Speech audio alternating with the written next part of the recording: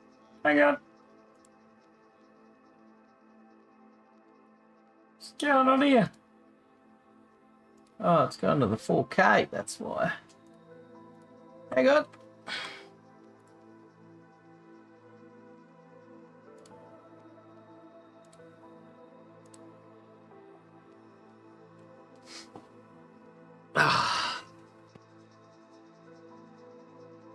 Unplug the cord and plug it back in. Hello there. What's going on? Roxy. Yes. Roxy. What are you doing? What's going on, bro? Not much. Hang on. Hey, again. Get ready for war. Getting flapped around tonight, mate.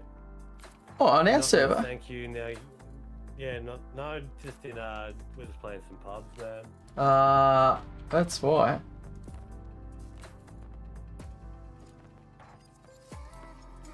Not ready for that, mate. Valid game state. What? You might have to update. I just did an update. Yeah, the update, bro. I did an update. Just did it. Can't be another one. Just did it. 4 gigs. 4 gigs? Fuck, mine was only 4.7 gig. half a. Yeah, we'll back out of this and we'll try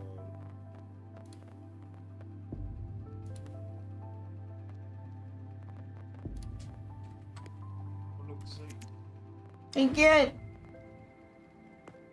Our hippies left. Oh, just joined Hippie. Well, you. What's going on? Fuck. It backed me all the way up. Reload the game. Oh, I'm just checking. I'm just seeing if it was Maggot. Best name on Kick. Hey, gun.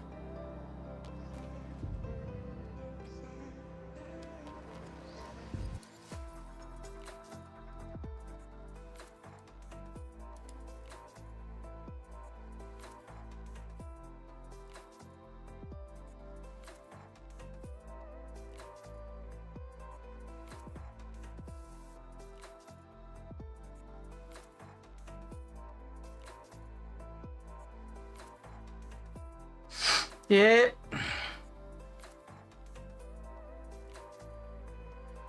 M5. M5A. Yeah, buddy. Ebony.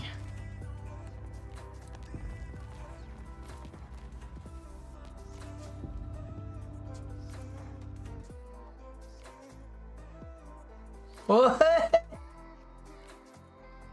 That's what I'm talking about. You ain't getting an answer from Maggot. What? Well, have a look what they posted in your chat. It's their emote and usually what's that? Ah. Fucking life. I'm the expert, so shut up and pay attention. Getting pumped for the field. Pump. Pump it up. Russian forces penetrated Egyptian airspace and is bound for an agricultural research facility in the eastern desert. Given the global famine, I don't have to oversell its importance.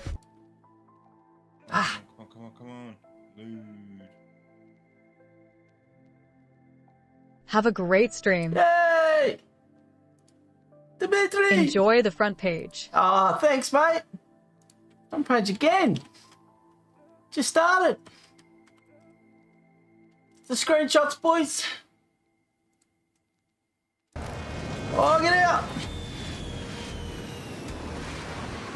I believe I can fly. Thanks, mate. Hope you're doing well. Having a good week. Bleak green, baby. We did it. We did it.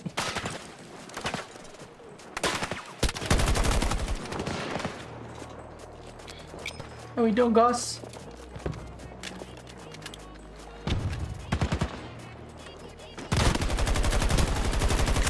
I'm dead. Oh. Yeah. There we are. There we Calls are. for a drink. Drink. I gotta do my workout first. In the camp. Come. Back. Camp. Stay back. My camp's camp. I had to move it. The kid's getting stuck on the microphone. It likes the microphone. Oh, that sneaky feet. Oh, sneaky feet. You had a weekend off, did he? He was up at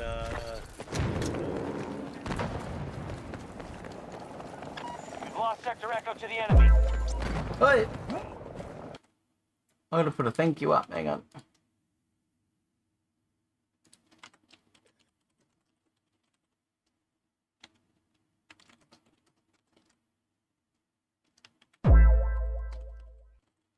Bam. Tag shift. Tag battlefield.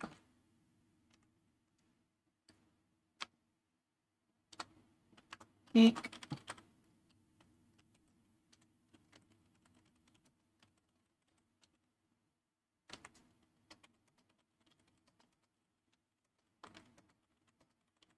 There we go. There we go. Who's yelling? There's someone yelling. Oh, get out of there. Just get out of there. Calls for a drink. Nah. Nah.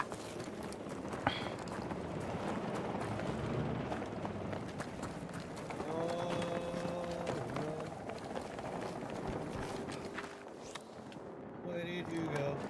I need a transport sent to my location. Vehicle en route.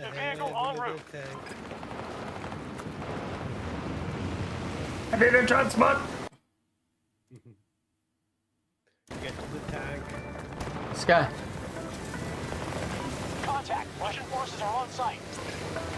We now occupy Sector Charlie. Bring me a victory Oh, no. comrades. Secure those sectors. We've been pushed off Bravo 1. Oh no! We have been... Oh no! Help! Happened D2. The 2? The 10? Oh!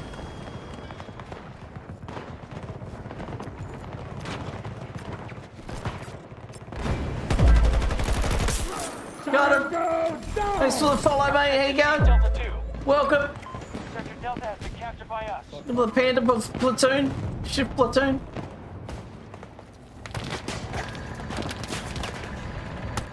Lock on!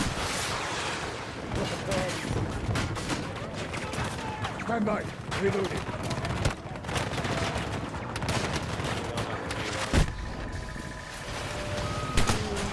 Oh, lock on!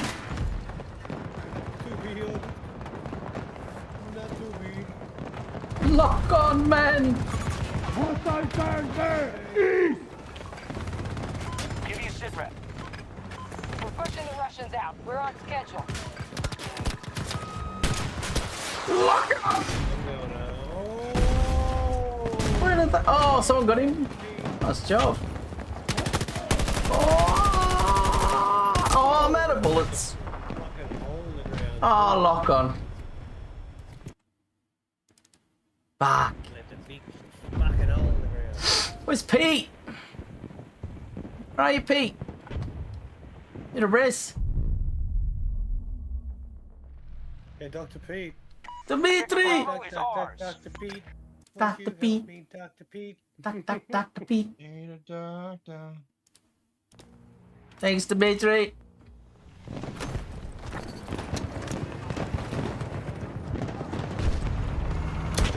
Oh, that's not what I wanted.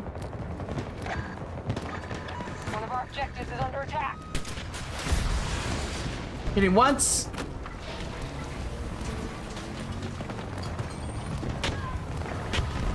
Enemy vehicle!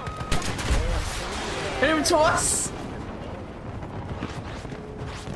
Just lost control of an objective.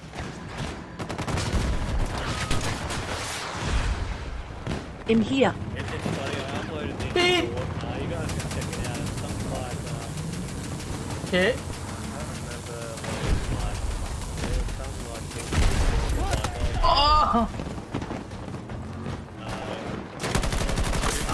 Oh. this bot in the head, and this guy thought I was actually like trashing another player. He's like, oh, why would you call that a bot? Why would you call that person a bot when your aim is completely trash? Our enemy is trying to seize Delta 2. Like that is a bot. This is a bot. We have secured more sectors than our... Oh. There! He just playing the comments.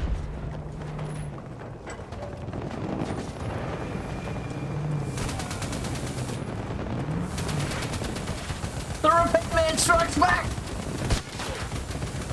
Ellie. Ellie. No. No. No. Friendly forces are securing Delta 1. Oh, they got out. An objective is... Oh, instead of killing it, I was repairing it because they got out. Oh no. They've locked up Sector Delta. Oh, what have we got here?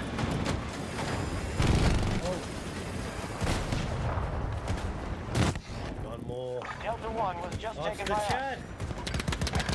It's for you, King. Dead. We'll monitor Wait, am you I on from top of him? Right now? So, What she said. good. We're taking that! Hang on. Let the repair out. I got shit. Ah! Oh, that was fucking close. Russians have Sector Alpha. Take me to the hospital. Drive me to the hospital camp. Hippie. Drive me to the hospital, man. I'm down. I'm on top of your tank.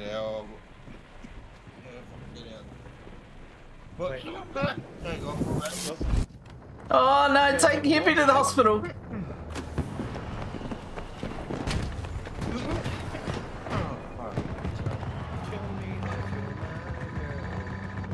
Boom. Got him. You're up, bro. I've been coughing. We are Alright, moving what? to seize Delta 2. I had COVID 64. Woo! 64 bars. The only remedy was video game. Bit video.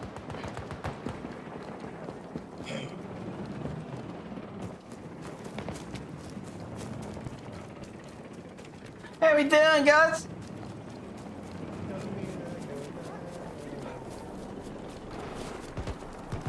Delta 2 secured by us. Allied forces now Hello? have Sector Delta. Lock on. We've secured more sectors than them. I'm gonna lock on. with my- Lock on. Well, what do you think I was gonna say, chat? Oh, you guys are dirty. Yee. If I hit that, I'm done. My far marker! Go! They just forced us off Echo 2. That would have been so cool though. That would have been submitted straight to battlefield clips. Clip of the week. Enemy forces have seized Up Echo above. 2. Sector Echo is under hostile control. Oh, great shooting. Oh! Oh, Shonky. That's a player. Just have to support a flow. Oh, Oh, That's- Shonky in here. that's a player. Enemy forces have taken a blow. He's a So server keep rank. coming. Ah. Next set. Next set. Big fan of the show, big fan of the show. Ah! Shh. Long time listener, first time caller. Secure the objective! Right, we're going to A1. Oh! Going to A1, you a-hole. A1? A1, eh? You want 1A? A1, eh? A1A. A1, eh? Yeah, wrecked. Whoa, whoa, whoa!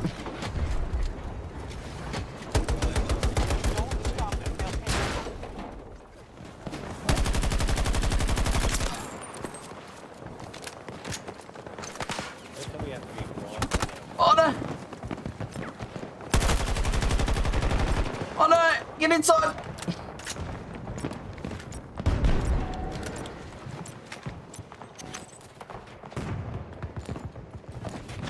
Russians are attacking.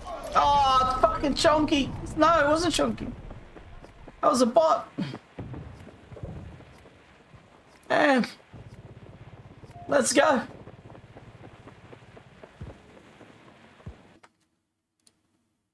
Alright, here we go. Chat challenge. This is our theme music. The whole game without dying. You guys have to Our enemy now holds have dinner tomorrow night.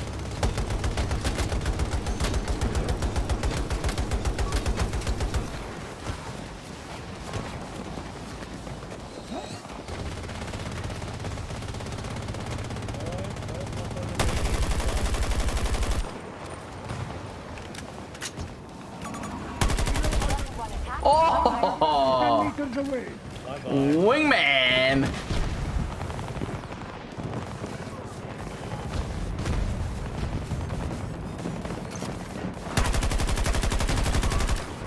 Oh, my game sound just got so loud.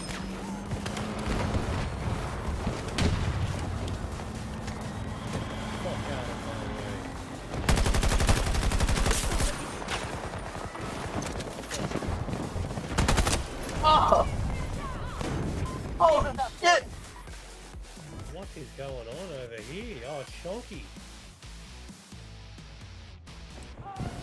The old Shonky Shonkerson. Ba ba ba ba ba ba ba. Shonky Shonker. From Shonkerville. I'm gonna need to turn cam up a little bit. You turn cam up. What's Stodgy doing in Minecraft? It's not Minecraft Day. Minecraft Mondays. Minecraft.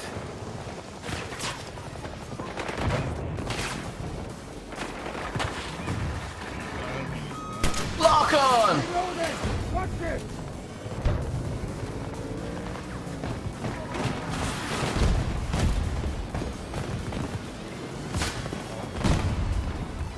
Oh. I just survived that. Allied forces engaging. Oh, I need a moment to repair. Hang on. Come on, mate. 31-0. Sign me up for the Battlefield Pro League.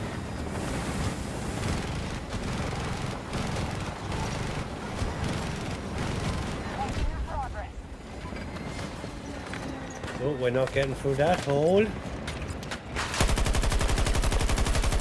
There's so many of them over there. Fuck you, Pond Hawk. We now control Delta 2. Delta has been captured by us. Our forces have taken more sectors than the enemy. This is how we defeat them. Oh! Oh. Oi! Got no ammo.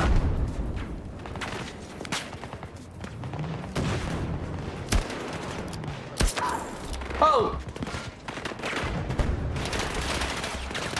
Can't say. Oh! Oh!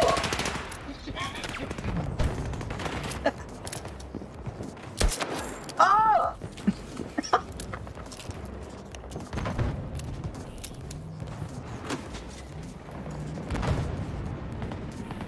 That's the one. That's the one, son. Any ammo around? Oh, you're so fucking dead, Belinsky. Requesting med supply. Jablinski. Oh, Oh, what was that? Is that a tank? Oh, it's a chopper. Bumble. That one. Hit me.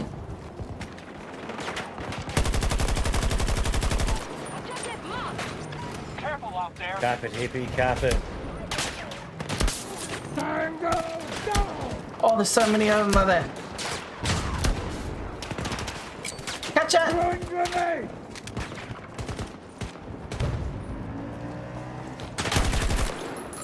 Matter bullets. Ammo. Running low on ammo. Our forces just conquered Sector Thanks, Charlie. bro. Taking orders. Good work. Majority of sectors are under Oh, I just missed that chopper. One of our objectives is under attack. What is that? Oh, that's a tank. I don't know why I wouldn't. Lock on.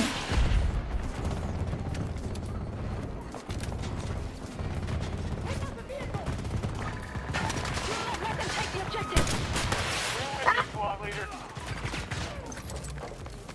Got it. Let's go. One of our objectives has been lost. Oh, where you dumb fuck. Hostile Stupid now bot. controlled Alpha Lock One. on. I can say that, chat. It's not a real person. Ah. Ah. It doesn't have feelings. It's AI. See, chat GPT, GPP. We've got to get this Soxygamer name out. This bot's got so much excitement. Delta 2 is under attack by hostiles. Head across the map. Oh,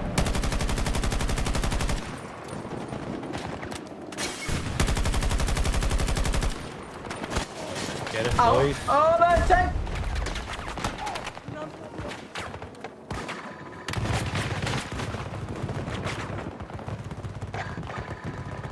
You want the boom boom? Boom!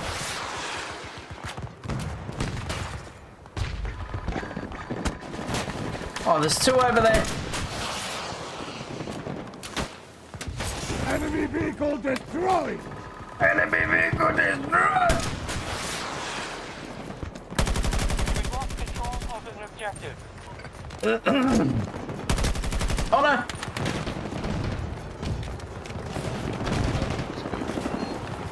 Assault on Delta 1 begun by our forces. Sector Charlie in enemy hands. I'm reloading. Oh boy. I swear they've got aimbot, bro. Time to turn this battle around, troops. Need some We med must supply. claim more sectors. Oh! There. No ammo. Oh! Get out of there! They're now occupying an objective. They've got Sector Delta. Damn. Master hostile, 40 meters away from my position. Where is everyone?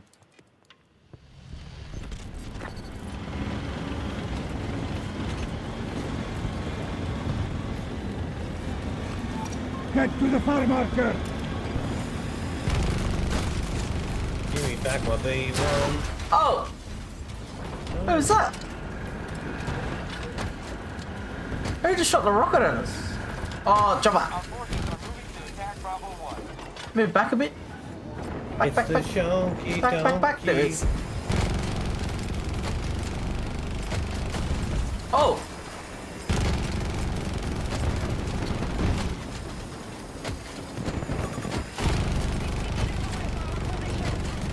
Oh, getting low. Getting low. Oh, ow. Oh!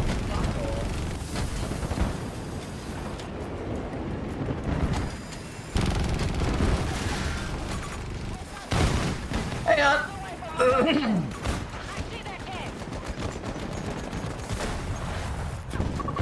Something! Oh! Oh! Got back in, it killed me. How? How does it even work?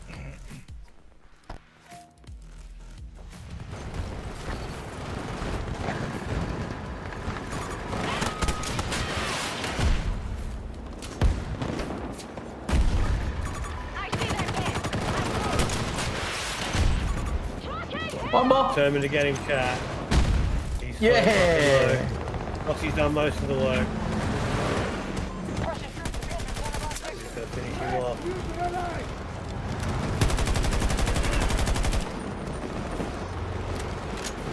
It's that part where I just can't get him. Oh, I just need that vehicle hit. The assault, look at the kill. Oh, it's so low. Hostiles just took sector.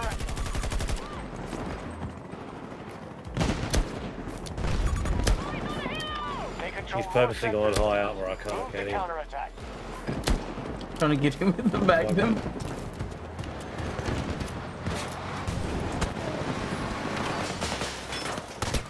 Now let's try and lead him back into town. Oh. Oh. No. Oh. Let's run this Oh, what I fucker could over. do.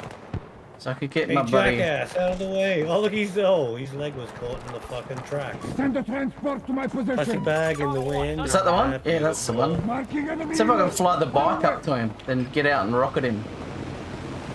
Oh, I've only got a ground assault though. Out of the way, you fucking dipstick. There he is! Oh!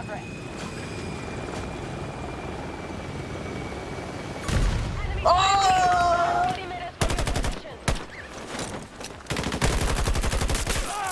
Woo! Got him! Oh, it's sick. Flip it.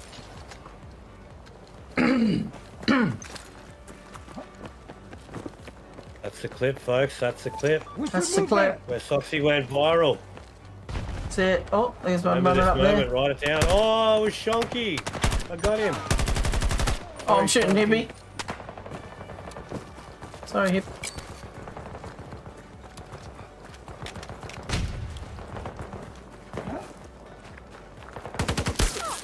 Oh, you don't.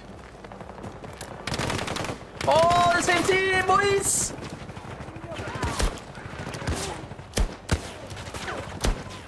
Oh, thank you. Saved my life. He's up on the roof. I hit him. Oh! There's no way, bro. Oh, too many. There's too many of me. Sector Delta has been secured by our Ready troops. for action. We got one. Dedicating a lot. Fly drop ready to go. I have sat on my ass this entire match. Oh, I just shot through the back of your head. Oh, wow. Lost an objective. Oh! Target is down. Alpha 1 taken by the enemy. The enemy has secured Sector Alpha. Hello, Pop It. Oh, it's Shonky again. The hostiles control Yo, what up, 6% Shonk? we do. Counterattack immediately. The Shonky Tonk Man. Oh, imagine hitting that. The Shonky Tonk. Oh. Cover me. Alright, where are we going? What are we doing? Oh, I'm meant to get 8. Oh! Oh, what a shot! Oh my god! They're securing Alpha 2. Just lost Sector Bravo to the hostiles.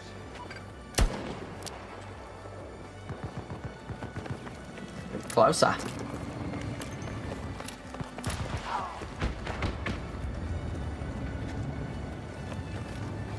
Oh, chat, like I always say, if you can't shoot them, run them over.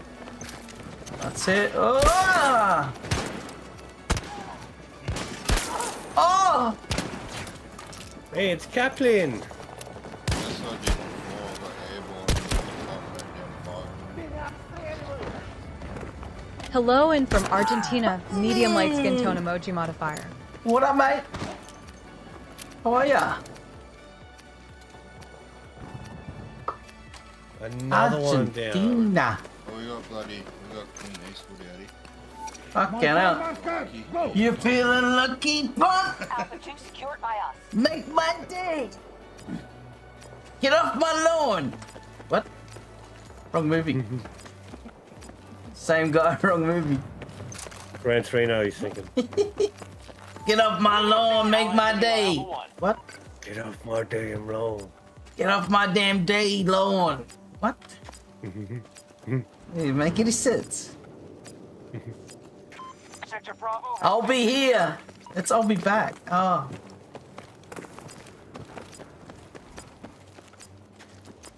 Man, it takes ages. Hello, mate. Hello, mate. I just thought I'd swoop in.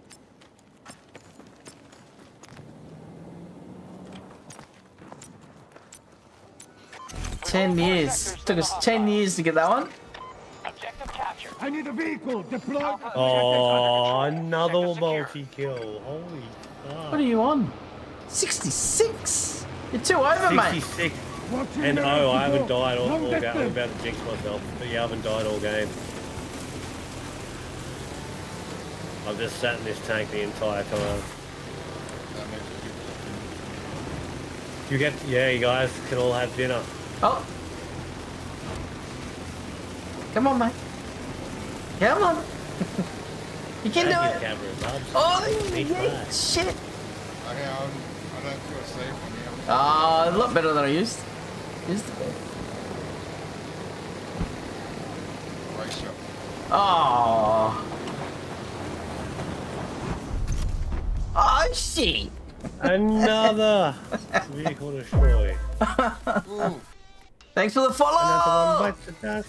Let's go. Morgan. Back. What up, back?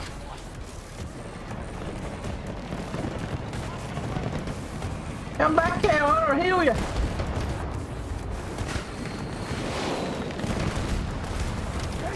Another one. I'm gonna get hit me. Oh. Oh, hit me this. 1 second, I got you. Alright. Bro, get in the tank. I've got a pretty good track record of not dying right now, so... It's alright.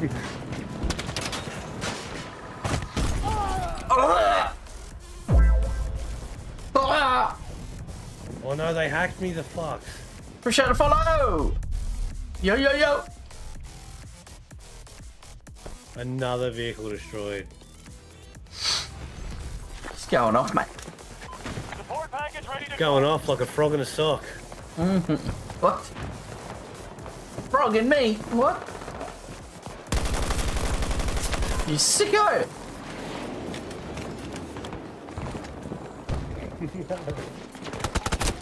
Oh, wow. Laser by bot. Welcome, welcome. What are we on? 37. Assist and revives. Heal repair supply. And spot.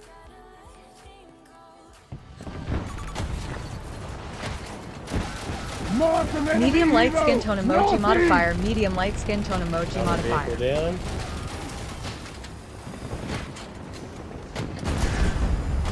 Oh! Another one. I didn't kill that chest, no. Let's go get Hippie, quick! Go, go, go! Ready, oh. It's too late. Sector Bravo.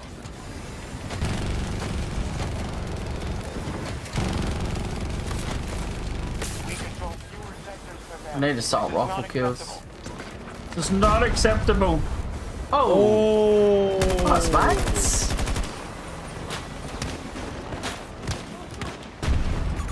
Hostile soldier! Northwest! Reverse kill. that chopper. Oh, I just fucking missed it.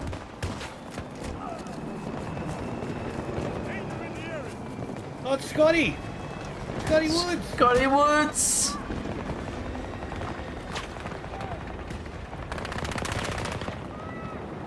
I need pickup. Can't see him. Enemy helo, 250 meters.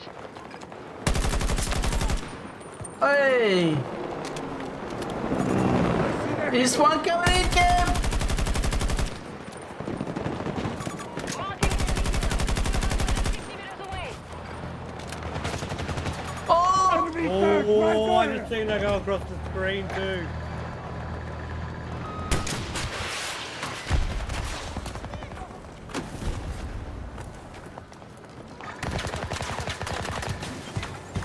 It's not locking on! Lock on!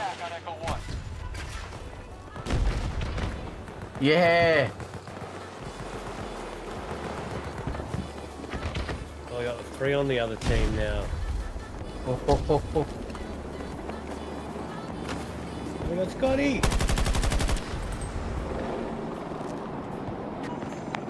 Tag him!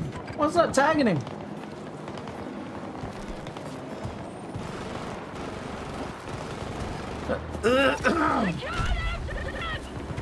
Stay alert.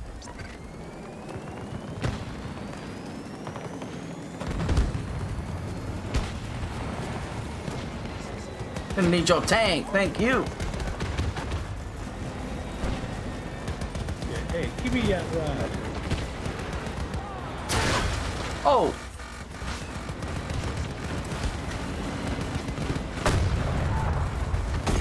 Oh! What do you mean? Shonky! Sector Echo is now under our control. Donkey's brought in the fucking boys. These Shift 64 boys are running amok. I need to bring in the fucking troops. Right, I'm going 80 and 0 at the moment. Can we make it 100?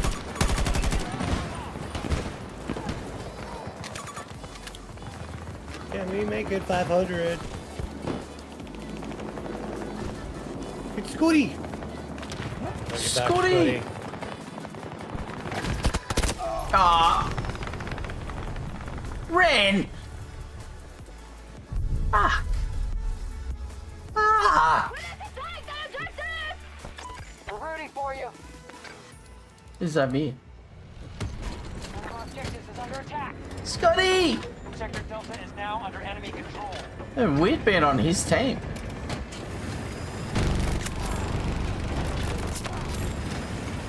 Double kill.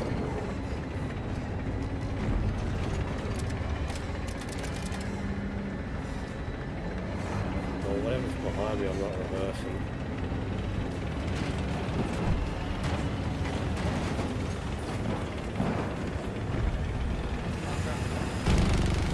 Yeah, Tyrion.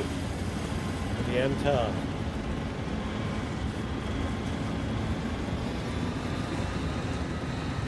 One of our objectives has been attacked.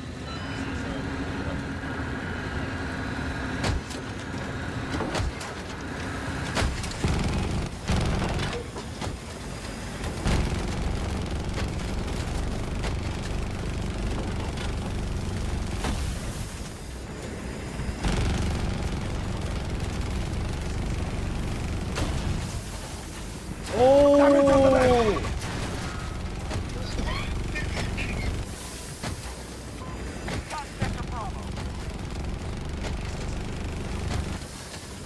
Yeah!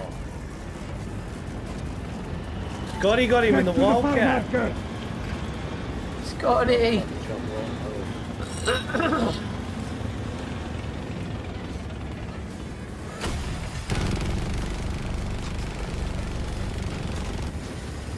How the fuck ever Now control Sector Delta.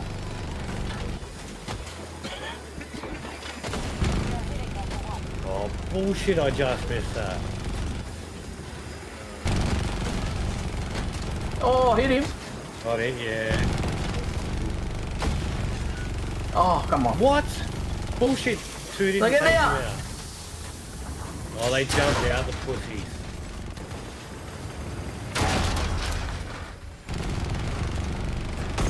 Oh no! Oh, my reign of terror is over. I told you I shouldn't have got in. It was me. It was all me. Sector Alpha under I'm control. gonna get out and stretch my legs anyway, mate. Oh, I haven't been out that. I spawned in that tank, man, and I hadn't got out the whole To learn how to walk again, mate. Yeah. You watch now, I'll die fucking 28 times.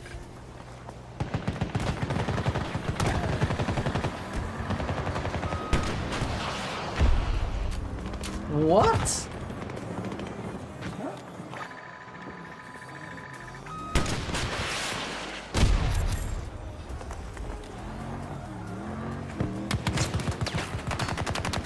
Lock on! Not locking on! Oh! Oh, it's going nah, mate. Yeah, I'll throw you down a box. I'm right above you. There's a box in front of you. Location mark! Oh shit! Requesting transport! My escape route's coming out. Sector Bravo secure. Oh, you spotted me.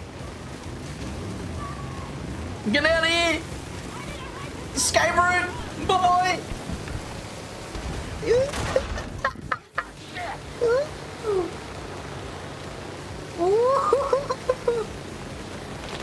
A great escape! They've taken Sector Echo. I'll switch to single fire! Securing Delta 1. Oh, fuck! Both sectors now I occupied. pressed V when I was getting B. Shit. Come on, Robo Dog. Scotty Woods. Let's clean it up. This is the first time he's joined our team. I'll play with him all the time. Ah! Shit. Ah! Ah!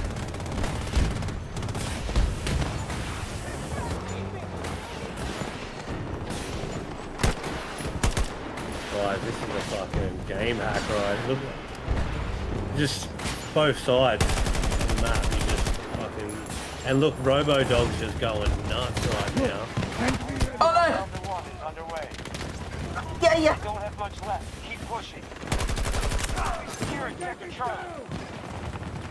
The initiative is ours. We've secured more sectors than them. Oh! I can't lose to a bot! Ah! Yeah, when you're shooting a bot and then you run out of ammo. Soldier marked! So big fucking tank! I see one of the troops! Hostile identified! Oh, yes! Oh shit! I'm reloading! We've attacked Delta 1. Oh, it's the fucking Condor going me. No!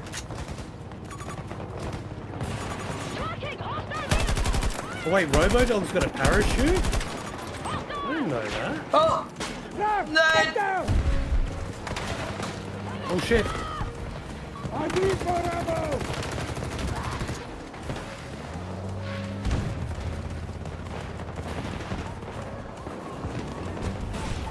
Right location! Right!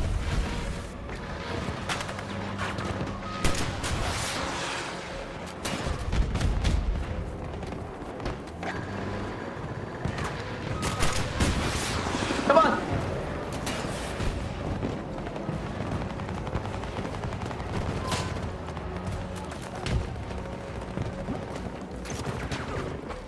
They're hitting Delta 1 hard. Sector Bravo has been lost to the hostiles.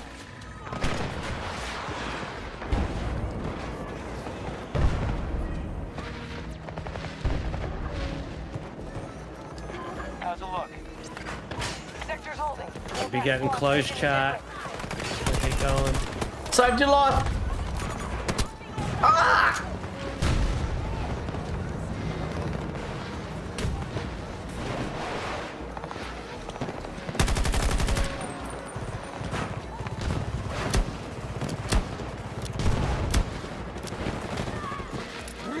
Some ammo camp. Thanks, mate. Hostiles are trying to seize one of our objectives. Got to start securing sectors. Enemy has majority control. 96, I need 4 more. There's only 3 lives left. I'm not gonna get it. Receiving.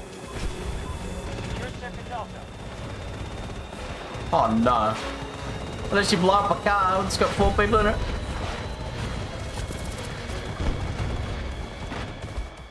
Oh! It's over. This battle is won. 96.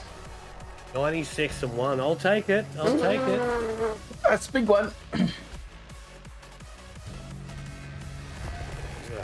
GG. 1,634. That's Woo! 10k damage dealt with vehicles. Huge. Huge. That was very huge.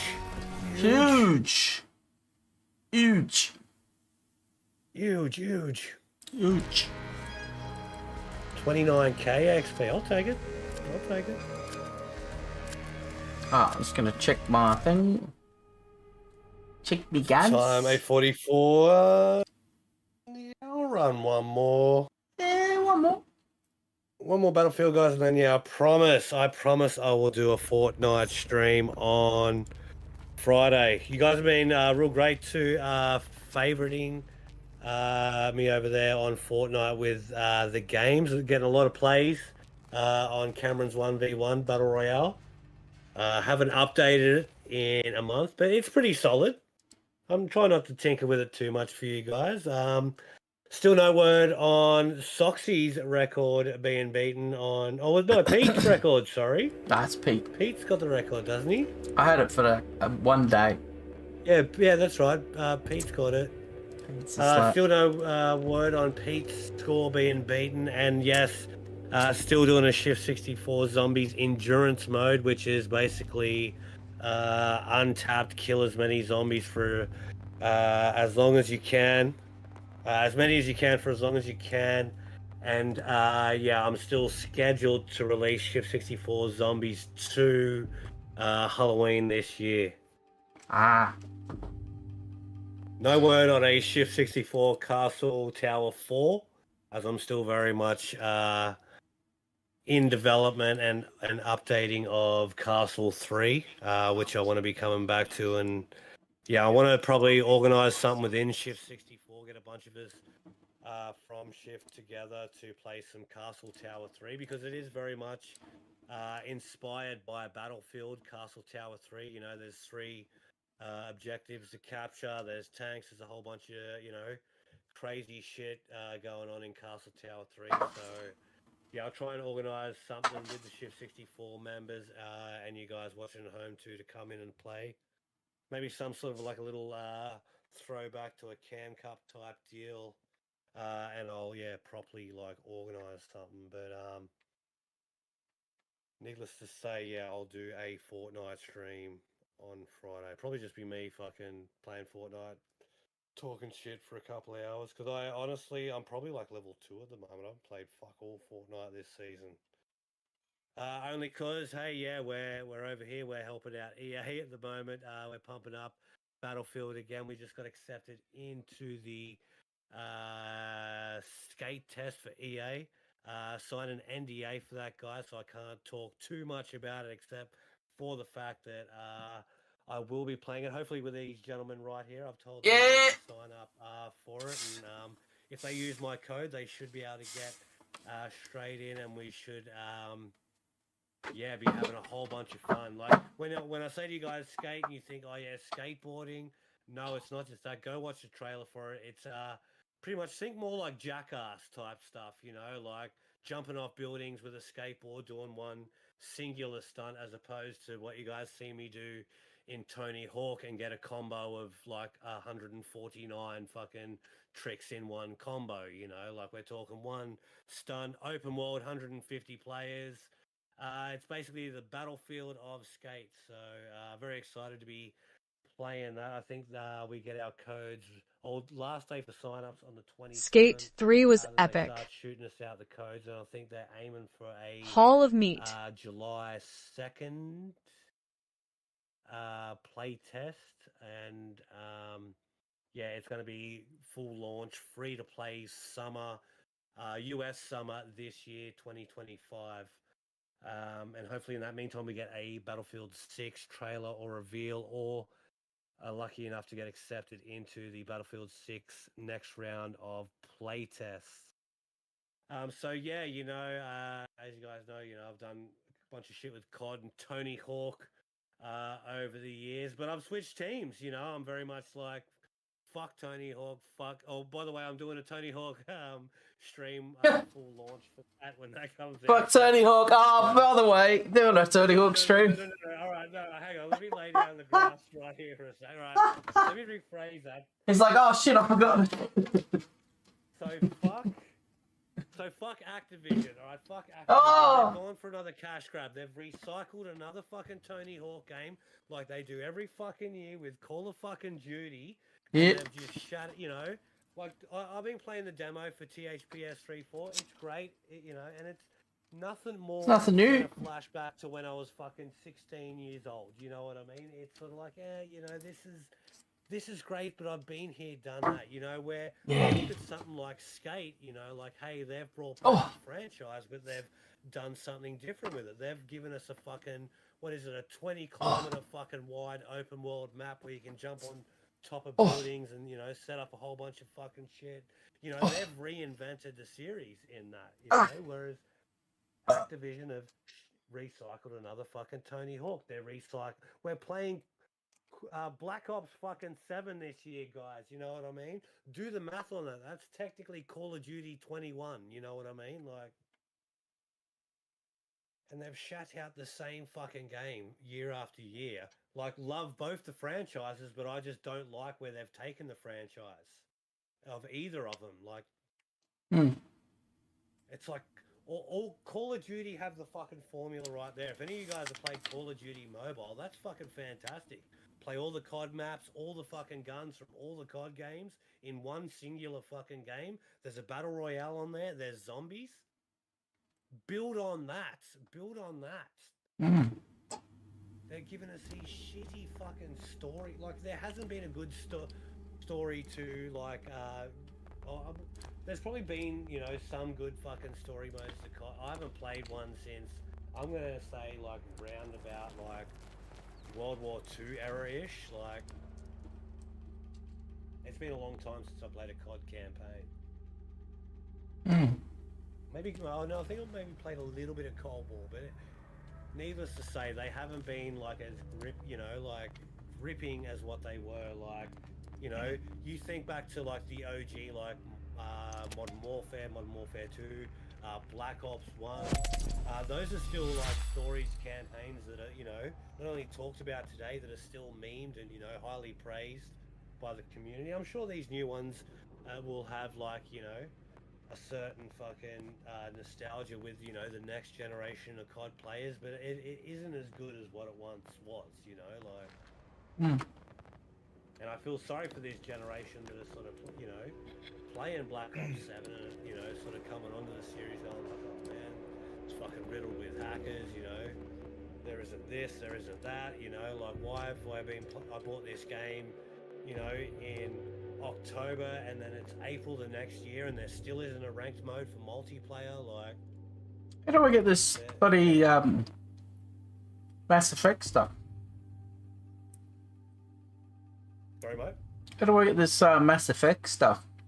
Conquest Ascension, is that?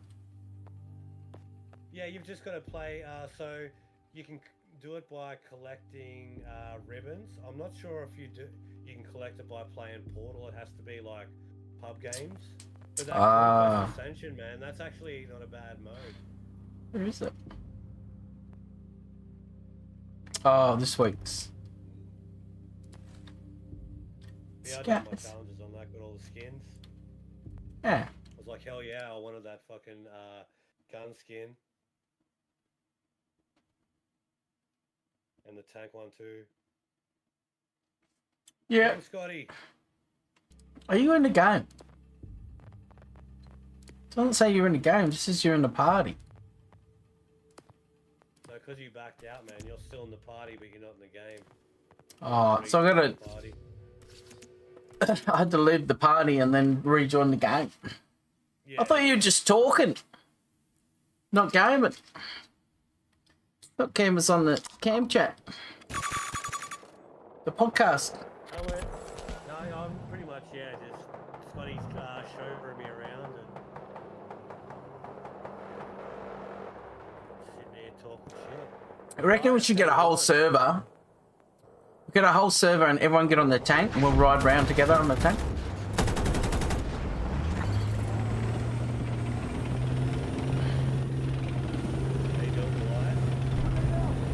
Charlie 2 targeted. Playing Battlefield, bro. Hey, mate. Not sure if you're on mute here in the Discord.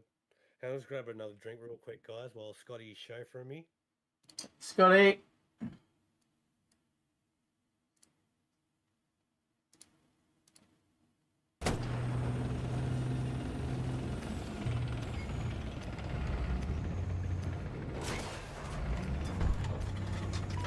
Just secured Sector Bravo.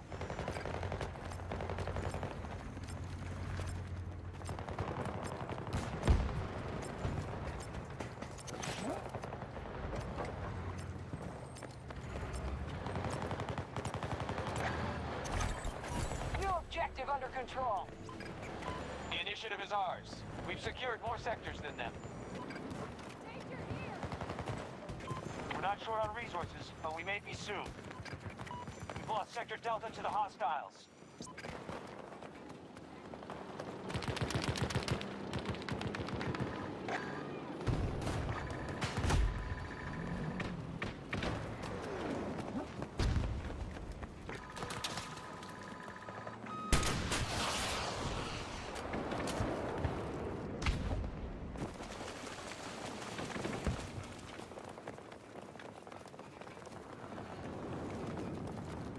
We have started an attack on Charlie 2.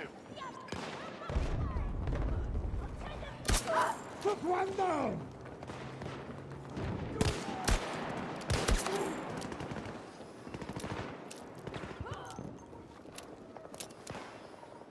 Enemy has secured Sector Bravo. Oh boy.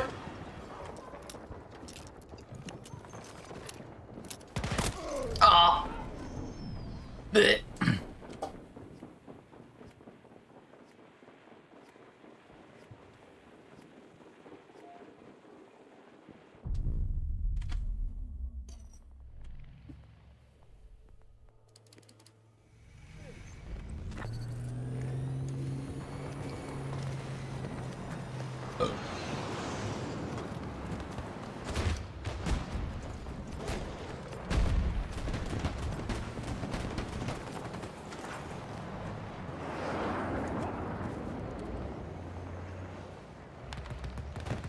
The hostiles just secured Sector Alpha.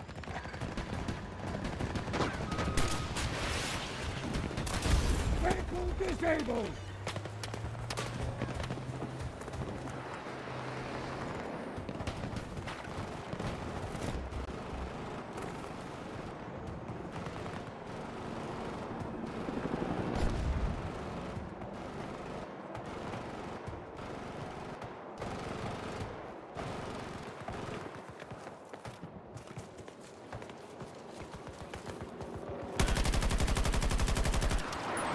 One moment!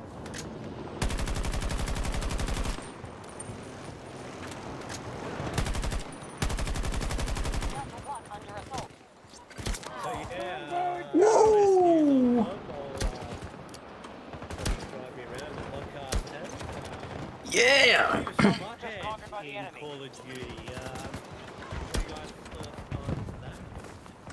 Me personally, I don't think cell shade skins belong in like I'm all up with collabing COD. I know people like hate the fucking collabs, but I didn't play the Seth Rogen, the JSL and Mod collab, but I thought it was pretty fucking cool. Like I'm like, yeah, has been, you know, associated with fucking stoners for many years. I remember the original Modern Warfare 3 back in 2011. They had like even weed paraphernalia back then, so there was a mild bit of controversy surrounding that in regards to the fact, oh, you know, Call of Duty promote fucking marijuana. It's like, well, let me do all that. Decade plus now, like, so don't need to I should at least shot the gun. Shonky!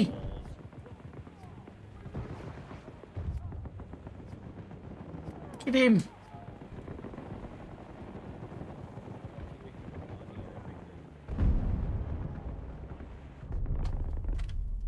Shonky!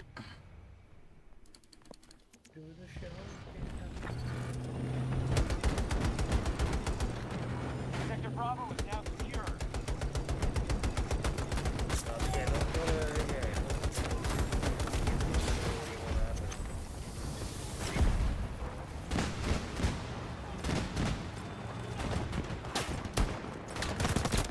Ah, yeah. Fuck!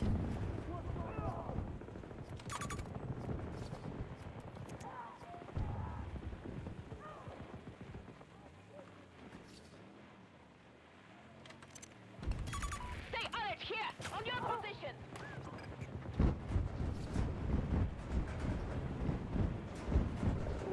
Bridge!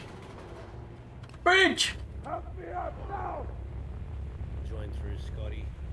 Scotty's getting the res! Yeah, Scotty! Scotty doesn't know. Scotty doesn't know.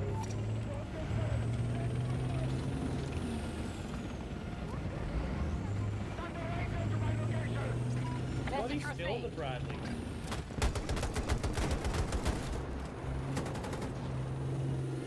Sure is. The enemy has secured more sectors than we have. Remember.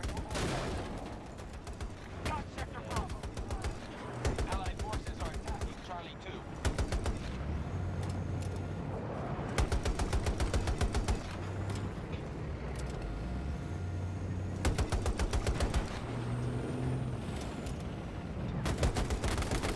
Damn it! On the right! Found! G5. 130 meters away! Over on King Needle. Yeah, doing good, mate.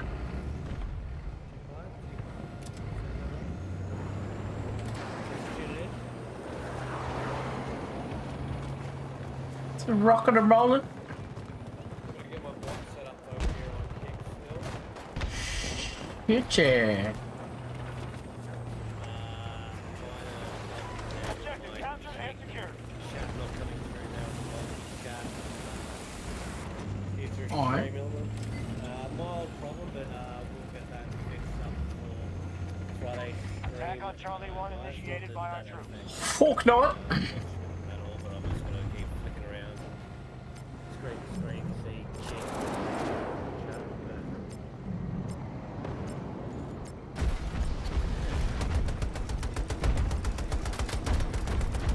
Enemy helo on my mark! 110 meters!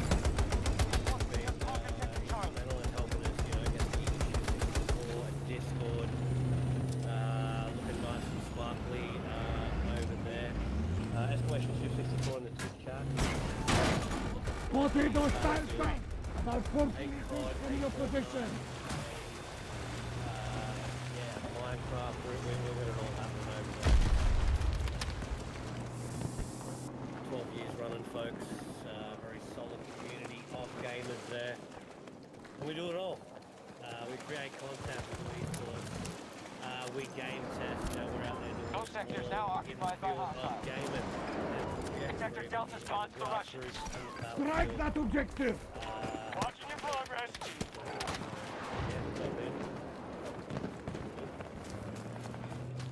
Social too. We are about to attack Bravo 1. I will make repairs!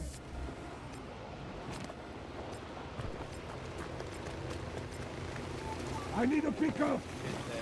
Including our content, joining us. Yeah. Soxygamer. Ladies and gentlemen.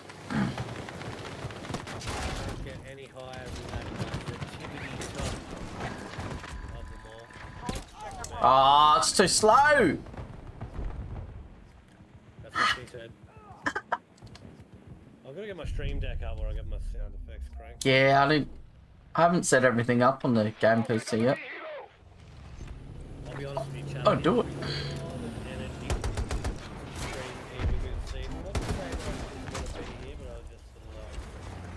Big day at work. I just want to chill out on the couch. No, we're here, we're streaming, we're doing it. Let's tune it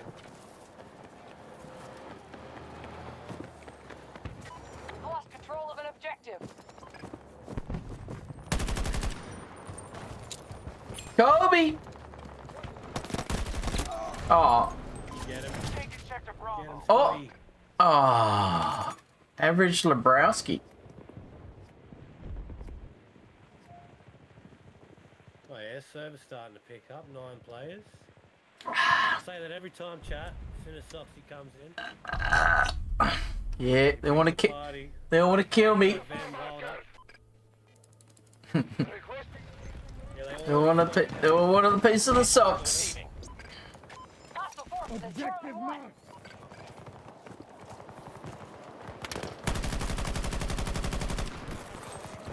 The enemy has captured sector. Kobe!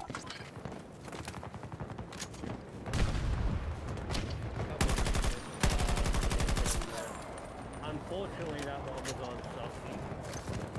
Haha.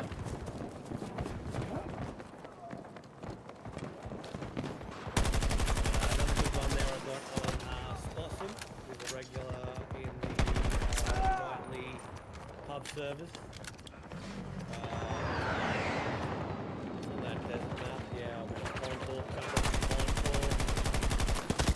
Ah! down middle of the desert, see him running and just run up behind him. Dead. A couple of shots in the back, but I survived.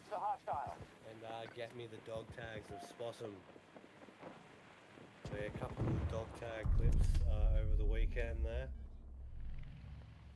Yep.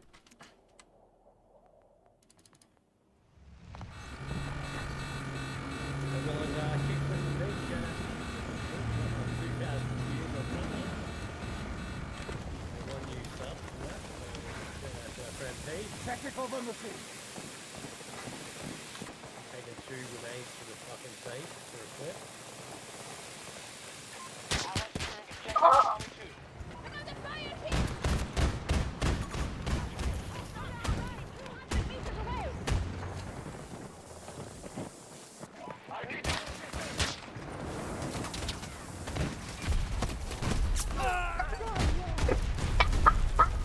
I'm gonna hit the repair tool! The fire!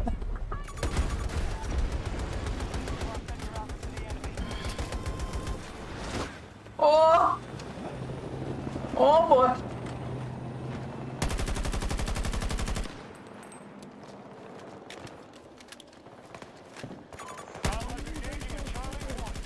Meters from my position.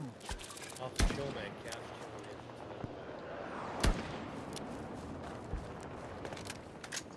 And I'm getting up at like fucking 10 to 5 every morning. Oh. Which fucking sucks.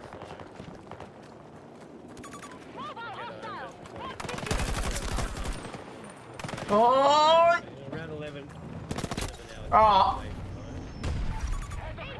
Average. I've got my PlayStation Portable now available in all good retailers, guys. Yeah, come on at Target. Big W's got 2 listed. The same one.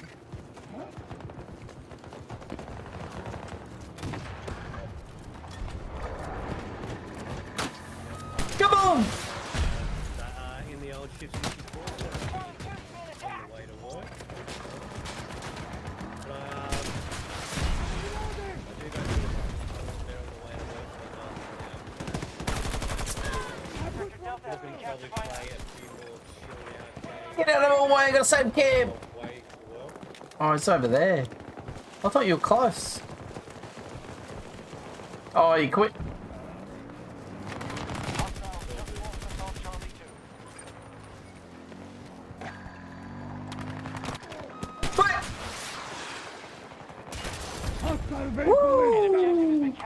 we're talking about, man. We must make headway on the enemy-controlled sectors. The Russians have Sector Charlie. Marking enemigo.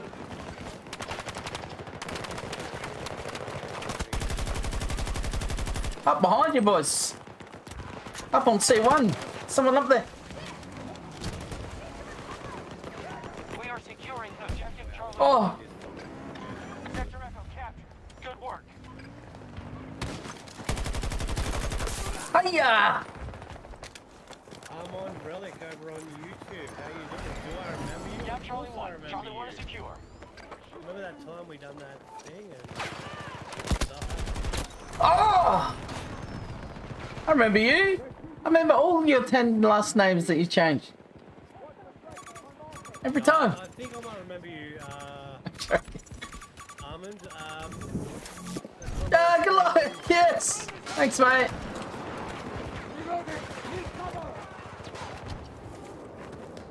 Fight now. Look later. Appreciate it.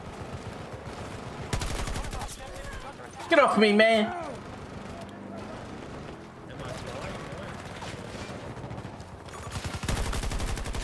Get off me, man. Oh! He came at me with a knife. What's that hippie? I just like ran backwards and just hip fired. Oh, hippie's back. Hippie. No. Get hippie, he's right there. Sector Charlie is now under enemy control. Oh man, so he's pressing charging at me and I'm like, what is that? Oh, I think I clipped it. Did I clip it? Oh, what a shot. Wowski. Wowski's down. Assembling sentry. No, hippie was on the other side.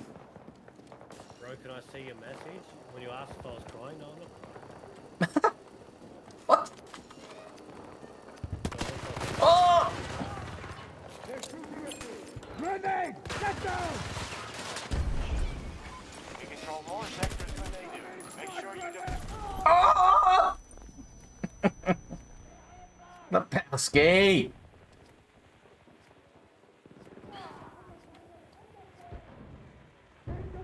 Lebowski.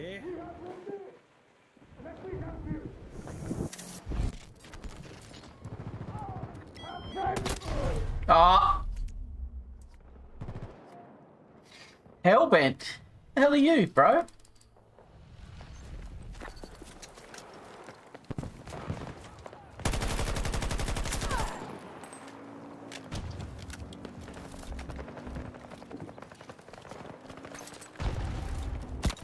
Oh.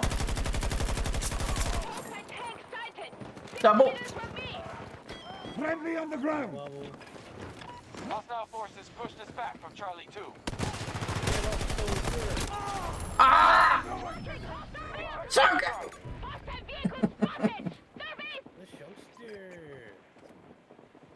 Okay. What's he got? 40. Oof. Oof. Yeah, they're all in here, mate. Yeah, definitely not going 80 like I did last match. 96. We control the majority of sectors. Good job, no patch. Hey, I was tank point. Oh, fuck off. Kick him out. He's too good. Hostiles have Sector Delta. Get him out.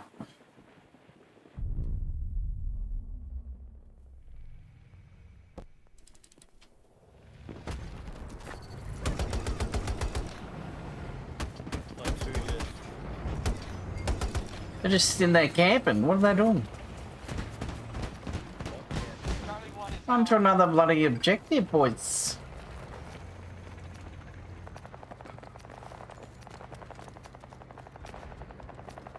Sector Bravo is in our hands.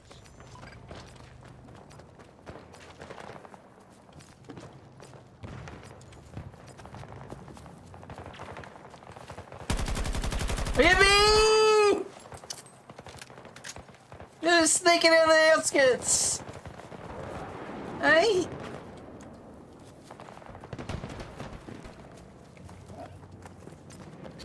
Bodywood still in the Bradley. Chef, extra, at some distance. Oh!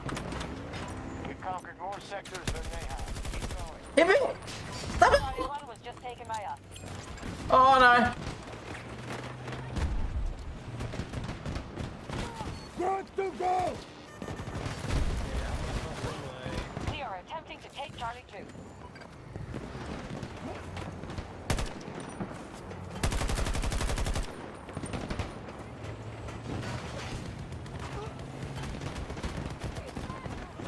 Our troops control Sector Echo. Ah!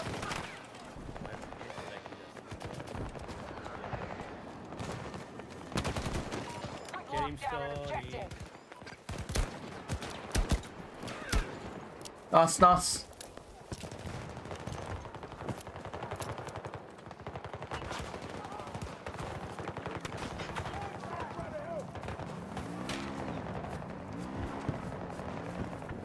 What a shot. Who the fuck is that bitch?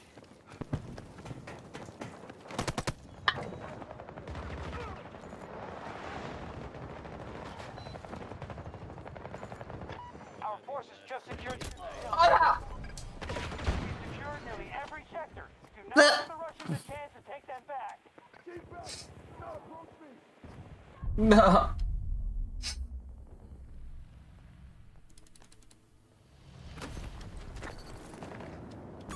I see the helo. 250 meters.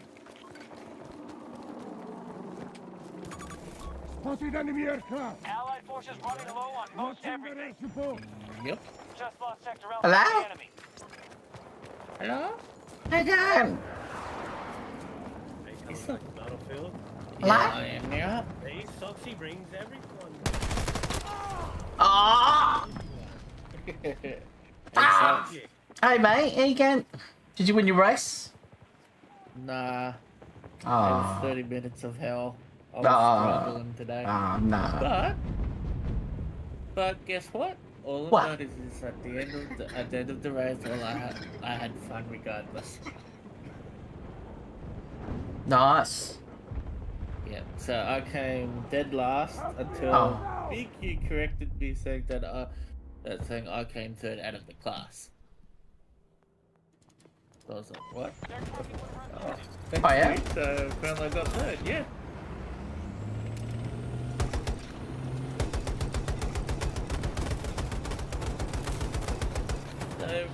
So despite all the screw-ups and mishaps and a 40-second penalty due to me speeding in the pits. Oh no. Charlie is now secure. But Still, other than that, yeah. You but speed other than that, demon, yeah. you. But it was a good fun, I'll tell you that right now. So it was, Send the transport to my position. Yep. that's all that matters. Yep. Enemy air support located. Far away. I was only just talking about that before playing Battlefield. Mm. You're taking control of Coming Sector off the Bravo. back of like, playing with the Shift 64 Marvel Rivals boys for a couple of months there, just captaining the team there and play rank and, Horny. Like it was fun, but it was like Oh! Oh! find that inner peace where you're just having fun.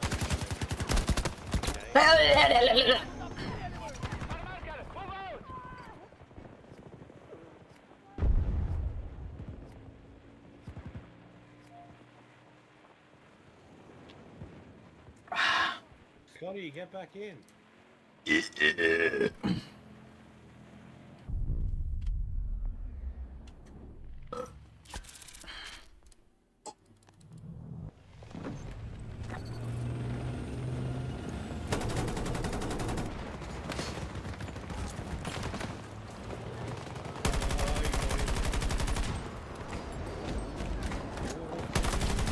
Oh! was that? Ziz. Come charging at me. Ziz.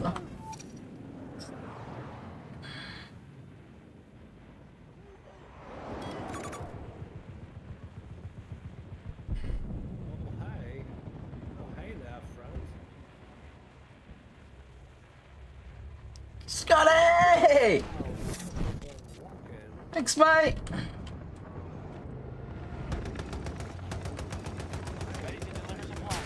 Fire incoming!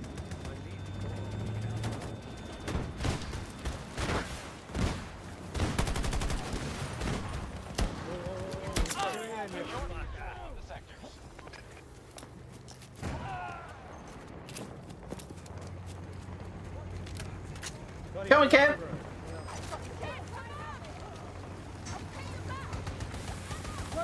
Our enemy just secured Sector Charlie. Our forces are moving to attack Bravo 1. Oh boy, oh boy, oh boy, oh boy.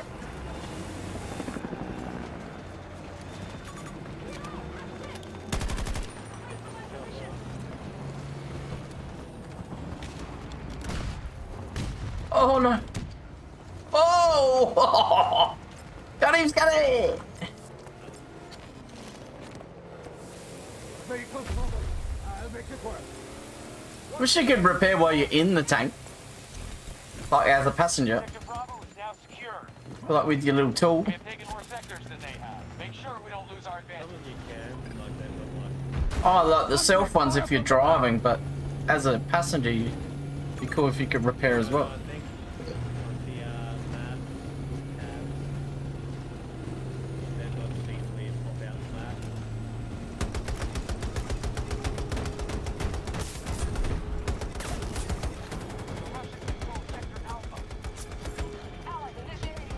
It's a massacre!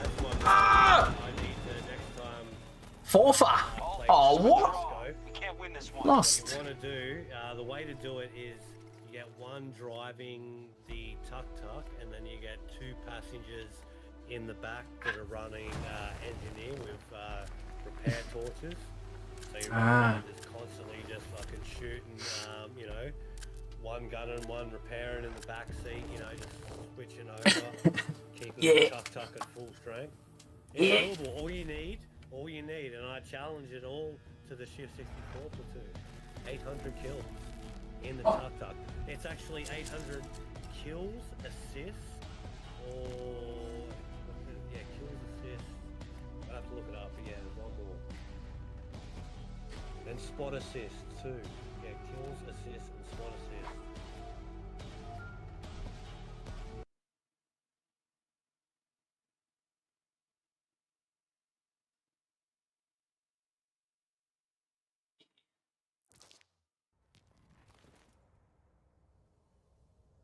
Yeah! I don't even think I got my first badge in the tuk-tuk yet. Yeah! I'm getting close. 14. I got 14 out of 20 for the tuk-tuk. Yeah, it's actually, it's just kills and assists in the tuk-tuk. They've come to learn their lesson, and I have plenty to teach them. So a lot of work to do there, but like I said, you know, I've got a strategy. And at the moment, Thanks for answering the call, Notepads. We have a high priority mission for you in Chile. The U.S. has been assisting local militias in keeping clean water flowing throughout the Atacama Desert, but the TPC caught wind of it. This water source is irreplaceable. We can lose our foothold in the entire country. Join our forces on the ground and destroy the coalition's offense. And then I'll let the bot drive around, but they're shit drivers.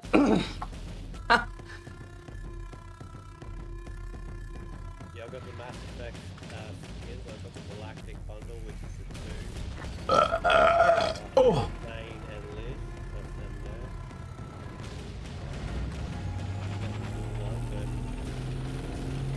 My farm marker, go!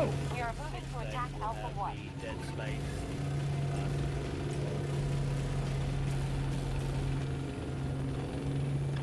Sector Alpha under control. Alright, my friends, and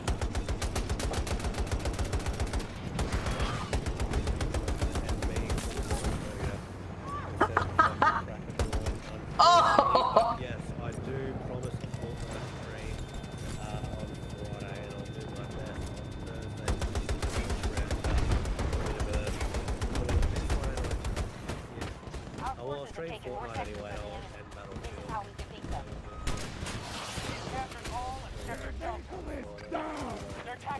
objective.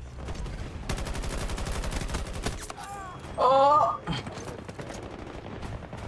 Yeah, thanks everyone for tuning in. Thanks for the Oh, thank you, mate. They're out there. Enemy contact. Go.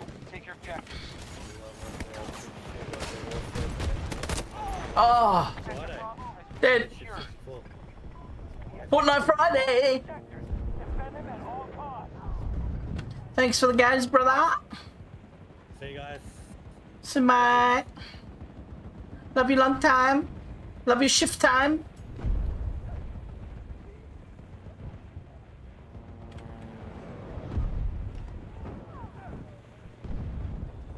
Our enemy just conquered Sector Delta.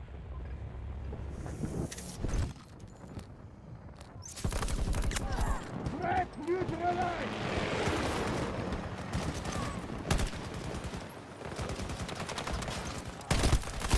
Oh, who is that?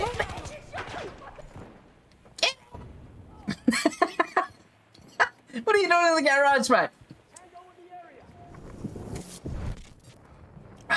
Move to attack there. Keep you informed.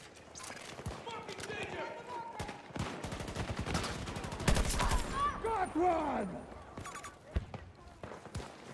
Marking threat.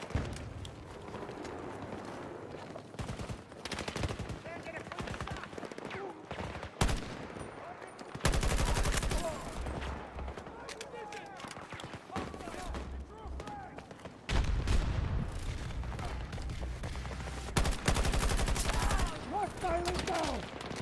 I'm reloading!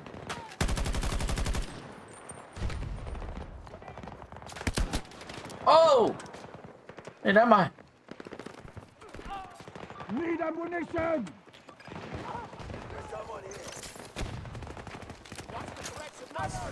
Thanks, I mate. need ammunition!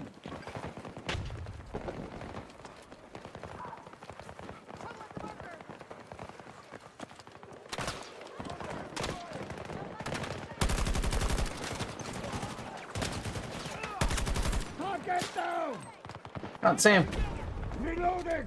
Watch it!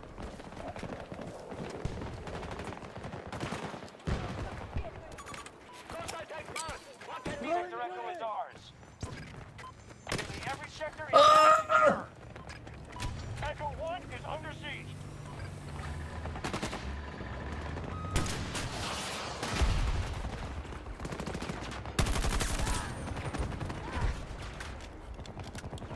We take that objective.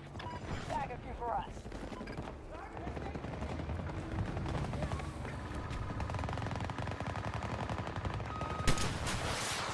Oh, I hit the bloody tree, didn't it? Fuck's sake.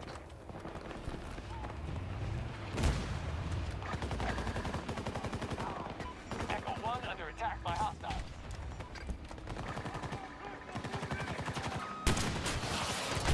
Vehicle destroyed! We're executing the plan, holding sectors.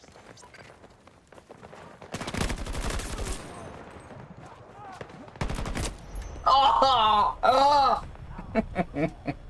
Oh! Sounds like you're taking there, man. I just copped a bullet, mate. To the throat. Sector Alpha under Russian control.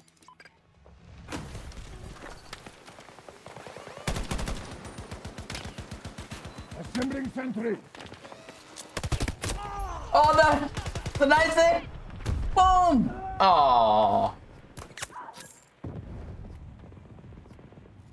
How many have we got? 15. Where's Stodgy? Where's our team? Squads. There's only 3 on our team, Stodgy, if you want to join our team.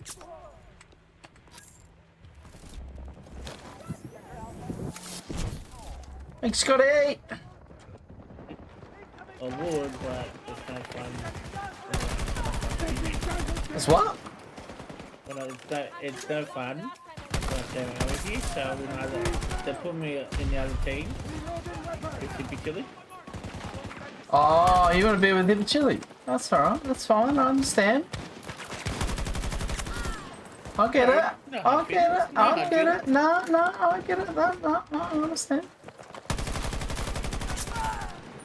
I understand. Are advancing on Delta 1.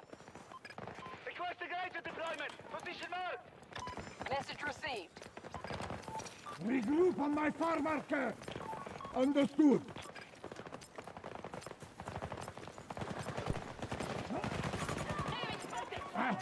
I understand.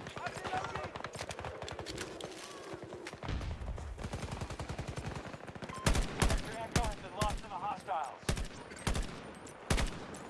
Oh, it's a teammate? Shit. Oh, we got an ammo? Good luck, squad I leader. need ammunition. The initiative is ours. We've secured more sectors than them. I need more ammo. I'm reloading. Our enemy just took Sector Bravo. Throwing grenade.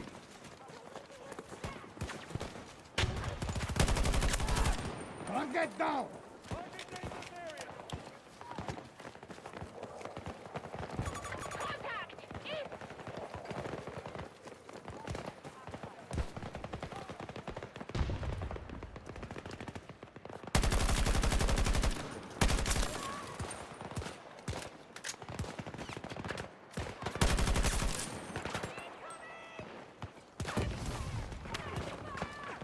Allies engaging in Charlie 1.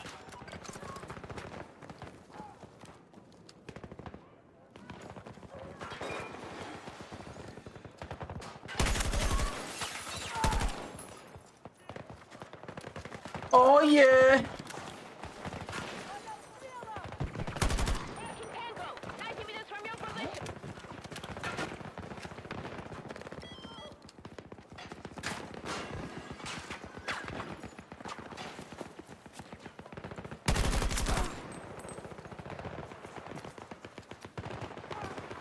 We are hitting Echo 1. Sector Bravo is now secure. Oh, someone on the roof over there. Sniper. Ready for Looking up, troops. action. We control more sectors than the hostiles. It's War Johnson. Johnstone.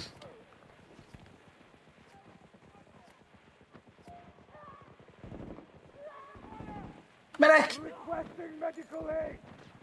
Oh my god.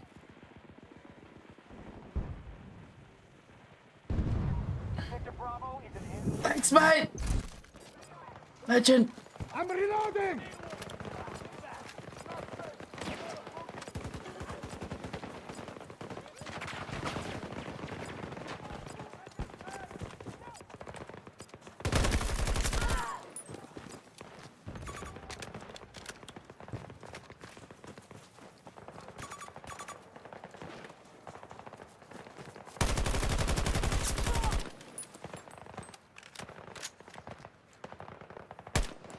He's in there. Securing Echo 1.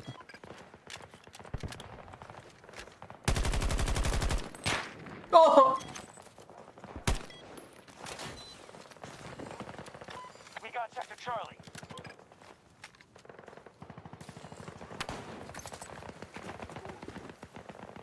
We now control more sectors than them. Keep it up.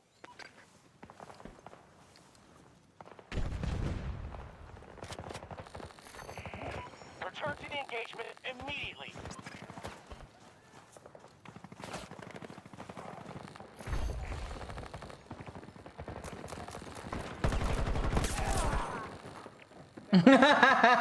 Got him. Reloading. That's out of bounds in there too.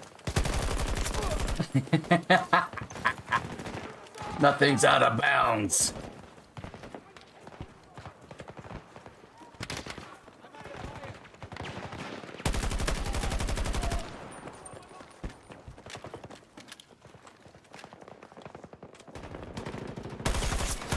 I put that down. Taking Sector Echo. Oh, thank you. You're hitting Echo 1 hard. Are they?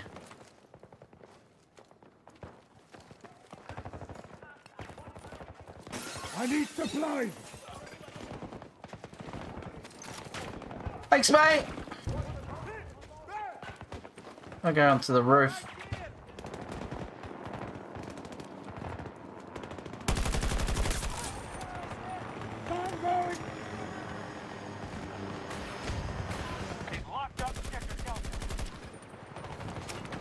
Kobe!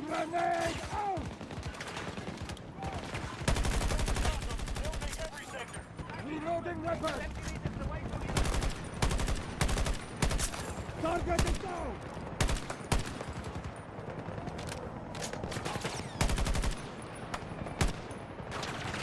Out of bullets!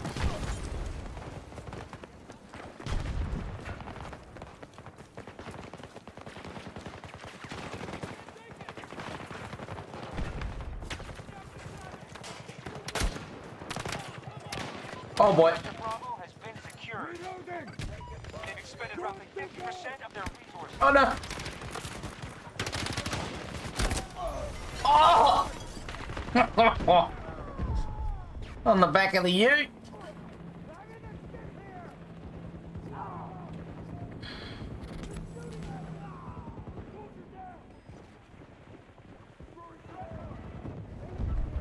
Throw some smokes, medics.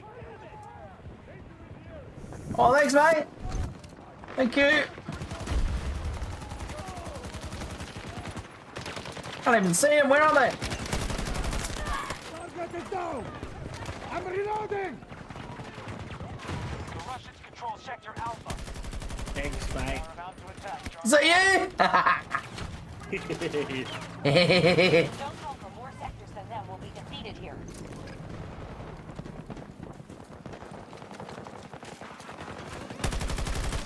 Oh no! Who is that?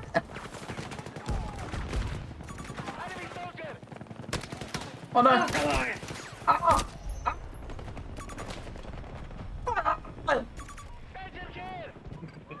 So many!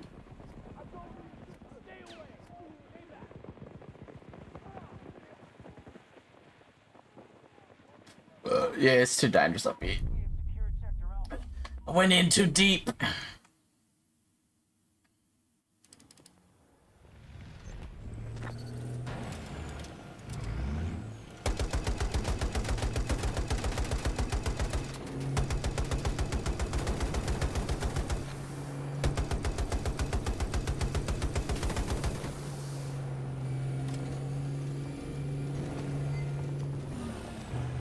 Allies are engaging Objective Delta 1. Oh, stop it! Oh, no! Not Stodgy! Oh, yeah, I swear to God, mate.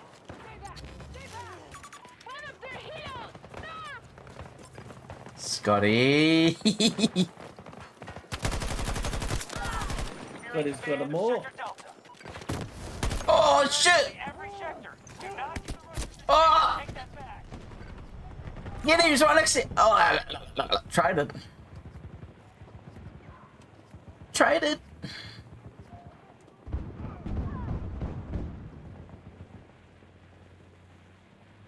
Yeah, get low. Thanks, mate. Appreciate it. Reloading!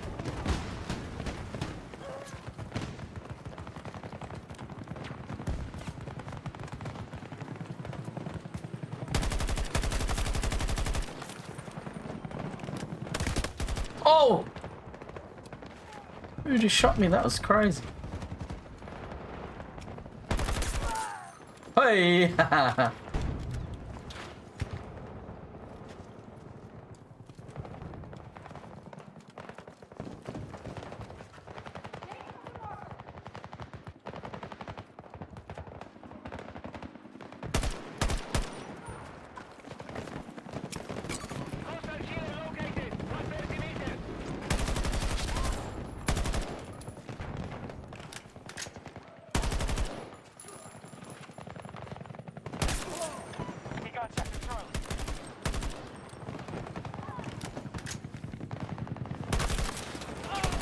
No!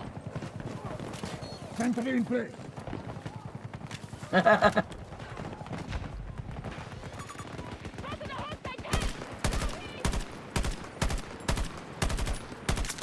How many bullets to take?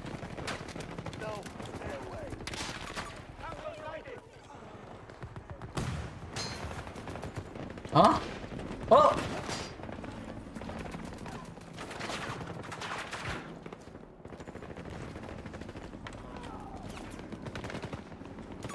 I need enemy there! Northeast!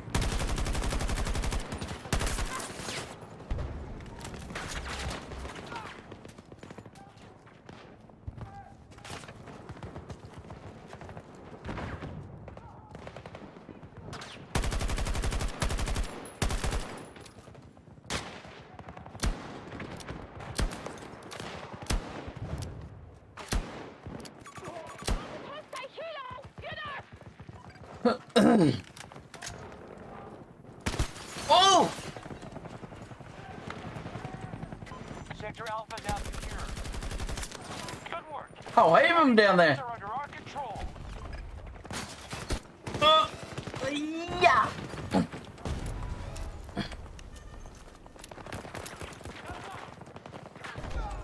One down! Oh! The hostiles have taken Sector Charlie. Oh! Oh!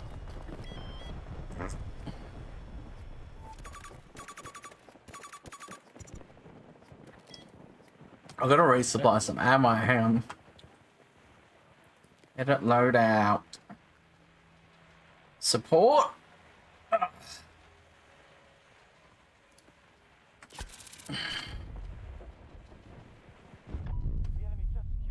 Gotta throw some out. I could do 3 more, I think. Get out of combat. Yeah. Take it, I'll find more. Take this.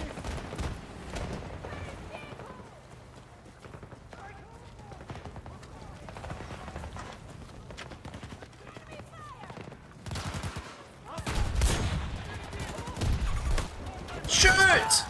Oh, double! Oh, Colette! Colette, no scope.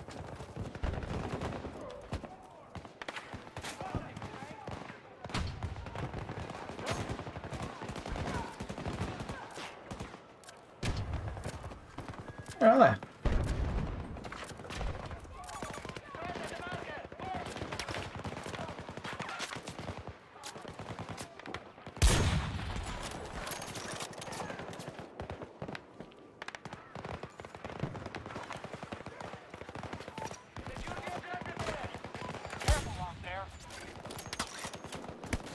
Oh boy.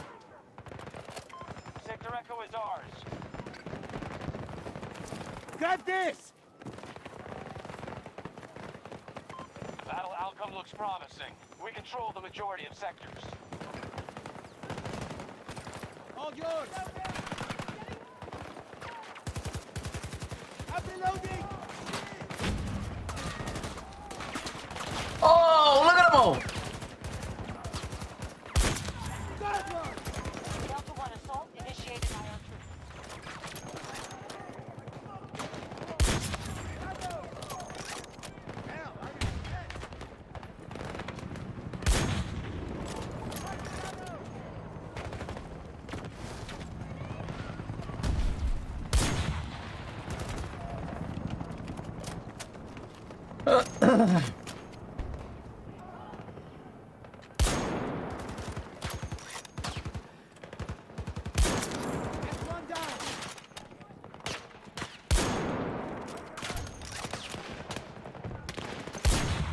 Reloading weapon!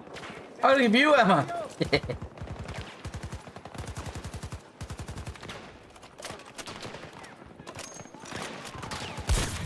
control more sectors than the enemy, and this battle is far from over. Enemies down! Take Sector Alpha.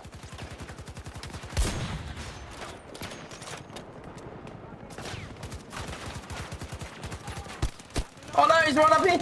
I think that's dodgy. Oh, you little bastard! I had a sniper and a little fucking one shot. You dirty bastard! Sorry, Goliath. You're not dude and all, but sorry I have to kill your boyfriend. Nah, that's it, mate. You're out.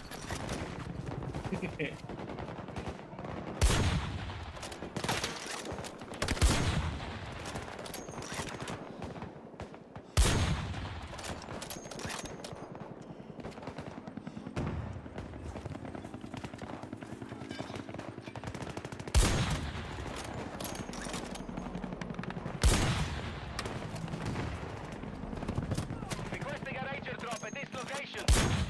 To assist if able.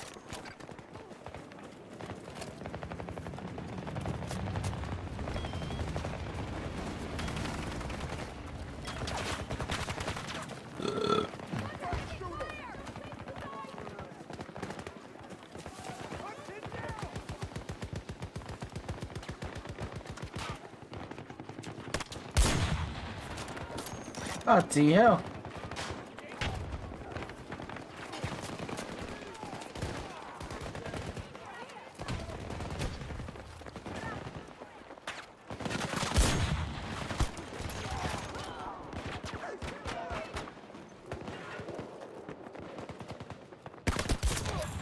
Oh, got him. The Russians have to retake our sectors or they're done for. I saw a Sunday.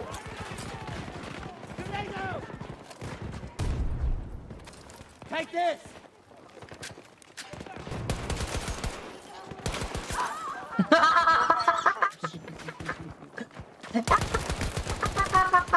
Oh no, man! Oh shit! That shit stuff. How can I kill Stodgy but not the bots? What the hell?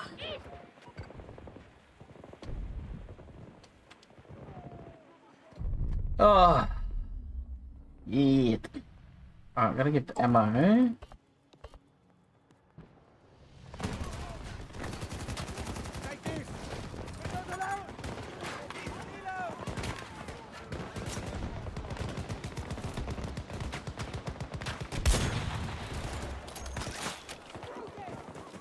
Right there.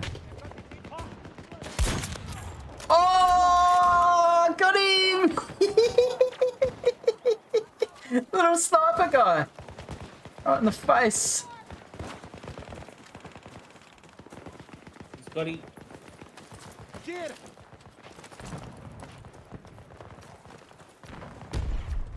We are initiating an attack on Echo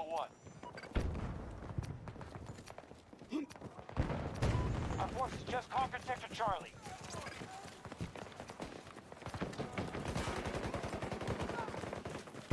We have majority control of the sector.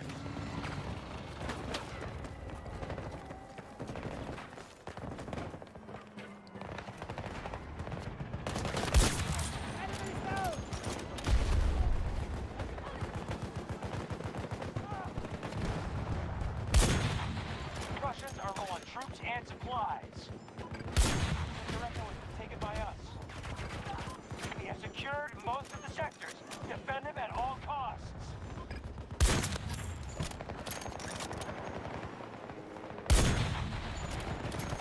Ready, attack! Watching your progress. Armored vehicle spotted!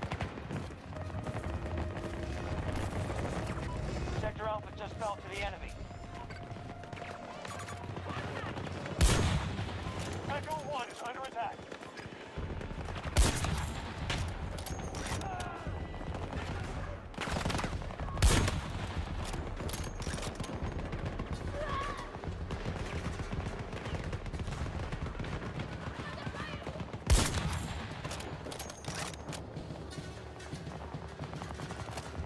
Gala.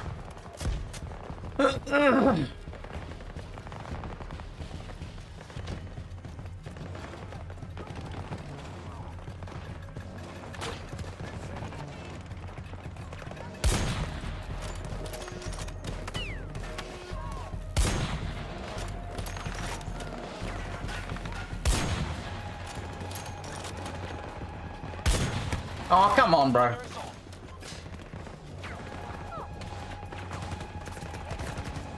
A hostile just secured Sector Echo. Oh, a shot.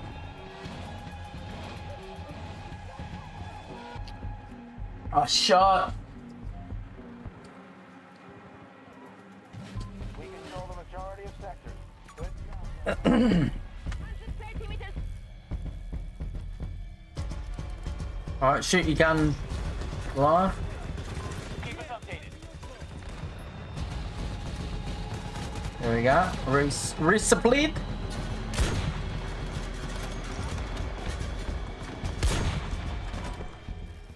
Oh yeah! Look at Scotty Hoods! Shit! What's Stodgy get? Oh, 74 Stodgy! Oh, he brought a hippie. 16! GG! Is it 74? Oh, yeah, that's right. Yeah, sorry. You're like, what? What? Right.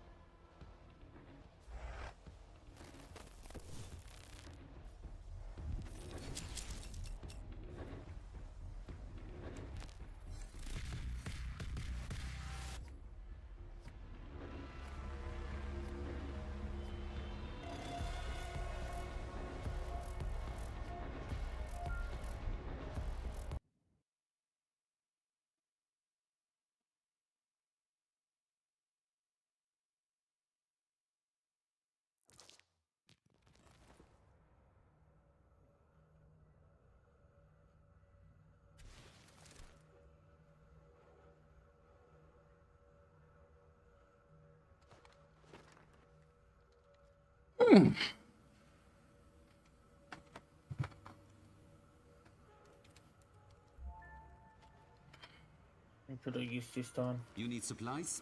I'm your man. One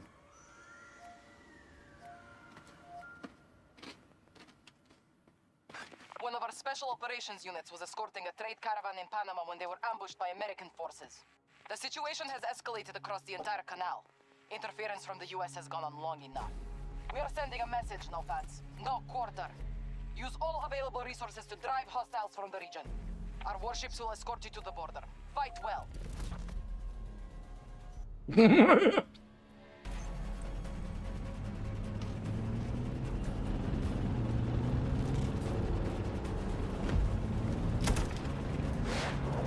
Oh!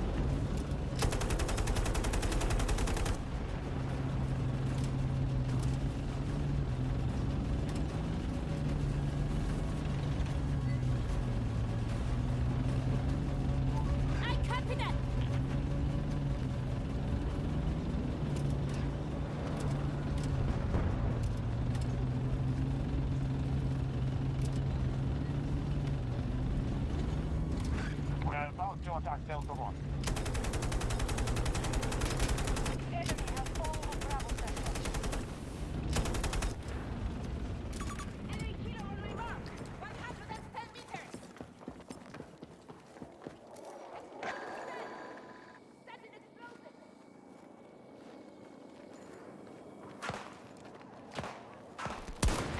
Charlie 1 was just secured by us.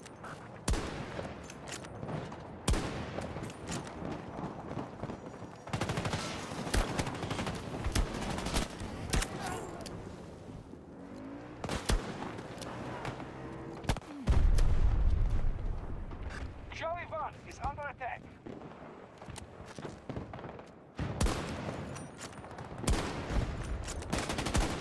Oh my god. Oh! Oh! We now hold Charlie sector. Can't believe me, man. We control most sectors on the battlefield.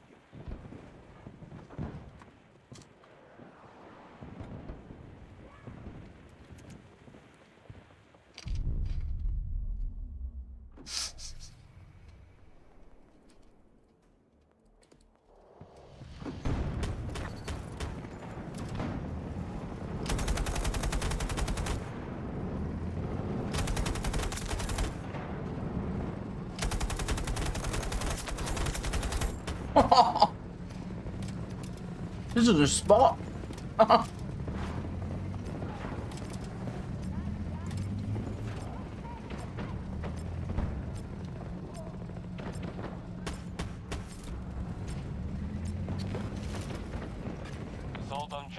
begun by our forces. Charlie sector has been secured. Nice. We're dominating the battlefield. Maintain your position.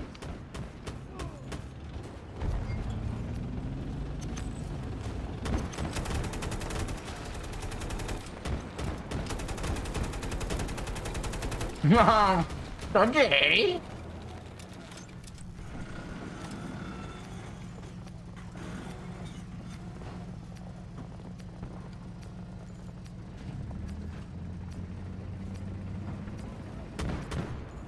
Oh.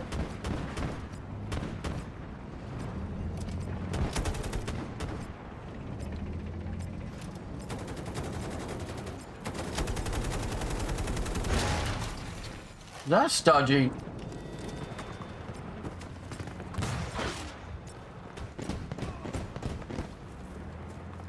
How the fuck are you getting from behind the rocks? We have secured nearly every sector. You can hit the ground.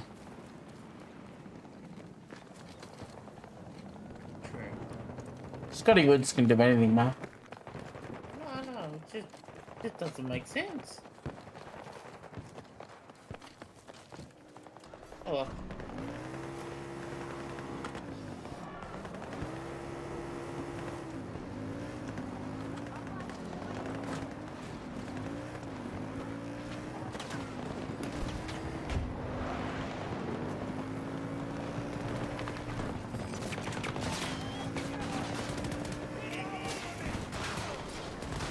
How are we faring? US forces need a beachhead to secure ground, but we've kept them on the run. Hostile activity at Charlie 2.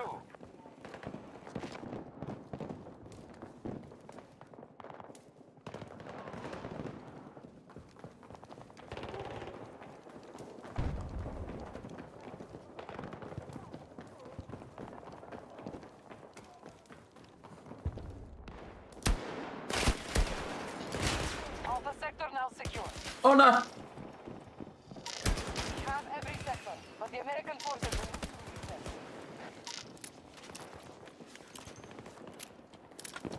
You just gotta get out the friggin' tank, please.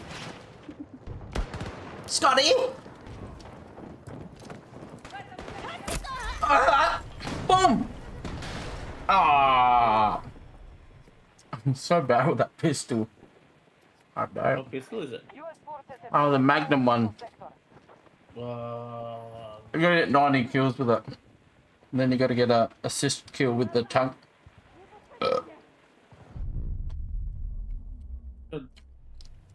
You get 90. Deagle? Deagle? M44. Yeah, you talking about to unlock that Deagle? What? Is it to unlock that Deagle?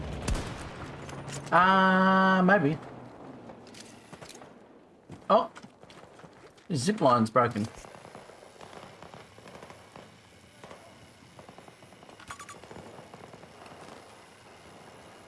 One of our objectives is under attack.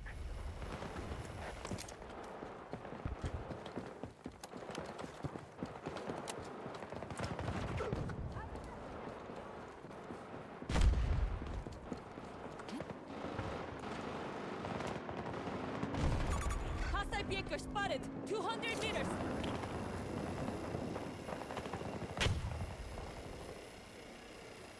American troops are showing signs of attrition. Hostile armor.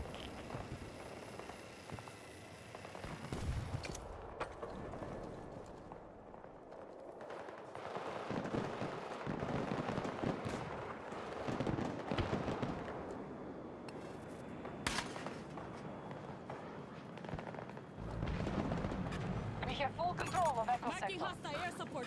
Nearly every Oh, nice! control. Good work. Scotty got him. Located hostile tank.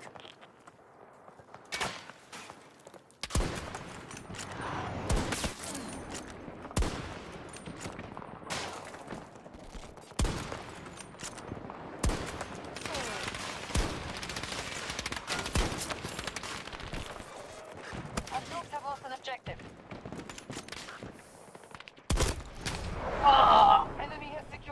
Ah! That guy again.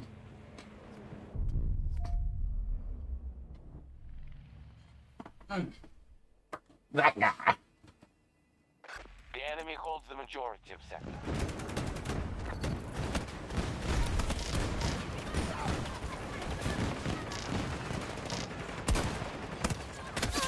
Oh no! Commander's watching. I think I've done them. Thanks, Pat.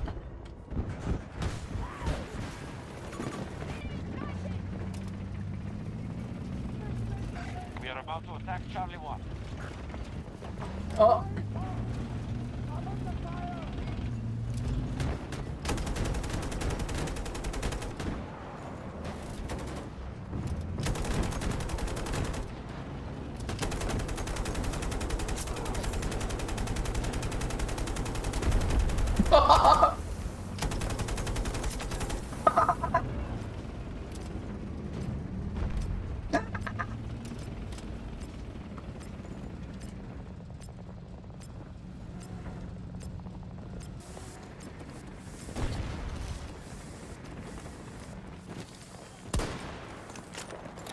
I took them.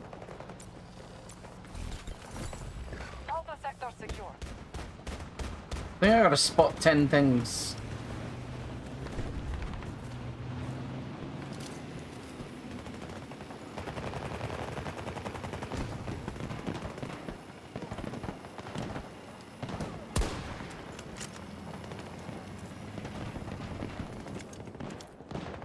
Oh! Is that Studgy?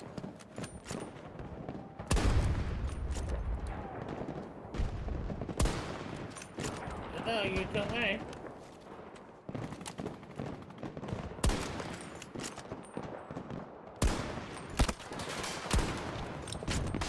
Can't get it up. Taken Charlie 1. We have captured all of Charlie sector. Oh! Don't maintain control of Charlie 2. Our enemy is uncoordinated. We're keeping control of small sectors.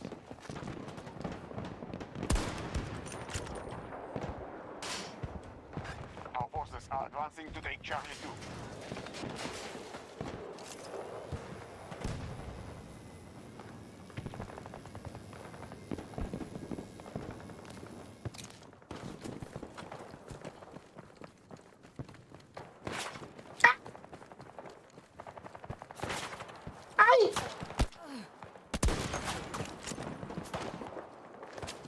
We have lost Alpha sector to the enemy.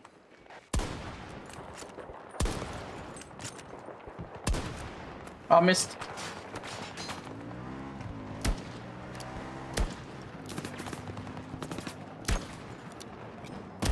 Incoming!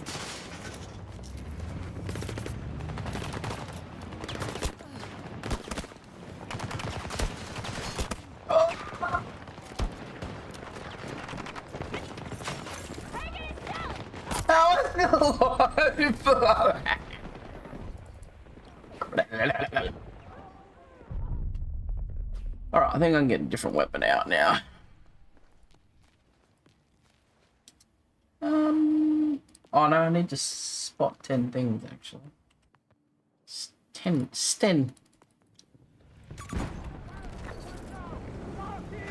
Friendly forces targeting Alpha 1. We've lost Charlie sector to the enemy. Oh no! We are losing the battle. They hold more sectors. What's down?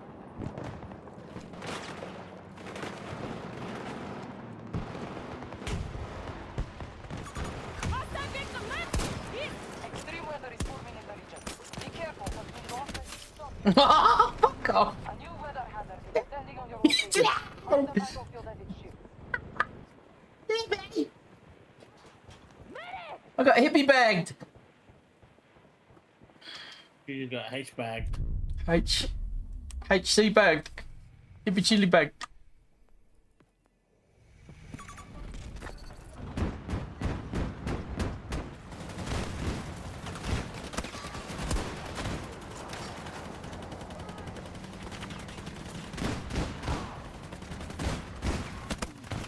Oh!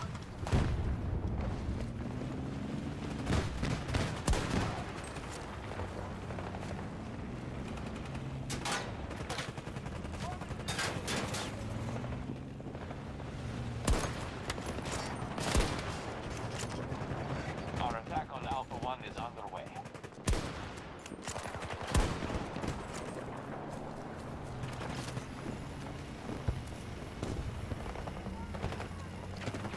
There you go. Here goes the tornado.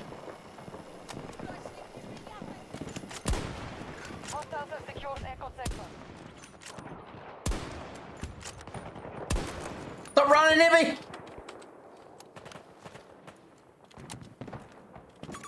Marking a hostile. 90 meters from my position. Stop running! Stop running! Charlie 2 under attack. We are assaulting Charlie 2. An objective has come under our control.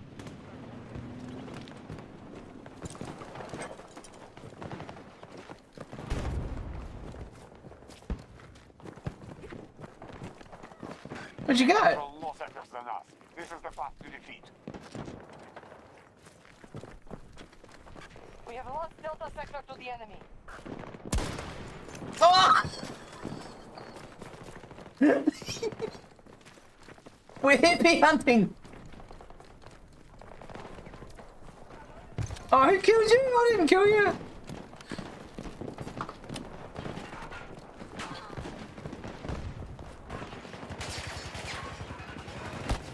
Oh!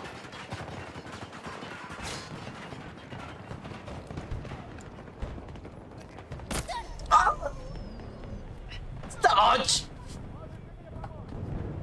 Dodgy! Yeah, bloody, you saw me though. Yeah, I seen you. Yeah. You're running past me. Where were you hiding? In the shadows? No, I was going for that door. Oh, yeah, yeah. Oh, yeah. I was running towards those, I seen your name going past.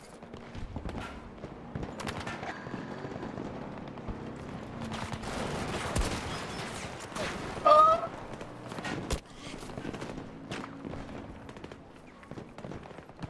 We are moving to seize Charlie 2.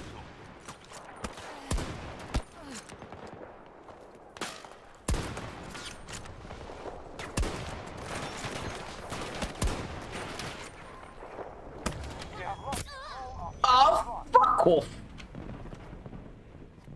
God damn it. Damn it! Alpha Sector is lost to hostiles.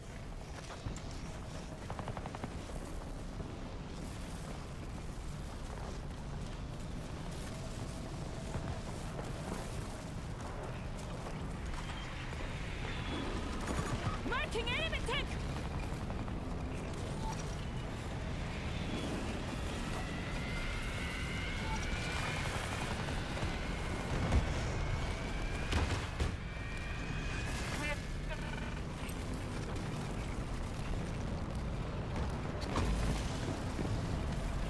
Friendly staging attack on Bravo 1.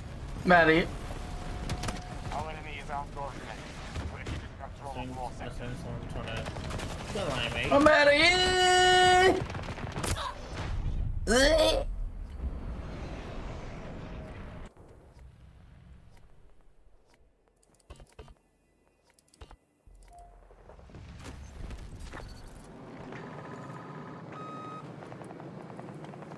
What?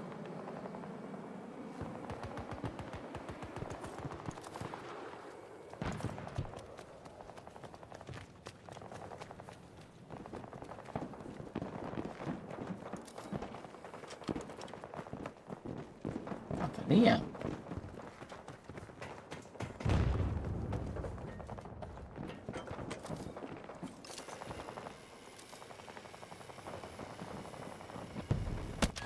Ow!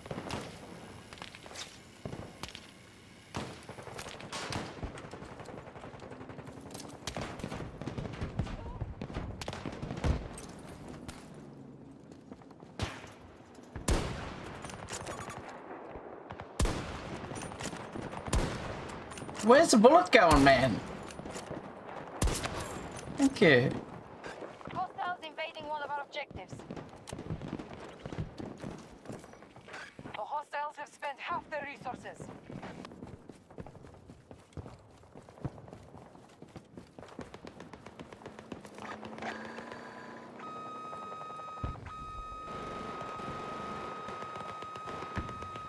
What's that do if it's locked on?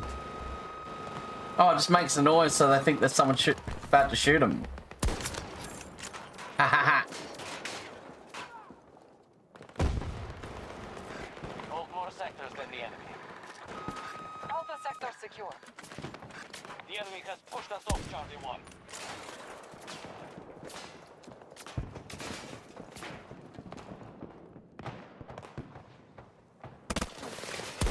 Our forces are advancing to take Charlie 2. Who is it? Van Gory? Who are you? Oh.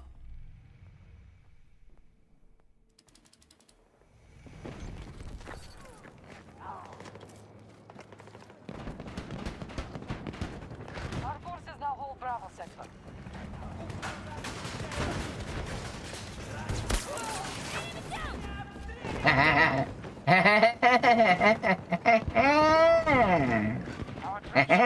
Charlie 2.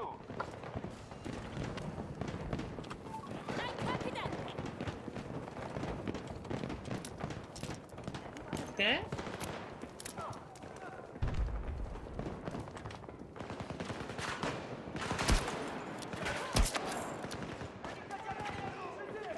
Beautiful.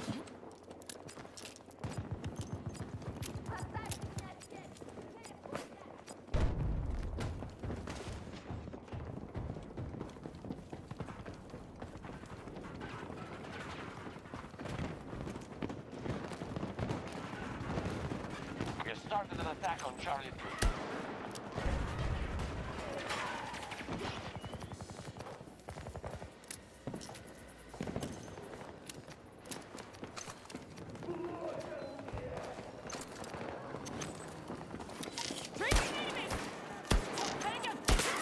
Who is that? Oh! Sorry, me.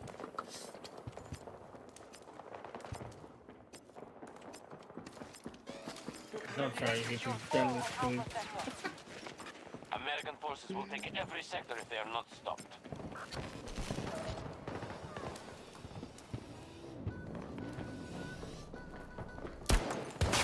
We have been forced onto Charlie 1. Oh! We have occupied an objective. We have captured all of Delta sector. Oh! Now you're coming after a force on you, chicken! Why didn't you come in before? Oh, wait till you fight someone, then I'll charge you. But did it work? Yeah. Oh. Yeah. Maybe. Yeah. Get him, there's two of them. Ah.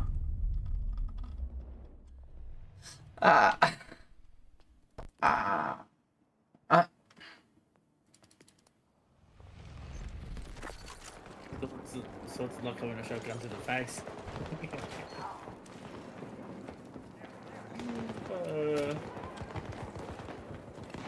Put fire marker, go! Take this!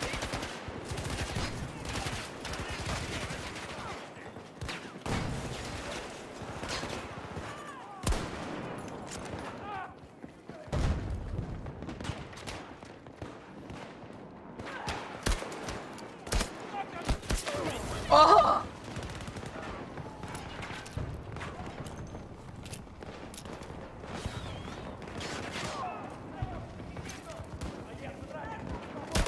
Charlie 2 needs attention. They're scouting for weakness. Hold on to those sectors.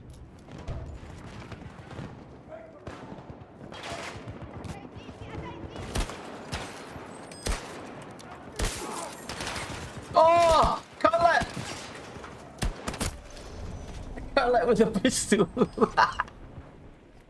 Come on now, look at them all. Oh my god.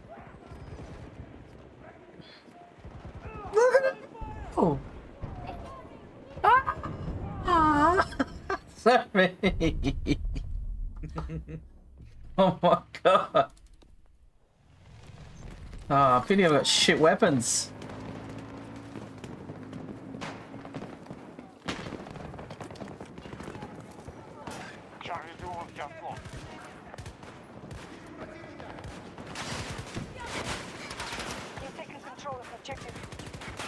They've occupied Charlie sector. Oh, yeah. Oh! Even. Big.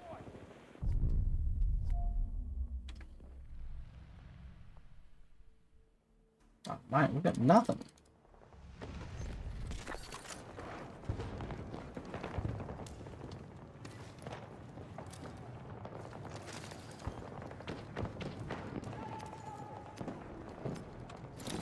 Scanning for hostiles. We control Alpha sector. We have control of objective Charlie 1.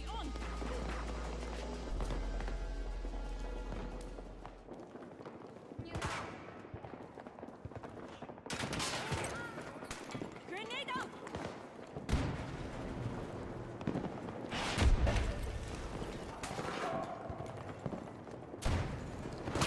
Enemy attacking Charlie 1. Hey! Sit down!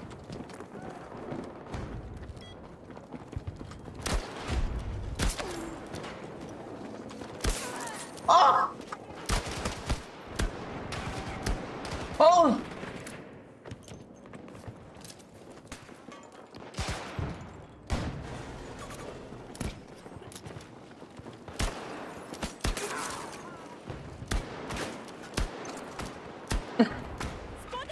Buddy.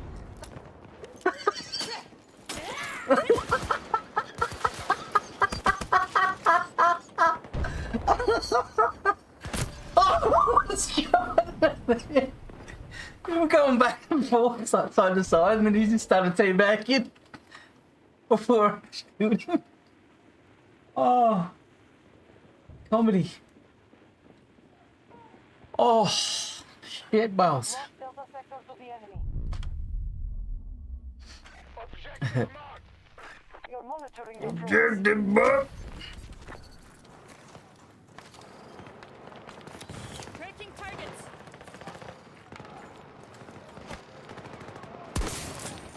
Oh. U.S. forces now control Charlie sector.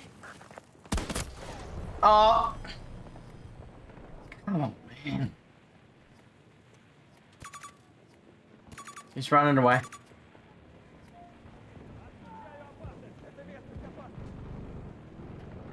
Oh! Did you just get right killed? Our troops now hold Delta sector. Someone did. Oh, the hovercraft's in.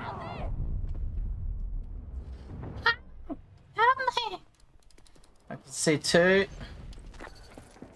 One of our objectives is under attack. Dodgy's there.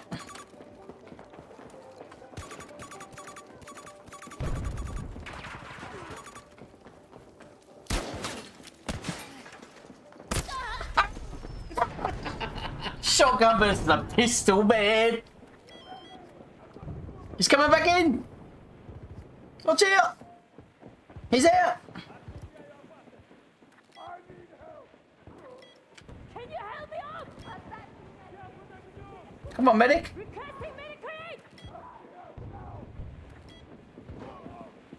Ah. No. 5 meters away, medic. 5.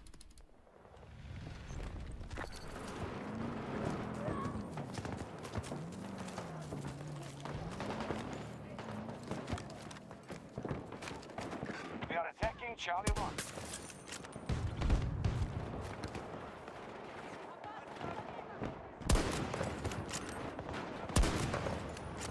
We could not maintain control of Charlie 2.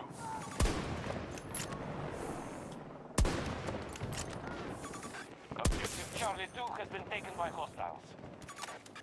They've captured all of Charlie sector. They control more sectors than we do. We must So he's back in his car.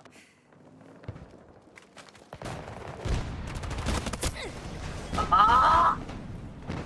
Stop!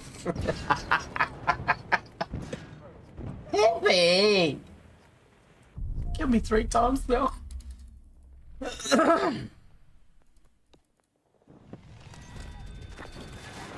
Charlie 1 attack, begun by our forces.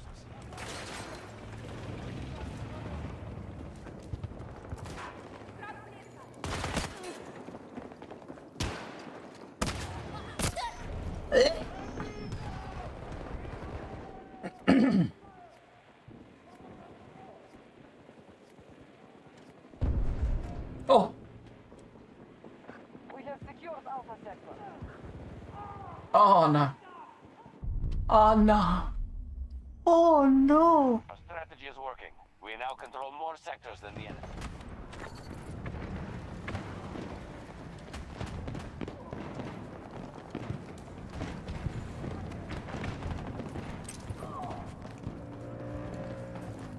Throwing grenade.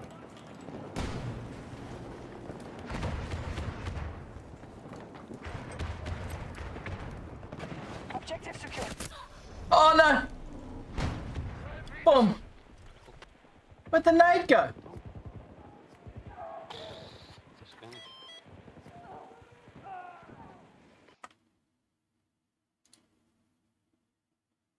Huh? Again, mate? What do you mean? What do you mean 18 seconds left? Oh my god.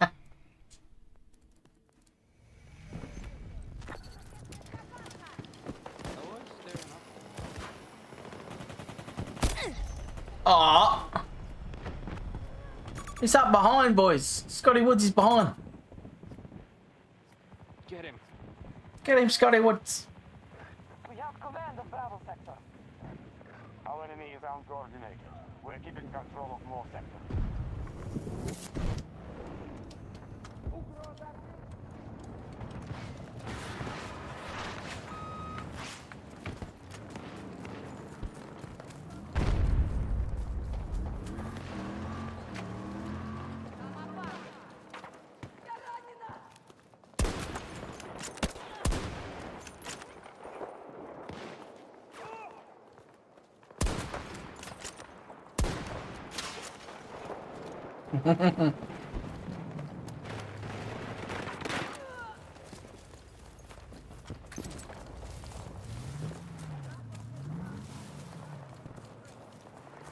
Alpha sector now under hostile control.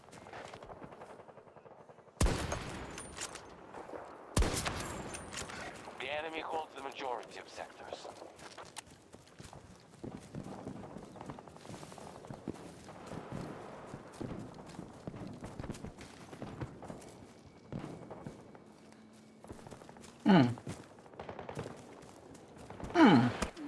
Ow!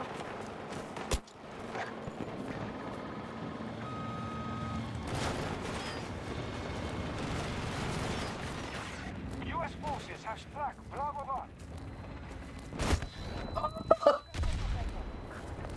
1. Whee! Fuck off! Going through all the emotions. Yeah. Yeah.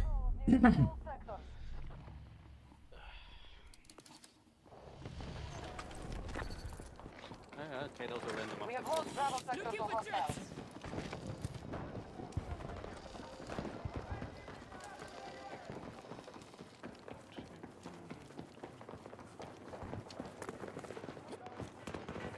The enemy is short on resources. They are desperate.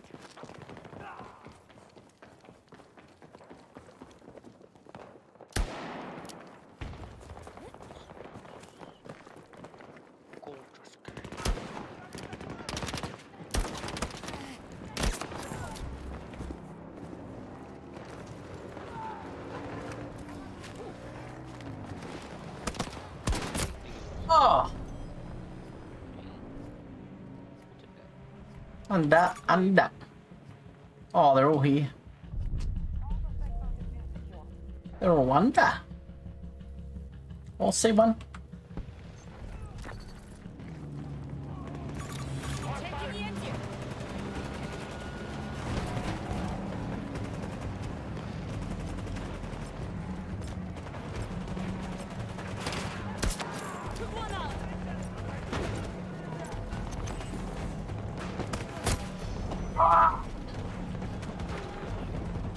You and your bloody shotgun. The shotgun kids out. Fuck. Fuck. Well, I've got to protect the Soxy killing me somehow. And shotgun seems to be working. Objective lost. We must regain control. Our enemy has taken Charlie 1. That's pretty good.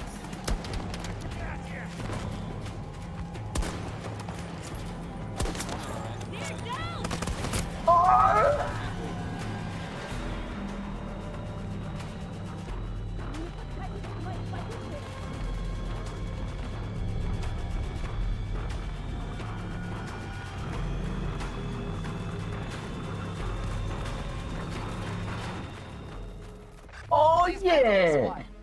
No bats. We owe you one debt. Yeah. Oh yeah! I'm gonna check my guns. It put me on the losing team. Oh no! Scotty Woods. Sidearm kills 15. Oi! My squad. 0. Thing of. Would you just come in and have a watch? I got 250. Oh. Wow. And the first match of the day bonus of 10,000. Oh, where? So I just got 10,000 and 250 XP for nothing, for doing absolutely, for just joining the game. I'll take that. Yeah, I'll take that. Thank you.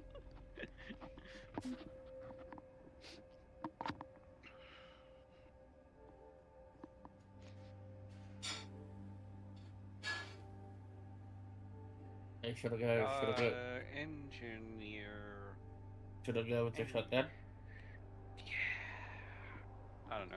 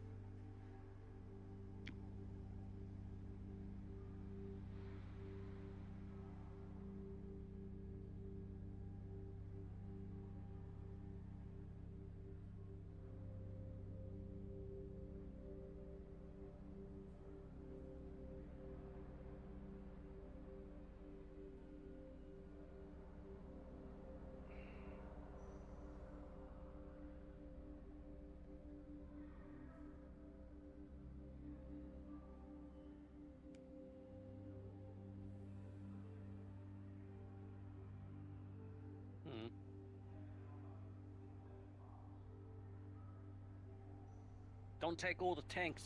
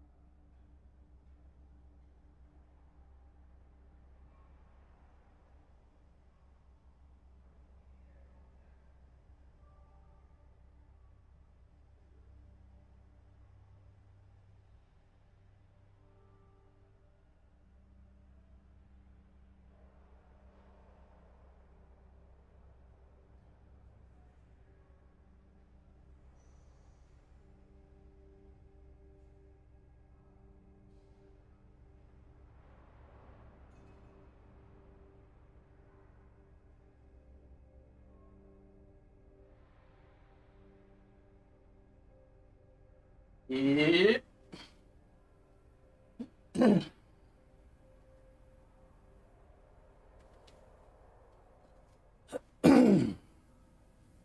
Oh. Didn't even do anything in the tanks. And I'm getting all this stuff. Guided missile, nice. Muzzle brake. Extended. ACW, oh yeah. Oh, chopper skid. Under barrel. Thermal. Ammo pouch. Oh. M60. Repair system. Go to missiles. Yeah, we got the kills with the handgun, so we got the armor piercing now. Oh, we love that. So we can put that on. Hello. I'm stuck on a rock. Stuck on a rock. No. Nope. You nearly had me on that zip line, Soxy. Did you get killed by someone else? Yeah, bot. Oh! Bot stole your kill. That sniper I was using was shit, man. That Just, hurts. it's only like one shot is like half health. The other one I had was better. The anti-damage less- spread itself. Mm. Well, the shot you got on me, I had more than half health. Oh, I yeah. had like a bee's dick. Kills and assists with underbarrel shotguns. Been doing underbarrel When you hit me- shotguns as when you did hit me on- grenades. Yeah. When you hit me on the zip line, I'm like, fuck, that hurt. Oh! I just, my health just went whoop. Avanci. 90 kills with the Avanci. Oh, what was this one? Spot enemies with the SoFlam, 22 of 100. Oh, yeah.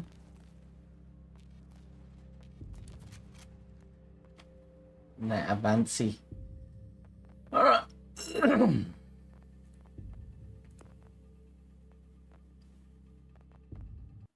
Avanci. What's the time? 10. 10.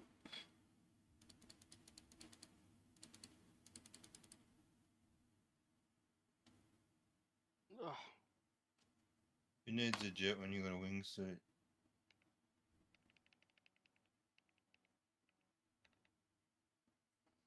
Yeah. Hippie suit.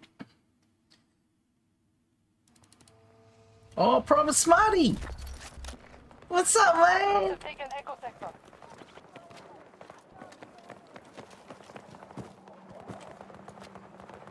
We hold more sectors than the enemy. Updating technical status.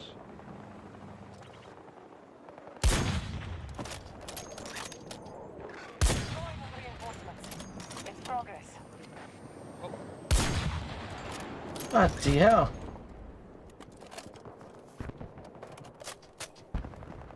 Feels like I got no room on the bloody keyboard, my mouse pad. Got that room!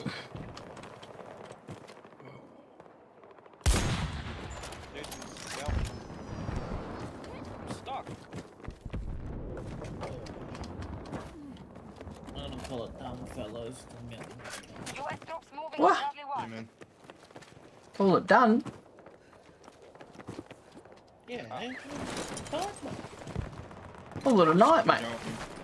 You don't want me to kick you in the guts anymore. Haha, that's what you get, Angel Baby. Shoot, go there. Oh. I got them earlier.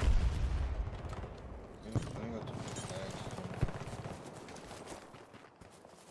Fellas, I'm gonna hop off and get some sleep. Yeah, no worries, mate. Alright, okay. Thanks for coming to the battlefield, mate. Appreciate it. Welcome. American forces are in control of Charlie sector. And Talk to you guys later. No worries, mate. So, mate. This strategy is not Bye, mate. Hostiles control more sectors than we do. Nice tank, mate. Blow it up. Can't. You're in my team. We have secured an objective. Echo sector has been conquered by us. Still blow You can try it. Won't happen. No way out. Let's move.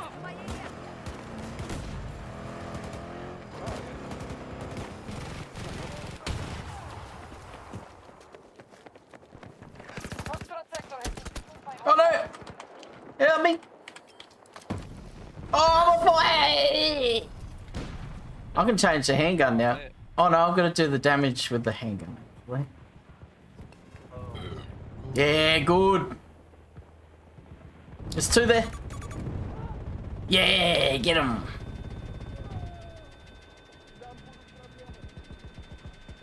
I'm under the tire. Thanks, mate. It's Oh, protection. the bot's taking it. It's okay, I'm back in the driver's seat. No, I did. That was a tactical move to put you behind the tire so you're protected while I race you. Thanks, smart. Our troops have secured Alpha sector. Work smarter, not harder, bro. Sit. Oh, there's someone landed over there. Right there. I'm close. They're taking. Oh, that's a friendly. Oh, that isn't. Wow. I can't shoot, we can't see.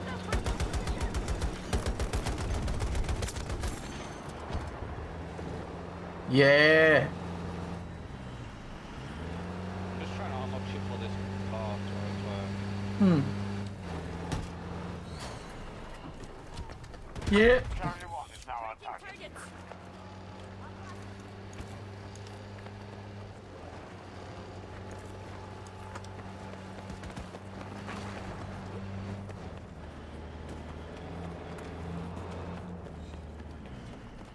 Yep.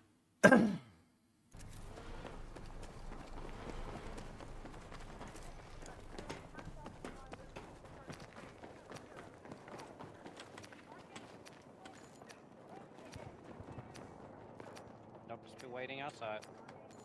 Mm-hmm. Hostile infantry! 150 meters! Bravo sector has been seized by hostiles. I need to reload.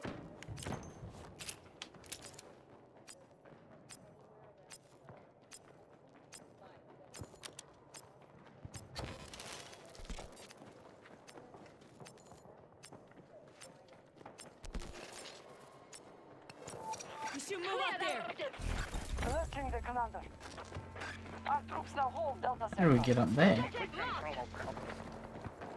Oh, yeah? Understood, Fab. Oh. Yeah.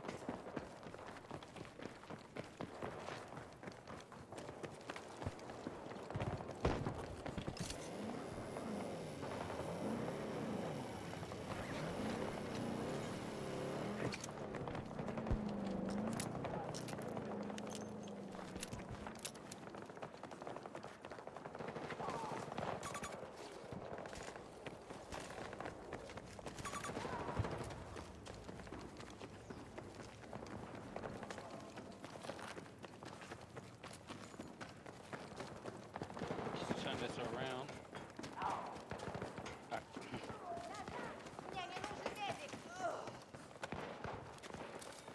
U.S. troops assaulting one of our objectives.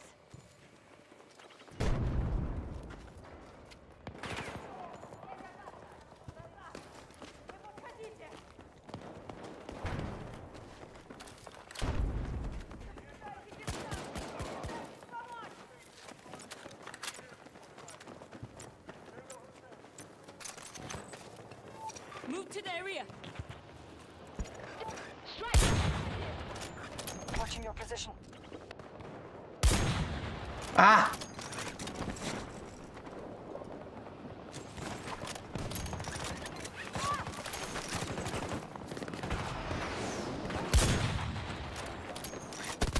Oh no! Oh, for fuck's sake! Got stuck on a fucking rock! Oh shit. Enemy has secured Alpha Sector. Oh, whoa, whoa, whoa, whoa!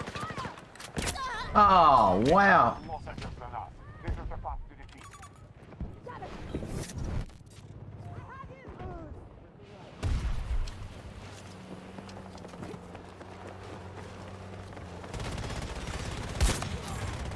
Woo!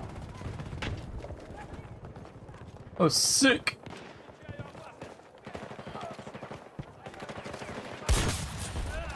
Got him in the face. Got him in the face. Could be a sound bite. Got him in the face.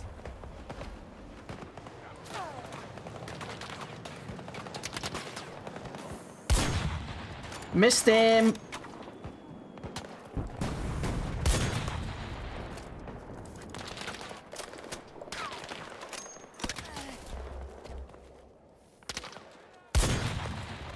Oh, how's that?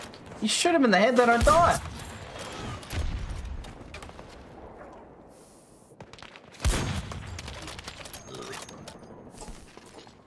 Bravo sector is now ours. We control most sectors on the battlefield. Oh boy.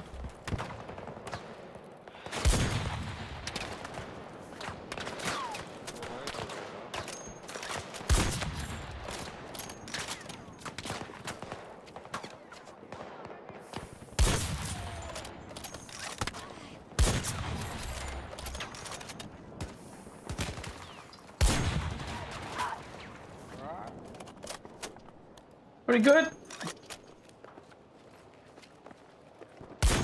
Who's that? I think it's Stodge. No, Stodge isn't here.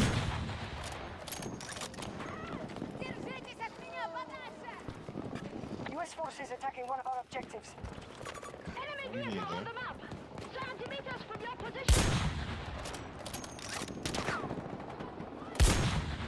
Oh, how did I miss that?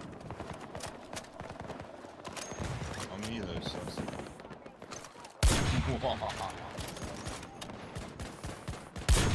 Ah!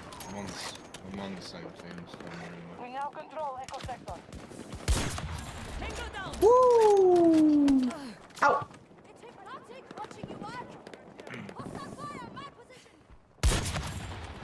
You! Oh, one down the rope, two down the rope.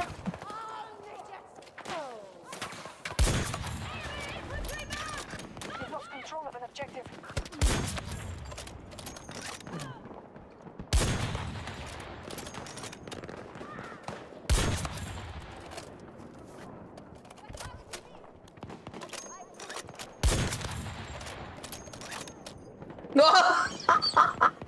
I shouldn't believe his body went flying in the air. Oh my goodness. Oh, heaps down here, boys. We are monitoring your progress. Our troops are attacking Charlie 1. American forces at half strength. I'm surrounded! Surrounded!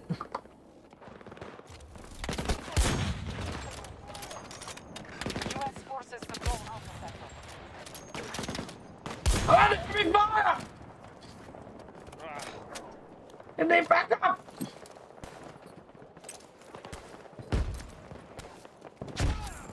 Oh, I just thrown 3 nades!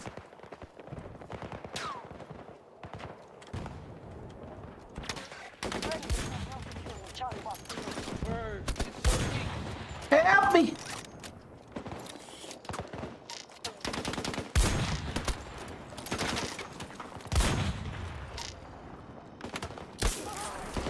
Sitting in the corner here. Holy shit balls! Just sitting in his little wildcat.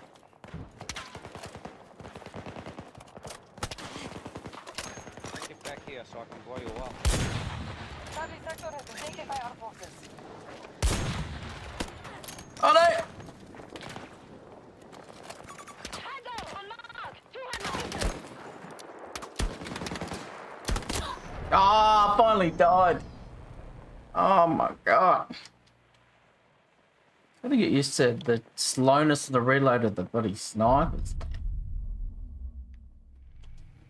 We have lost Bravo sector to hostiles. Spotted a hostile! 60 meters from my position!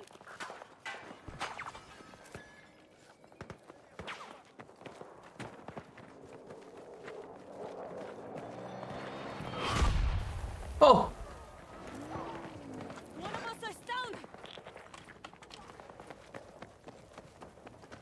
Oh, I lost that one. Objective Delta 1 has been lost.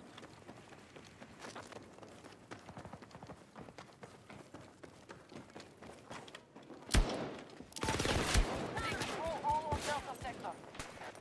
Command is watching. Our enemy controls the battlefield. They have conquered more sectors. Our attack on Delta 1 is underway. Thanks, mate.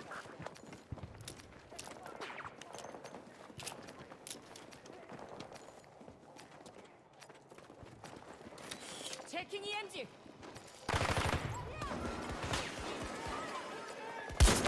Hostile neutralized! Woo! I got them with my frag grenade. Scope that guy in the face.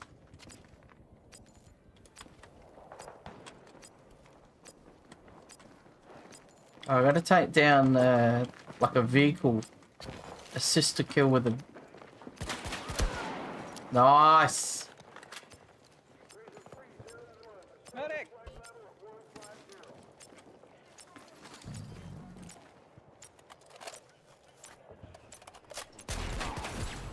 Delta sector has been taken by us.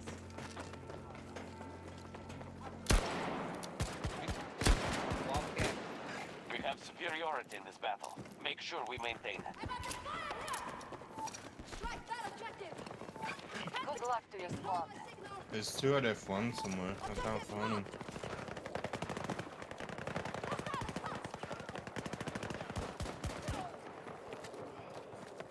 Hiding. Found him. Found him. Yeah. I killed one, the other one killed me. Ah.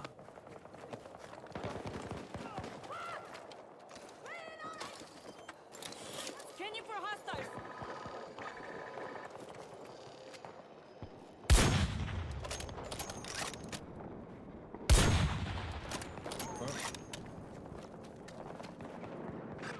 Oh!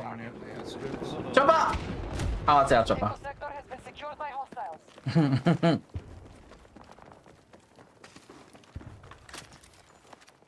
They control more sectors than we do.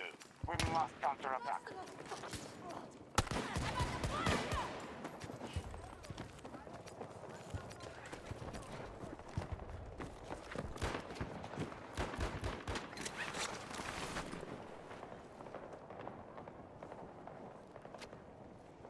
Foxtrot sector has been captured by hostiles. Where's all those bots, man? Now attacking Echo 1. Oh boy. No scopes, Danny.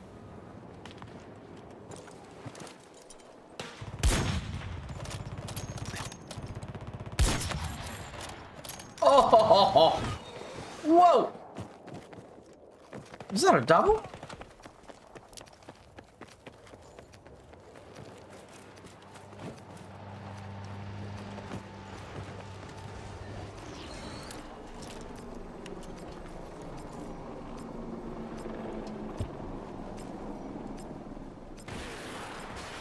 Echo 1 was just secured by us.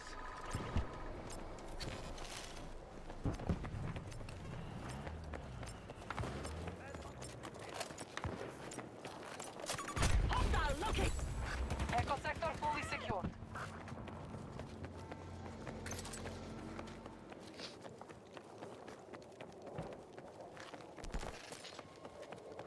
Alright. Oh, Stay safe, squad leader. the fuck was that? Our strategy is working. We now control more sectors than the enemy. I don't know.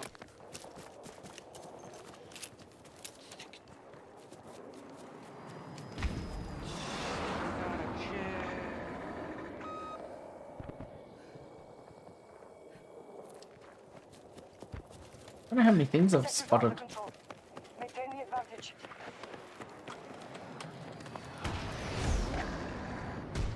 Oh!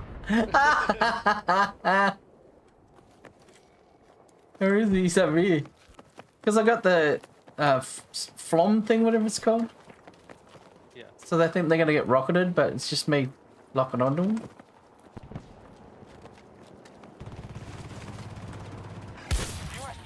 Oh! What's he doing? Just on his computer. Yeah, he's using that little EOD bot to try to destroy my tank. Oh. The repair bot. Yep. That's what he was doing. I don't know why you used it out in the open though. Yeah, I shot him in the face.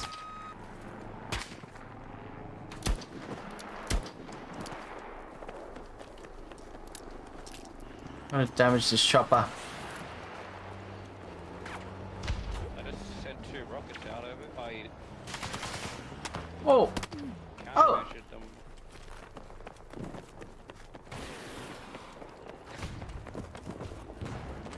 Hey, good damn it.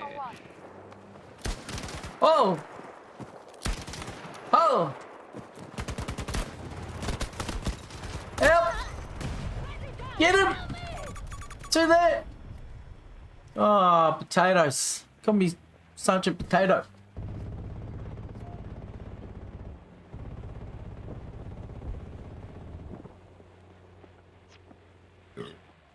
One's just walking down here.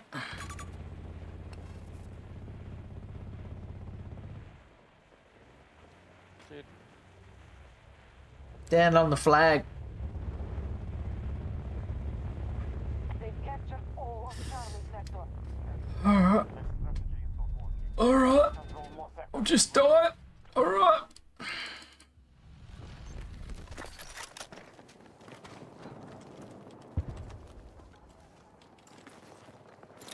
EMG on!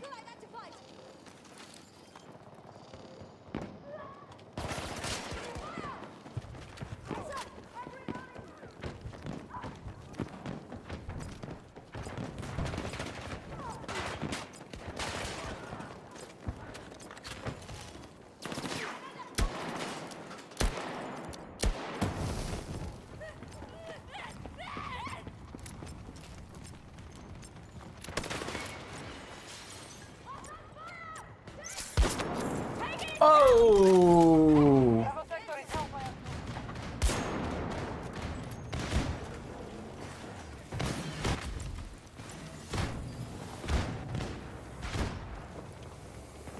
Oh, the enemies took my Oh! tank. Bruh. Oh my. Sneaker.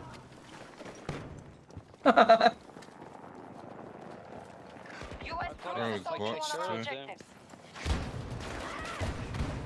I gotta have to take care of them. Because like my guns aren't doing shit. Hmm. Right, that objective. Commander's watching. How am I supposed to take out the aircraft now? Oh my god.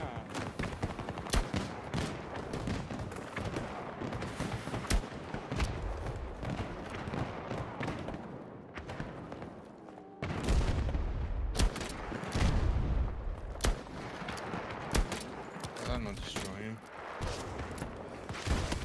Oh! Alpha sector is secure. Help! Friendlies are now securing Charlie. Oh! Friendlies hurt. Oh! No, Leroy. Do I have to destroy my own tank? Oh, they got out of it. Because I just damaged it enough. Help me up, help me up! They're repairing my Alpha sector has been secured by our troops. Coming. I'm on my way.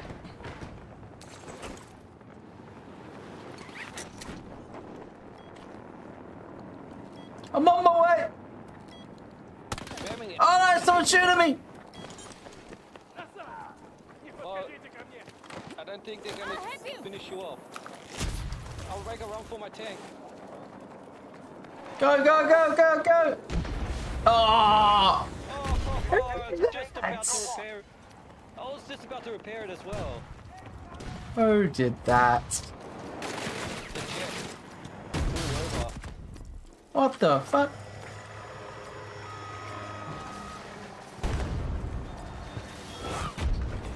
Holy shit! Scanning for hostiles.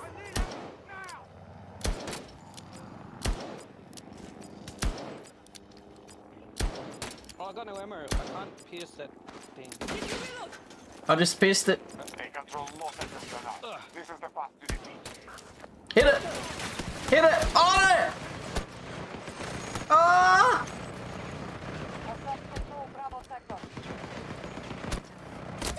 Oh! Oh! Thanks, mate. I got no ammo. Oh!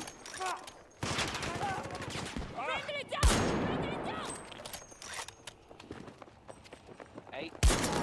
Hey! See, what the? What was this guy? I'm here. Don't move.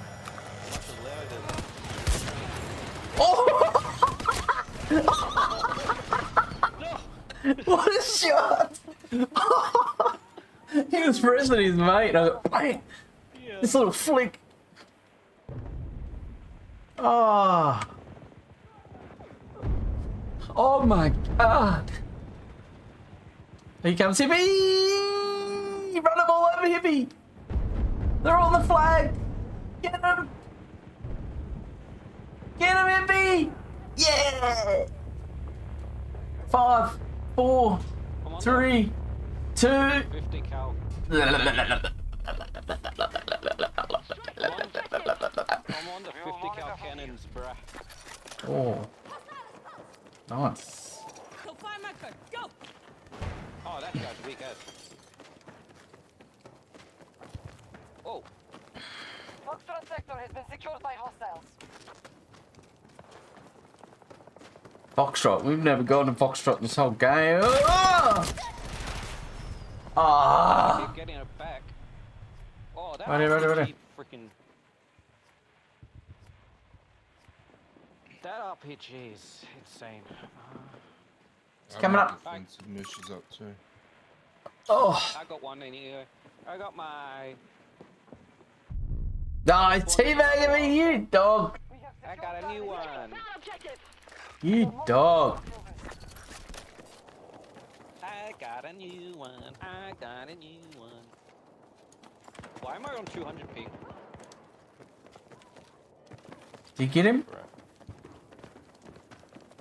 Yeah, got him. 200 ping for some reason.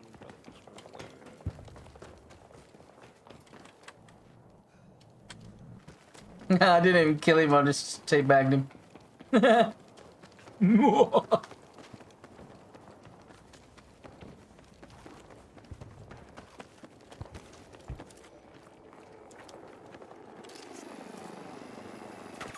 Enemy vehicle marked. 50 meters from...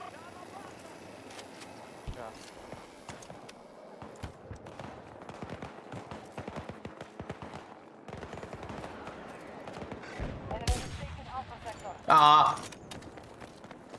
Shoot him, someone already shot him. We're being pushed back on all fronts. Hostiles control more sectors. I took them. How is his countermeasures? Huh?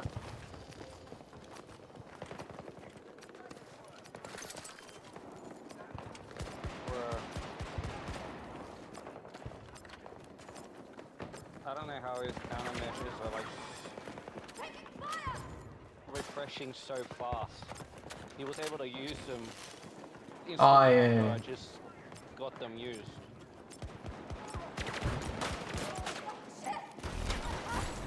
Bravo sector is ours.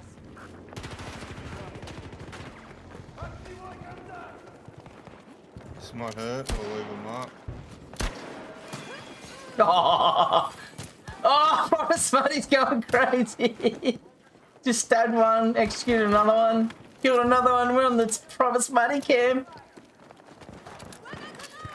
Oh, let's go. Third person battlefield. Imagine.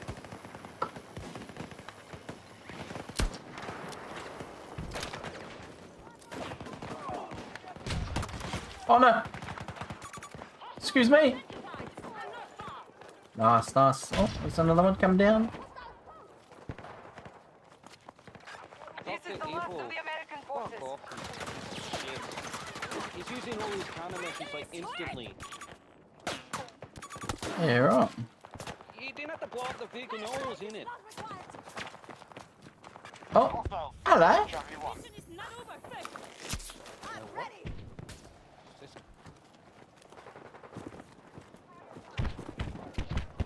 Oh, move out of the way, you fucking stupid bot.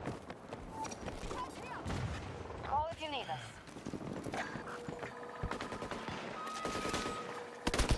Oh no.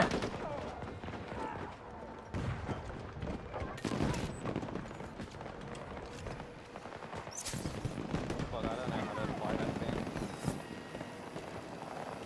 I flipped it upside down. Good luck to your squad. Checking the engine.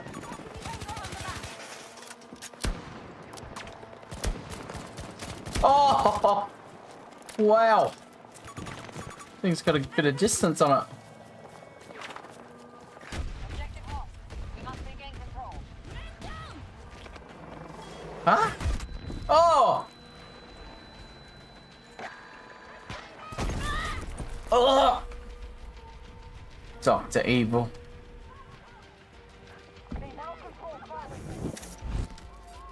Let's jump off the edge. Oh! Oh! Carrier 1 is now on target.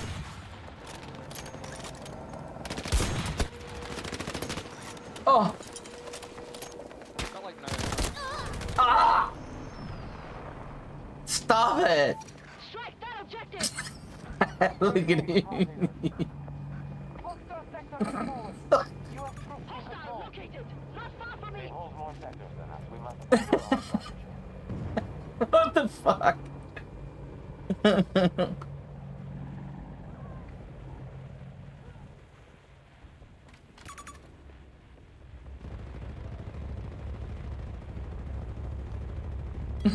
Fucking bots are everywhere, bro. Yeah. Yeah.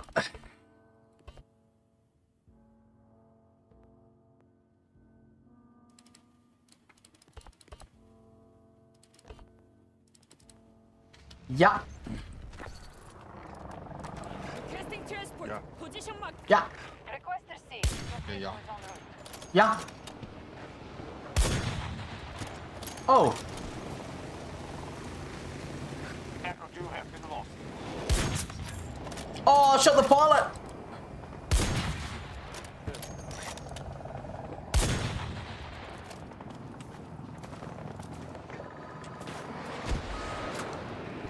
You know, I did to Soxy earlier stage. I slapped him in the face with my knife.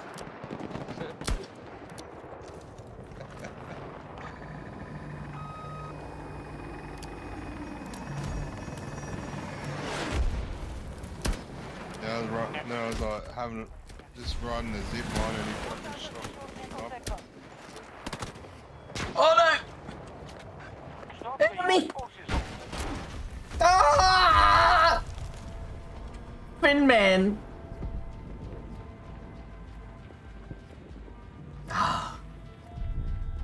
Oh, that fucking cunt's there again. You didn't even kill me, bro.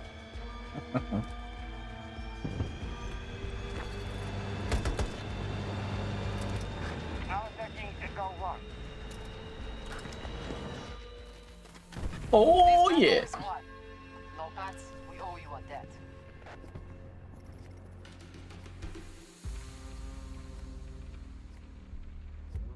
Not bad. Good boys. Yeah, the squad. 5,000 damage. We're number one squad. Number one. The Butcher Squad. Oh yeah.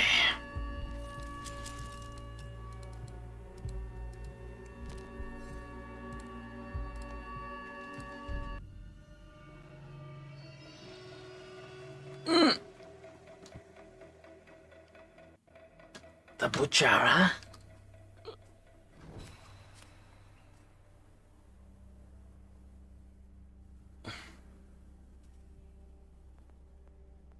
Next. Carbon series, nice. Ready to deploy. Alright, where are we up to?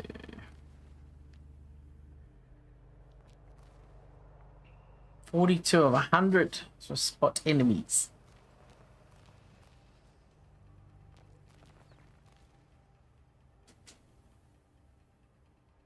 Kills with assaults from distance of 50 meters or more. As if I haven't done that in a round.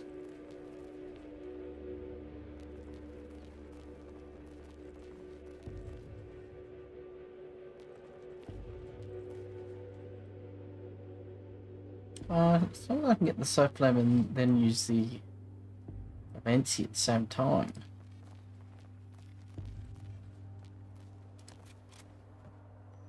Yeah, let's do that.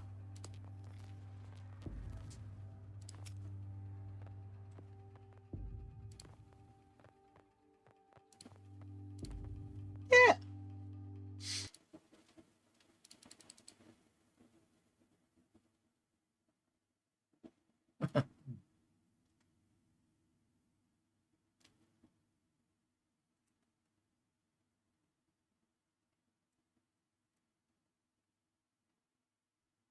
Oh, I'm gonna hit hay. Alright, mate. No worries. Catch you later. Catch you, brother. Thanks for the games.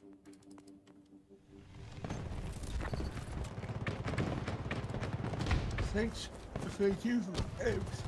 Hey, mate. Sorry. Hey, Thank mate. you for the games. Take care. See you, mate. I mean, I kind of sacrificed Oh. my own tank. I sacrificed my own tank to destroy the other one as well. Oh, yeah. Beautiful. To destroy theirs, but mine was in the way. Yeah. Kind of. Because you thought I was still inside the Wildcat when I was using the rock. We have engaged the enemy. Hostiles are controlling this battle. They have more sectors. Just begun. Victory will be ours.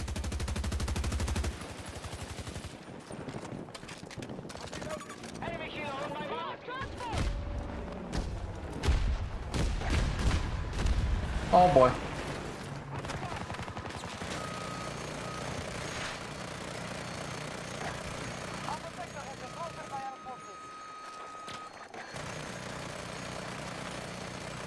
Oh my god, I spotted like fucking heaps.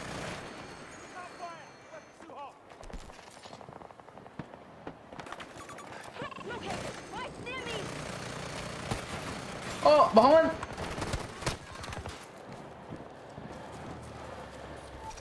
The tank!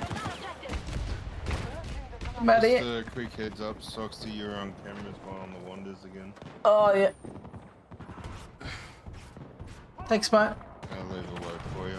There we go. Boy. It goes red, then you unplug it, then plug it back in, and then it just goes walkabouts.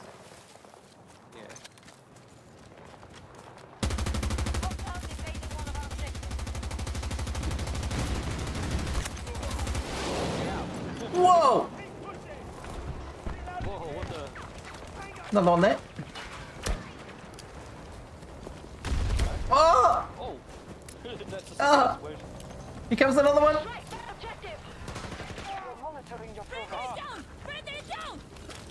I didn't get up from the ladder on time.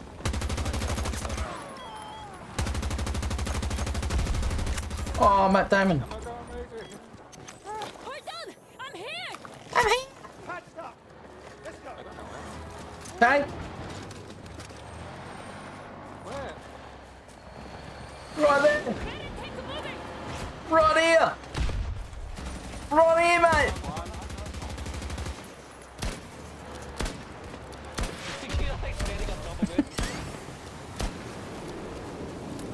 I got armor piercing. What the hell? The guy sniped me. Oh.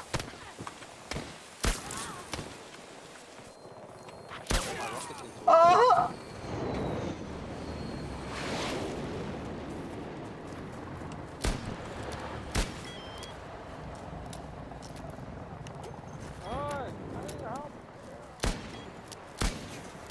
Alright, I'm getting out of here.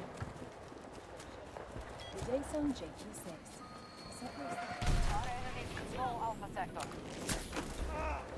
Oh my god. I was on the tank and then they jumped out. Give me an assessment. All the operations are promising. They're holding objectives. Oh!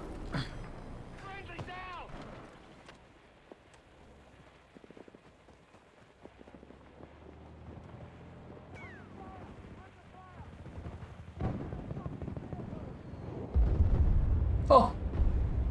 I'm in between the rocks. Our strategy is working. We now control more sectors than the enemy. Secure Charlie sector. Oh! Come on, man! So close!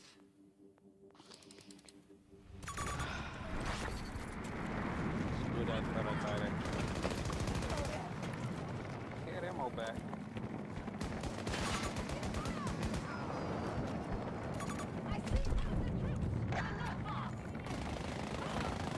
What is this recoil, man?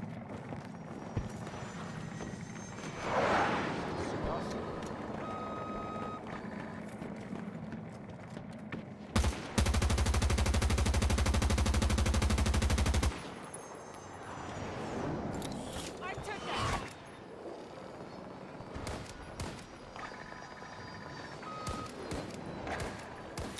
EMG on!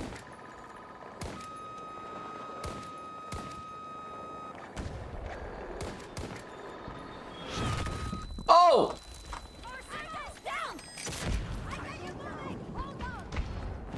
We are initiating an attack on Alpha 1.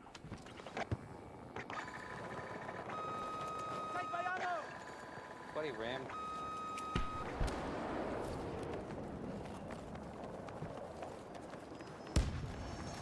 They have complete control of Echo Sector.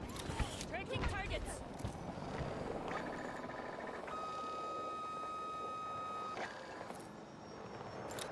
Scanning for hostiles! Oh! What? Now he just got a rocket from all the way over there. I stepped to the left and it missed me. I'm like, what's that shiny thing coming towards me? And then I'm like, oh shit, that's a rocket. Oh.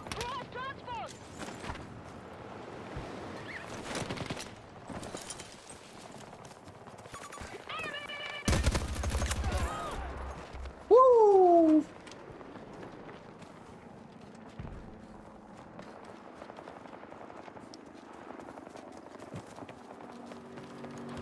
Our attack on Delta 1 is underway. Oh boy. Oh boy. Oh boy. We have seized Bravo Sector. Oh boy.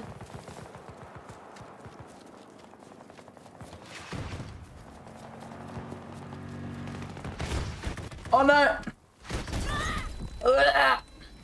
Leroy Jenkins! Here comes Leroy.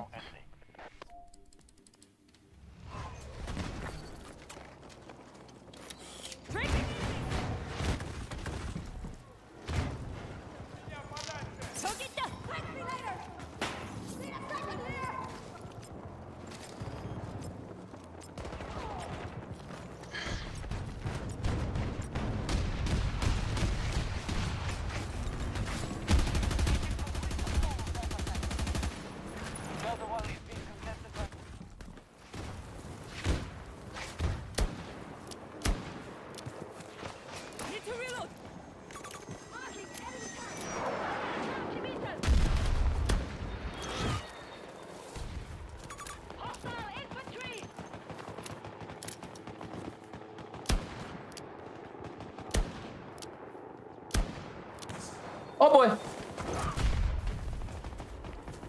Bravo sector has been taken by our forces. Hostile identified. 110 meters. The battle goes well. We have conquered more sectors than our enemy.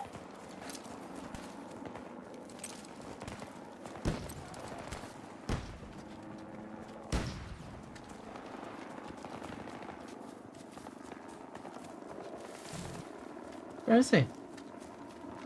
Objective marked. Call if you need us. We have just taken Echo 1. Strike that objective. Ah!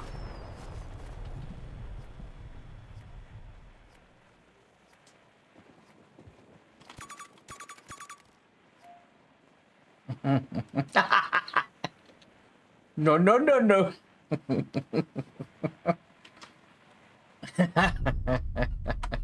Cheeky bastard.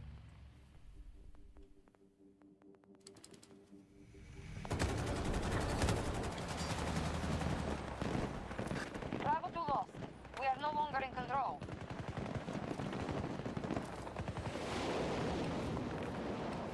The enemy is conquering sectors at a rapid pace. They now hold more than us. Our forces are advancing to take Bravo 2.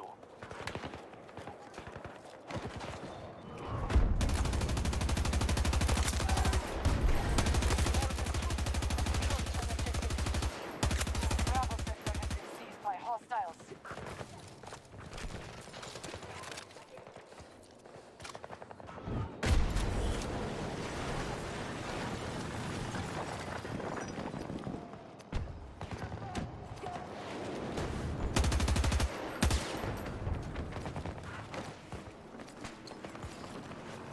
Alpha sector is out.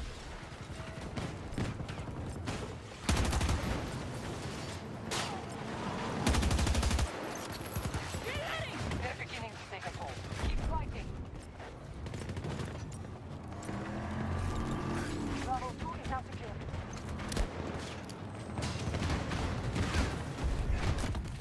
Oh. We take that objective. Commander's watching.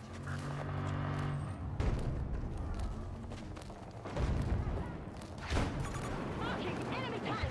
Around 100 meters from your position. One of our objectives has been lost.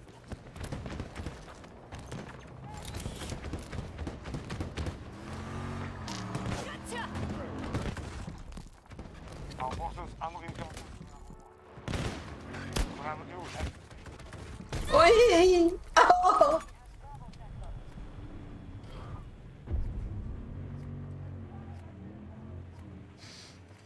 I reckon I might have spotted enough.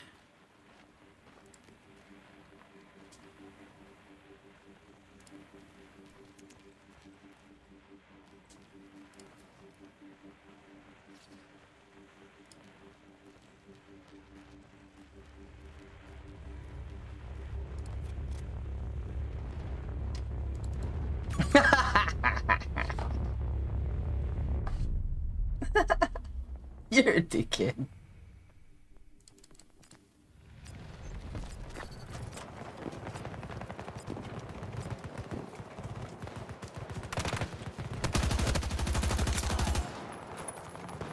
We are advancing on Bravo 2. This will hurt them!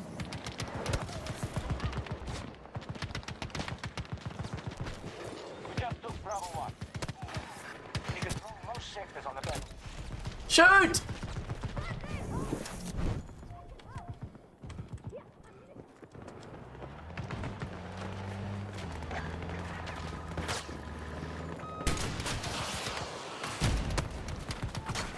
Echo sector is under American control. Stay safe, squad leader.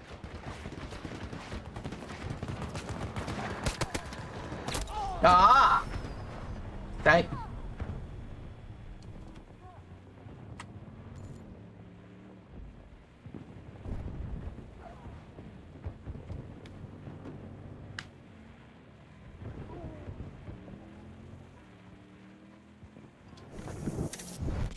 Nice.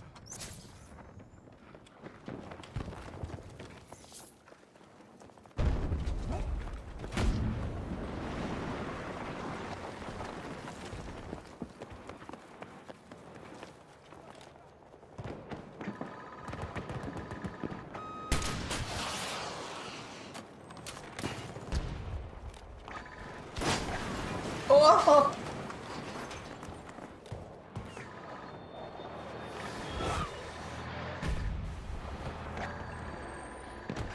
Some of our troops are targeting objective Bravo 2.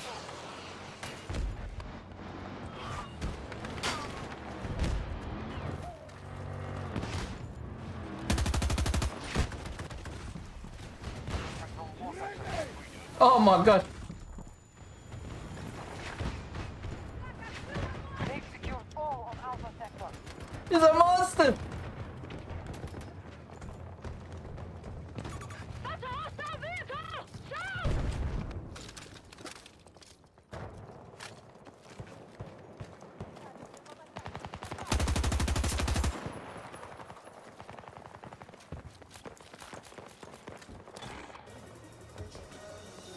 Oh, bitty. Charlie Sector has been taken by our forces. We have control of Bravo 2. Oh, those satellites down, maybe you would. Hold more sectors than the enemy.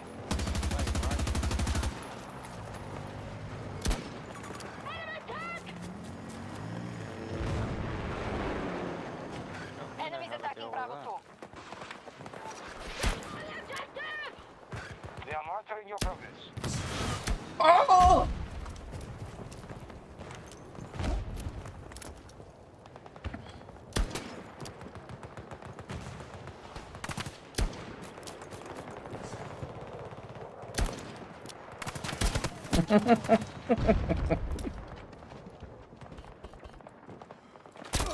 Ay, ya basta.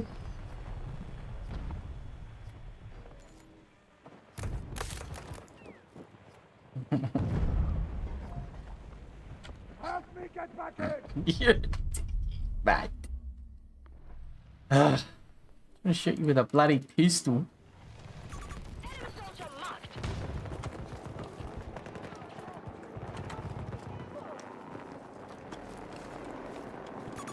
One of our objectives is no longer secure.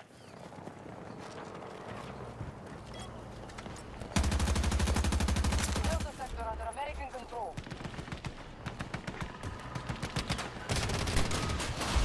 Bravo 1 is now our target. American forces will take every sector if they are not stopped.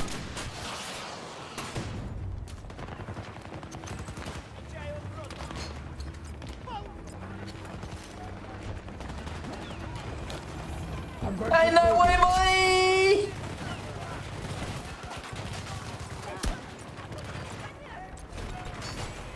Bravo Sector secure.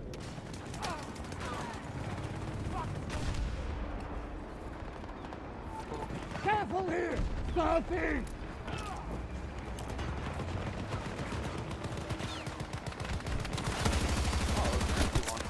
Ranger!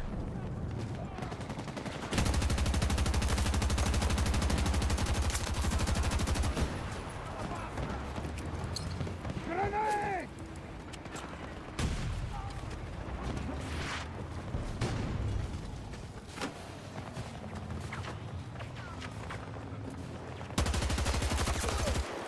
Oh, no, Leroy Jenkins!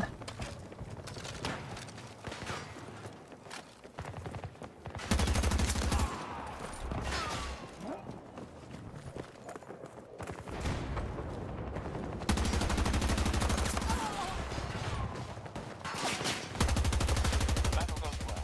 We've conquered more sectors than our enemy. One of our objectives is under attack. Oh!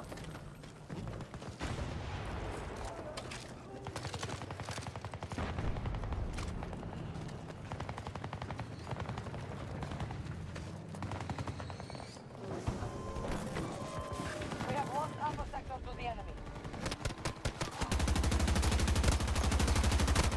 Oh, it's in the garage there. Driving the garage. He's laying in the doorway. He's coming out. He's coming out. He's right there. He's coming out. Get him. Get him. Oh, Ah! so weak. I need medical help!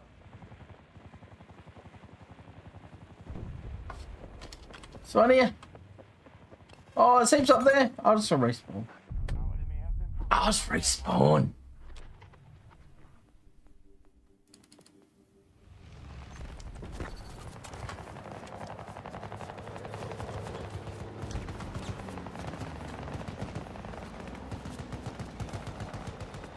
We should.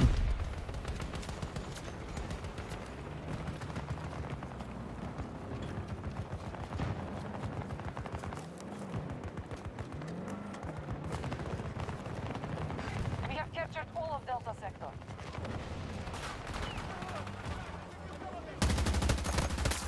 Contact is down!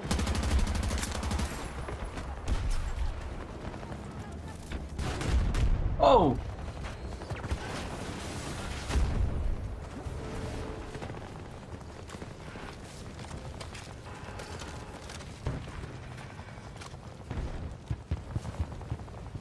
Hostile forces at 50%. Hostile troops concentrating on Bravo 2.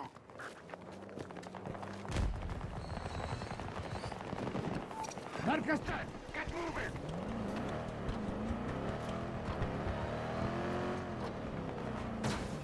Oh.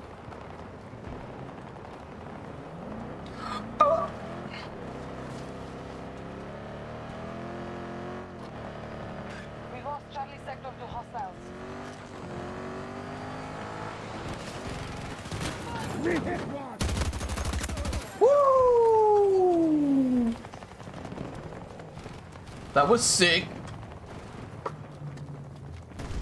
That was a sick clip.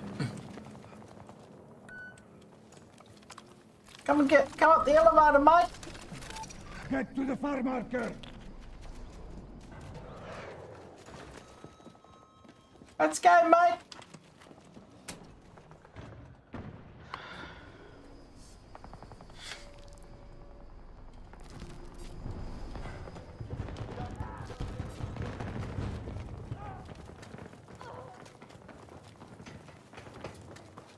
Our forces are assaulting Alpha 1.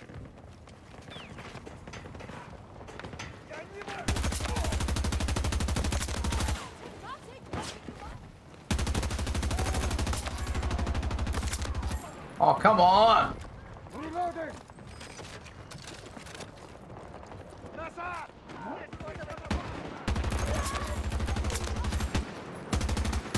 What the fuck? I should have gotten the fucking fighter jet flew out of him. What the fuck? Come on. Yeah, the inner fighter jet. Imagine. We hold more sectors than the enemy. Repel the invaders. We have the advantage.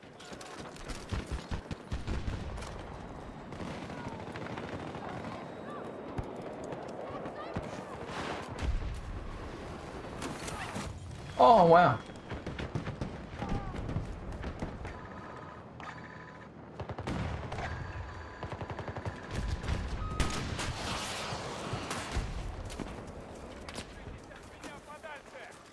What?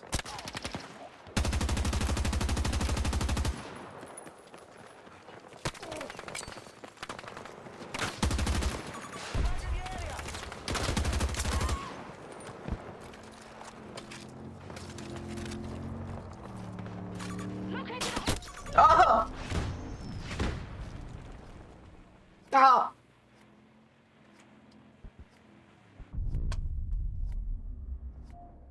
Spotted a hostile.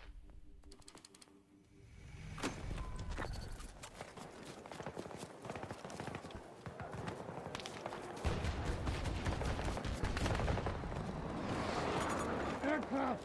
There! 170 meters! Located transportation.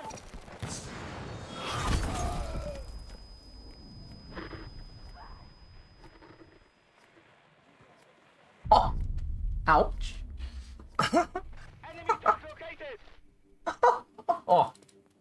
Who the fuck was that? Objective Delta 1 has been lost.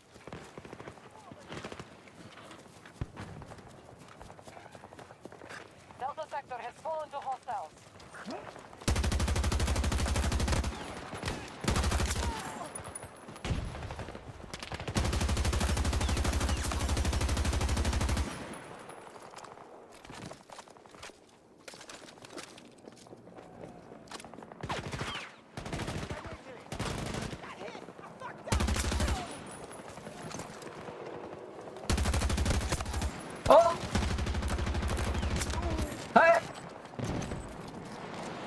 shit! Attacking Beta 1. We have command of Bravo sector. Ah! Fuck off, mate!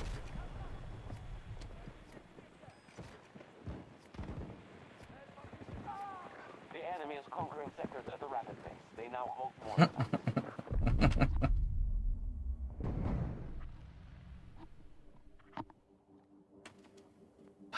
Fuck.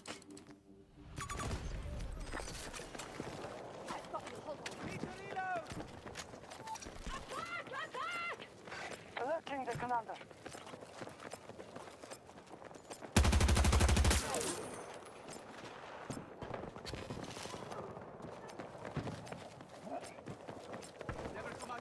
I think it's that.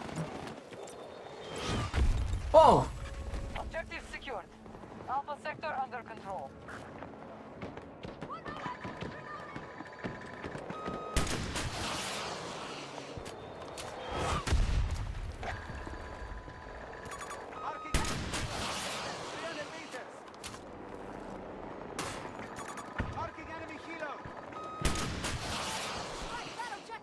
One of our objectives is under attack. Yes! Finished him.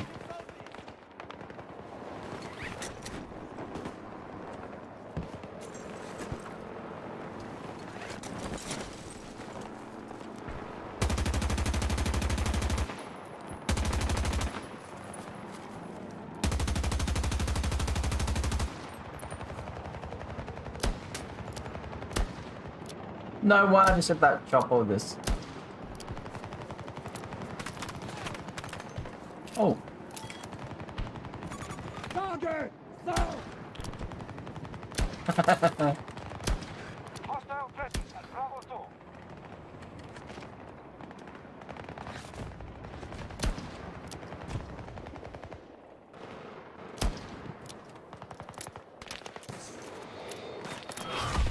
No.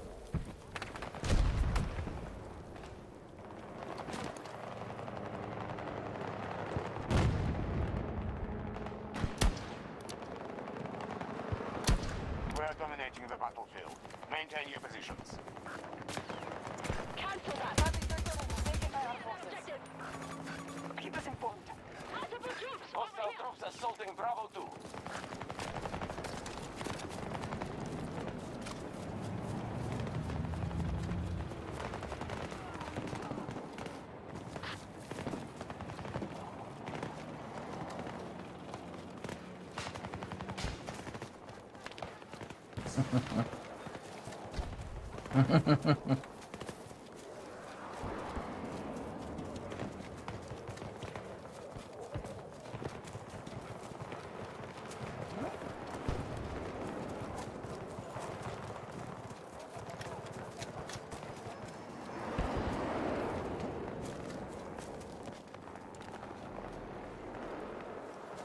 Alpha 1 under assault.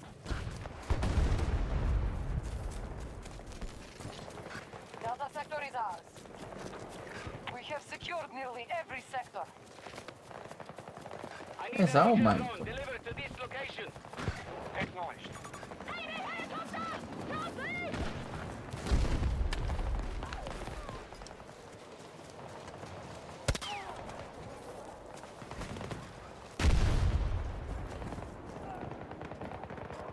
No, why am I left?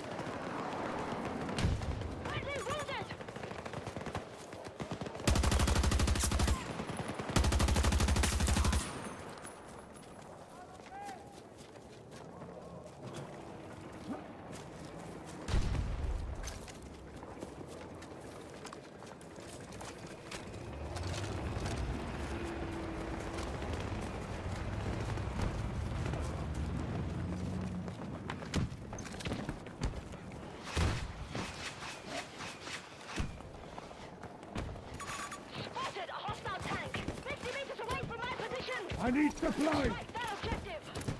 Command is watching. Ah! Eh. Hostile armor around 40 meters from my position.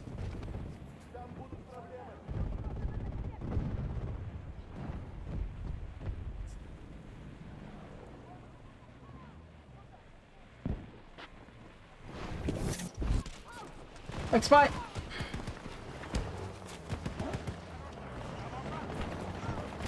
Take this, shithead! No.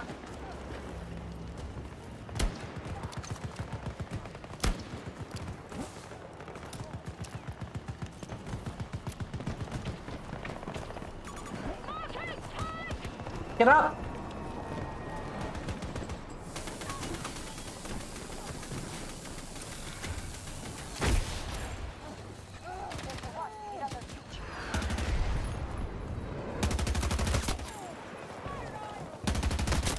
Ah! See.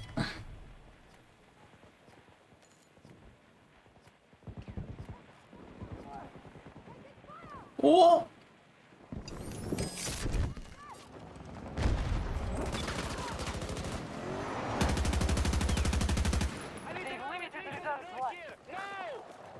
Acknowledged. Vehicle inbound. Oh!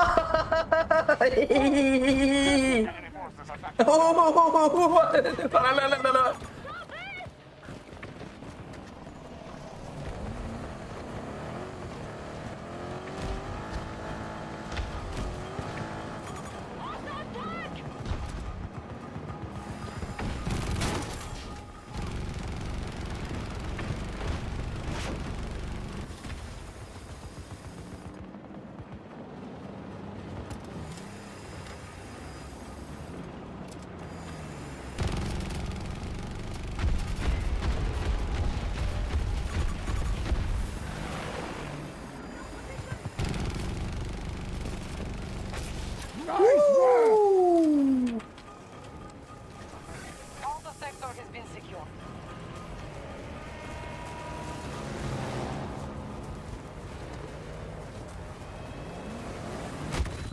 Oh! Ow! Oh! Blew him up, he got mad. Oh, wah.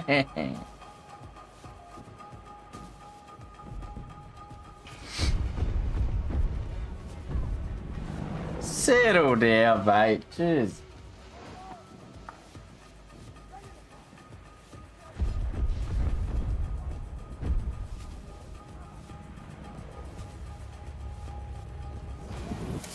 Woo! Thanks, mate.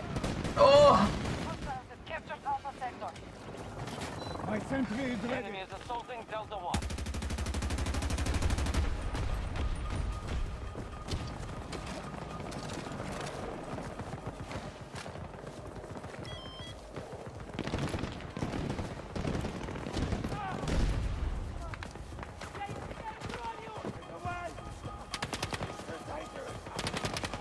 Medicating alive. Our troops have secured Echo sector.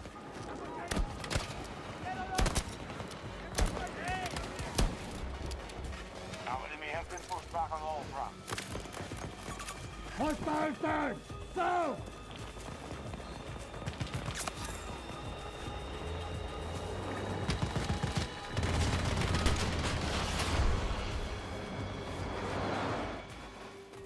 Yeah!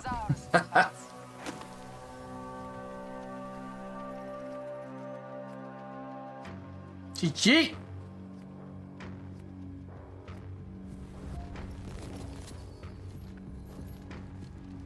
Marksman! Ooh! Defensive kills. What do you say, defensive? Ah. Because I am.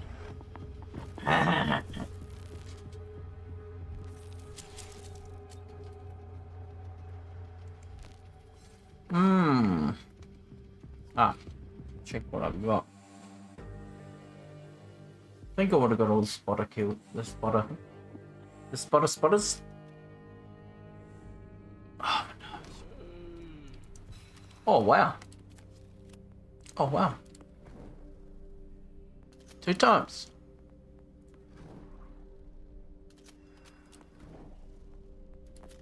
Get a grip. Let's have a look. 64 of 100. No. Didn't get them all.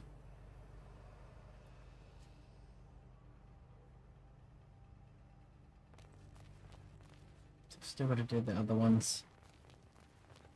Oh,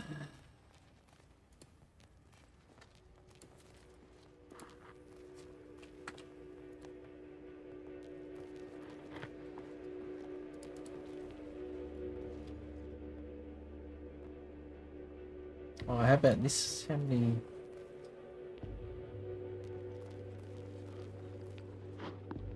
47 more advanced kills. 36 more spots.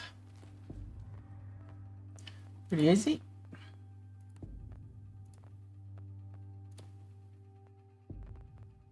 It's gonna mute up. I'm gonna eat. Eat. There's a mute. There it is. There it is.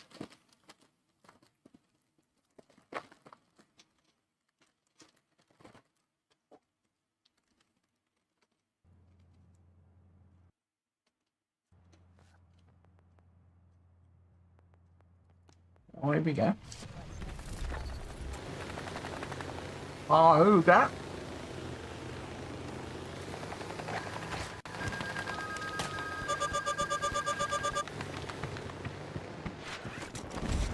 Our troops have captured Charlie sector.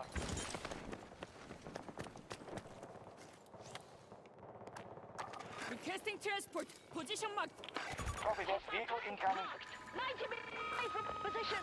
You control most sectors on the battlefield.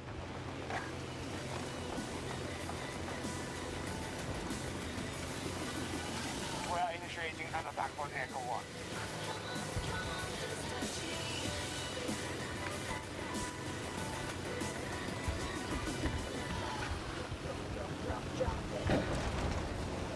We have secured Echo 1. Our troops now control Echo sector. Critics, these 2 years become master Spanish.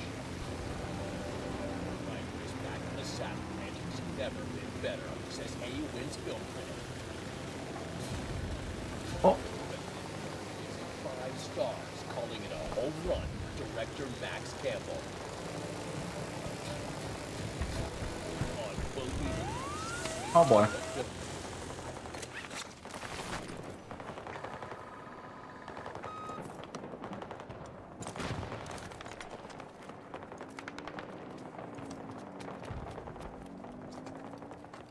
Running around, spotting people.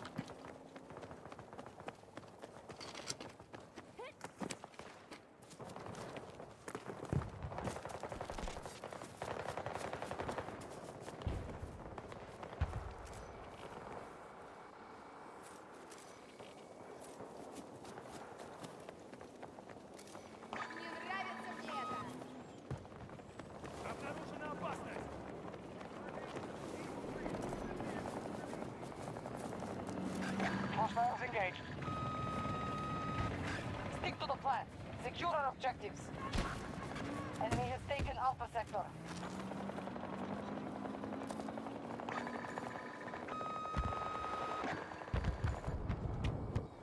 There is an available support drop ready.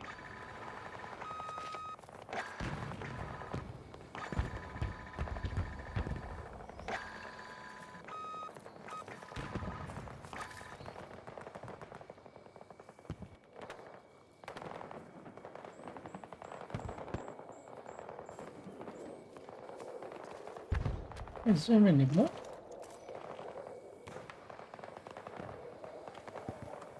Oh, I can zoom more.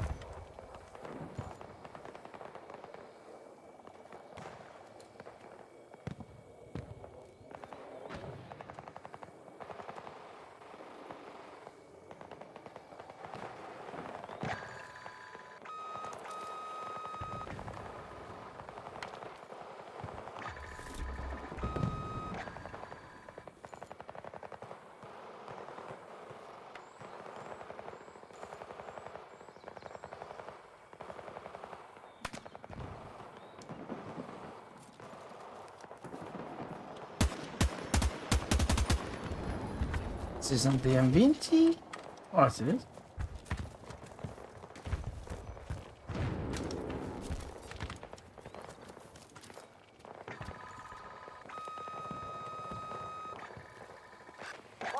status? Our forces are outperforming expectations. We're holding sectors. Ah. Bravo sector, taken by our forces.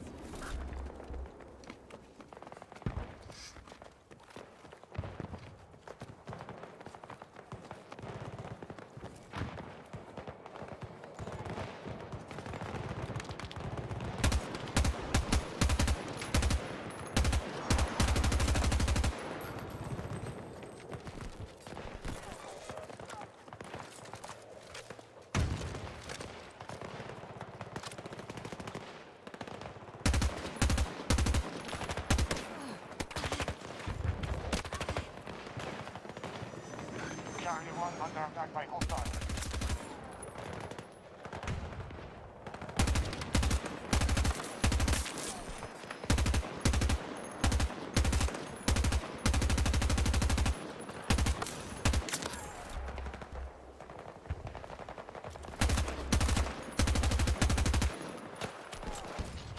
We have secured Alpha sector.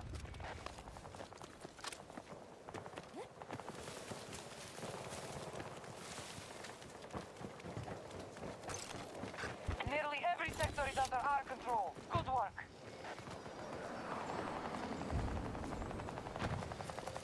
Spotted a what?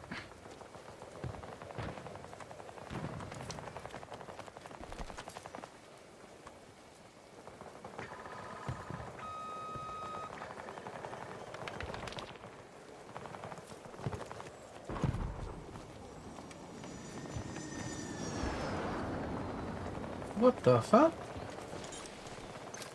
It's dead. Ah, thank you.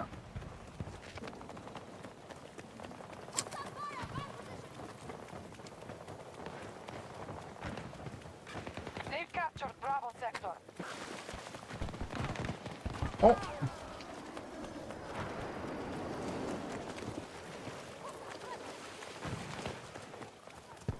Charlie 1 is lost. We no longer have control.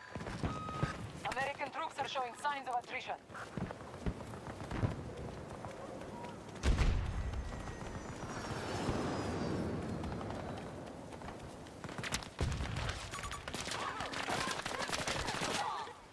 Friendly on the ground. Our forces are advancing to take Bravo 2.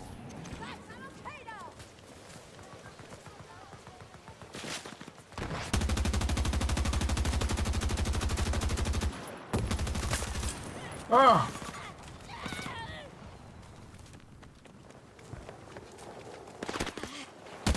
Ah. God damn it.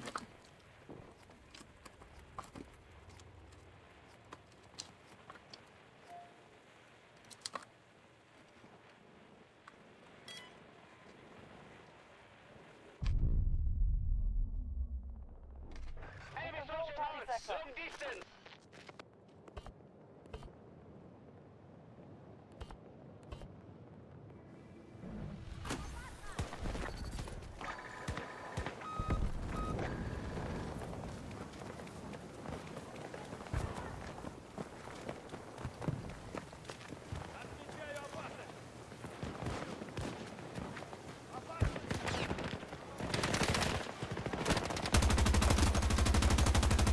Troops are moving on Bravo 2. Enemy tank! 20 meters from my position!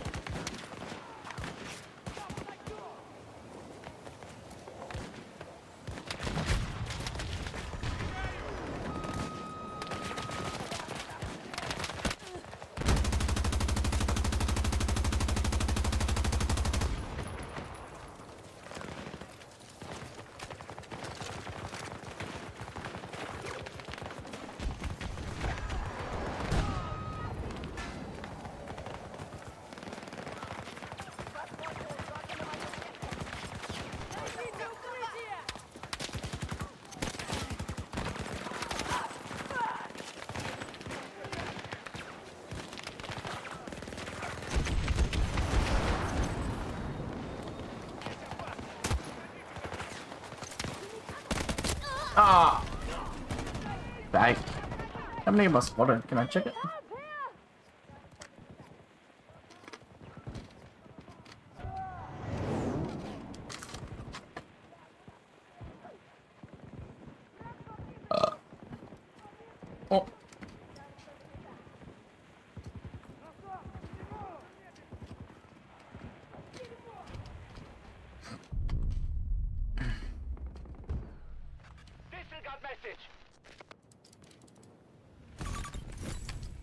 Huh? What happened there?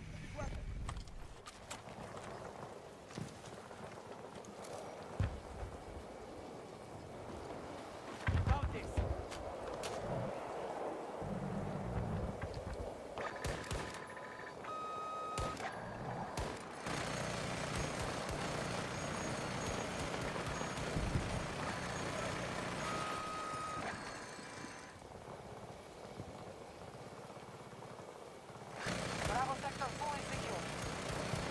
Well done.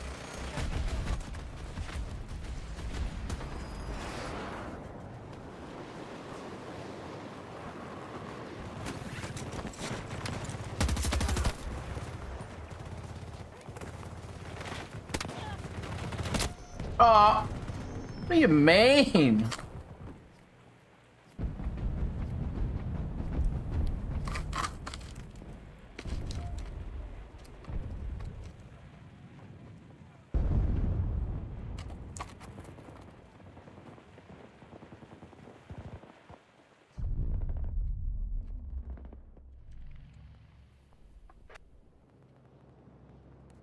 Got me good.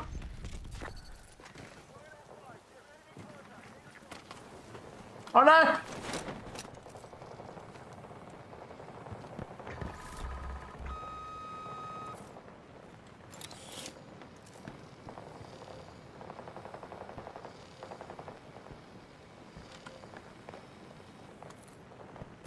Hostile located. 250 meters.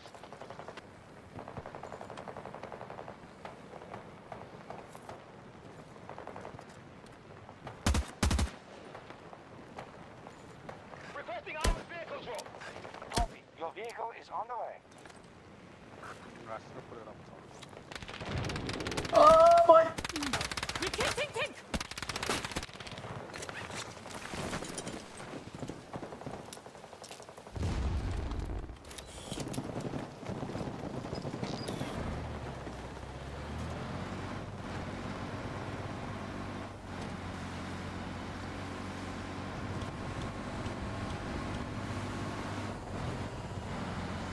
They've taken Bravo sector.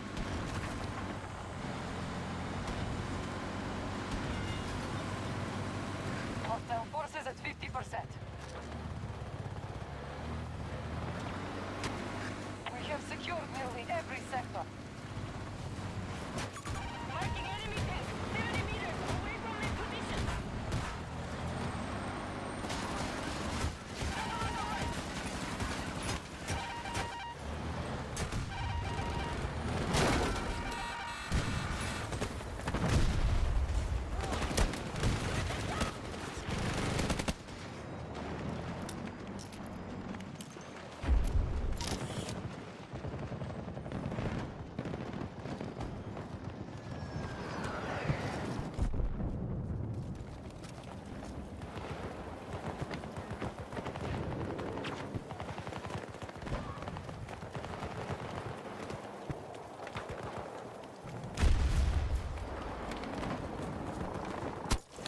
No! Ah! We have lost Delta sector to the enemy.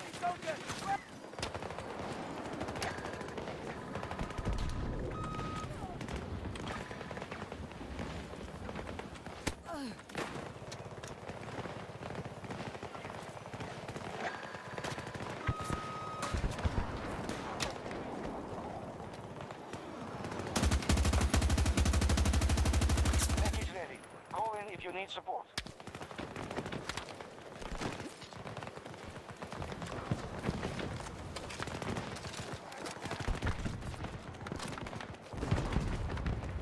Our attack on Bravo 2 is underway. Enemy tank! Distance! 170 meters! Tango! On my mark!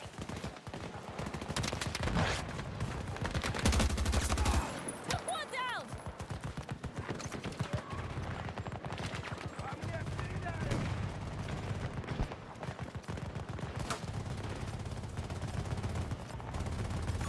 Hostile armor! I'm close!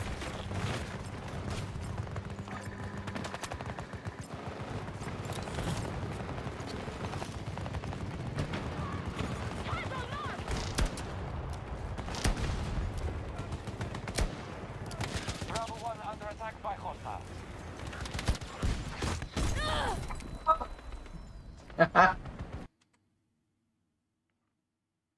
under our control.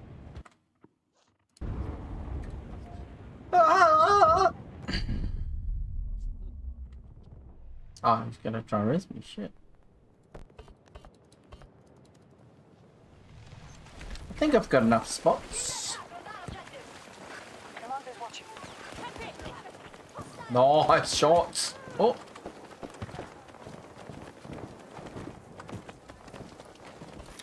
Looking for threats.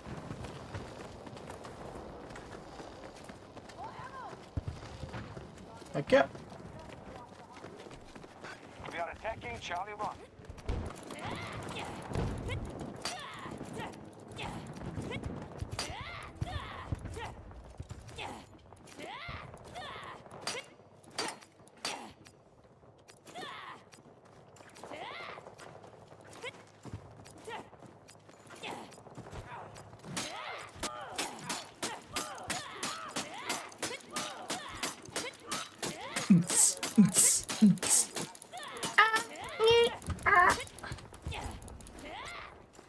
Oh, look, they're coming.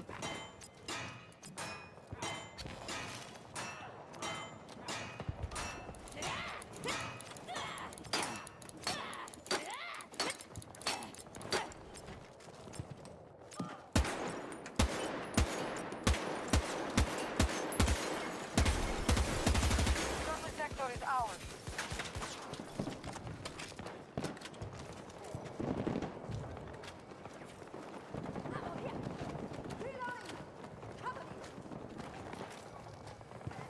Begin your attack on that objective. You're monitoring your progress.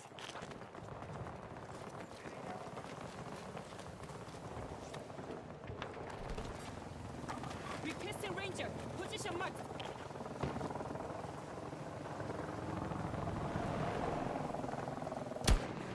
I need a ranger. Trust in my mother. Understood. Oh! Blech. Ah, They're using a tank. such an evil. Delta sector.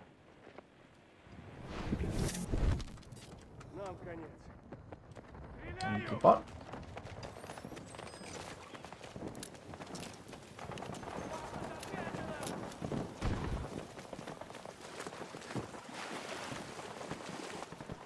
Our enemy is outcoordinated. We're keeping control of more sectors.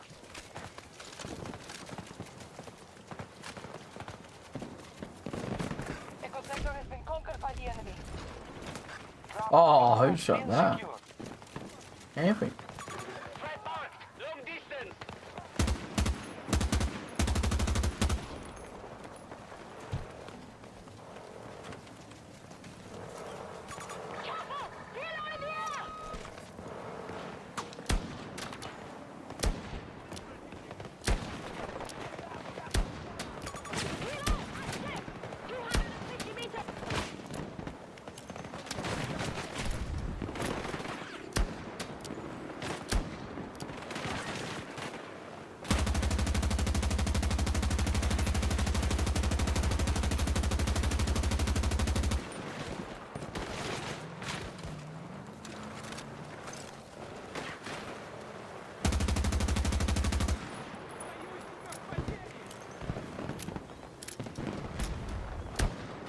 Enemy moving on Bravo 1.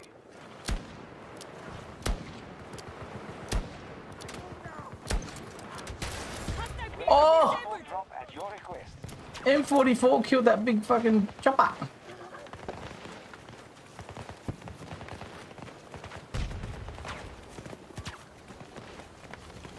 Transport there.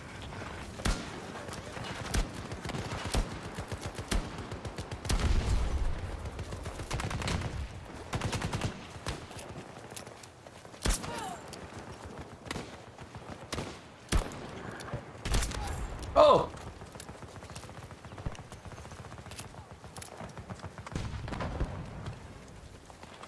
So fire marker. Go. We no longer control Bravo 1.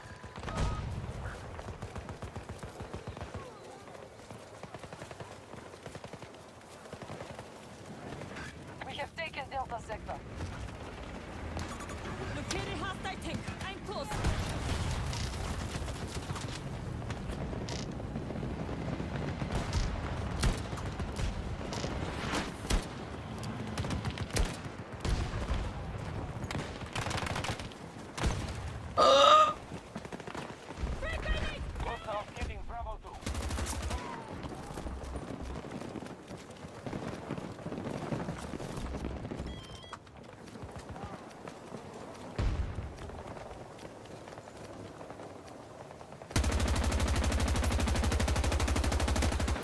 Oh! Shit!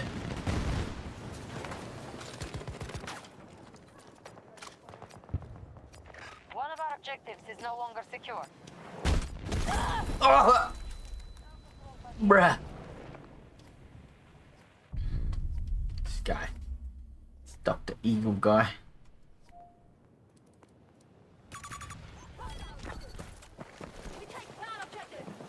Command is watching.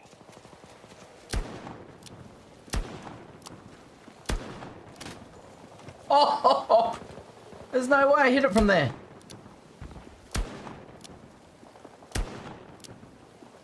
That's crazy.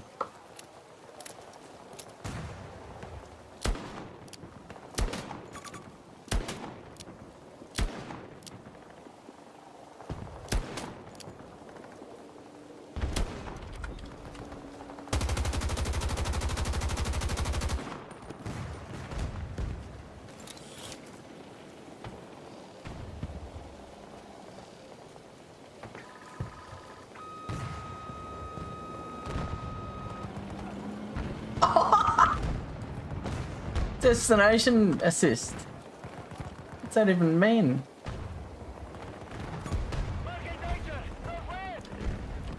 Hostile activity at one of our What's that about?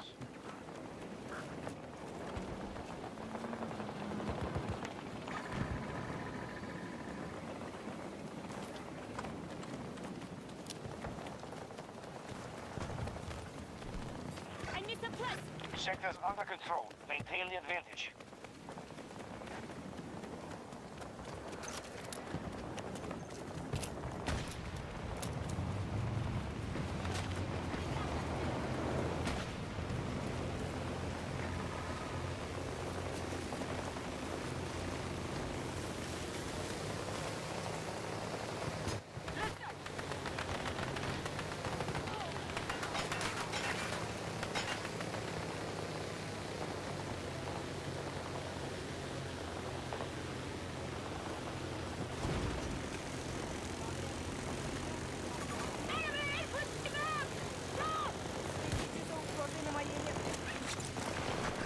The U.S. forces are weakened. They're nearly defeated. Need a pickup. We control most sectors on the battlefield. We have secured Charlie sector. Oh, I think I spotted it. Objective marked. Looking the commander.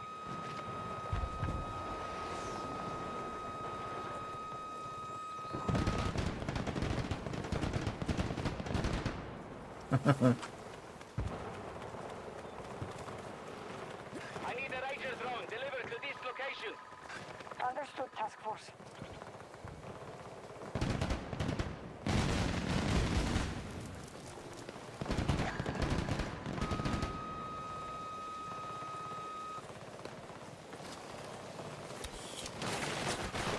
Bravo sector is out.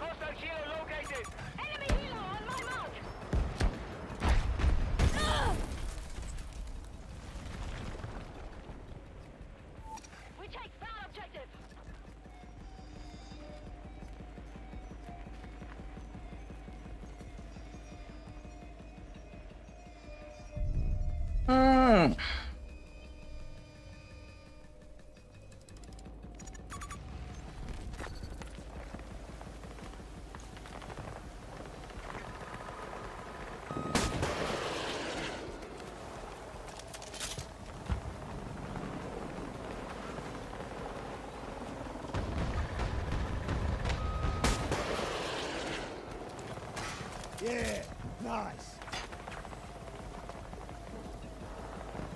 Did he bail? Enemy has taken No, Delta he sector. got blown up. Oh, you got him.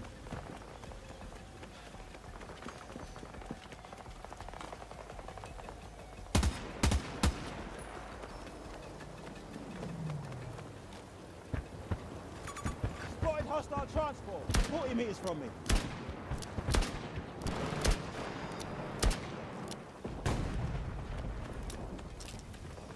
Markers across the map. Need to move. Our plan is effective. We hold more sectors than our enemy. Whoa!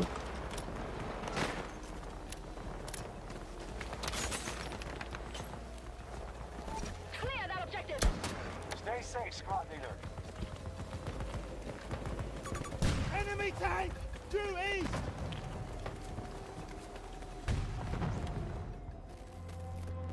Oh yeah! All U.S. forces retreating. Victory is ours.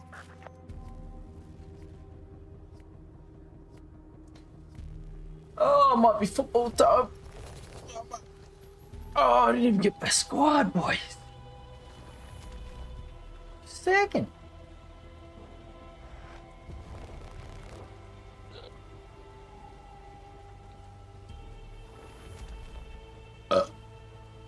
Yeah, football time.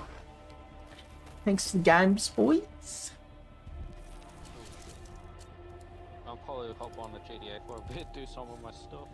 Nice. My businesses, you know. That's it. I've been getting back into that. Yeah, getting ready for 6.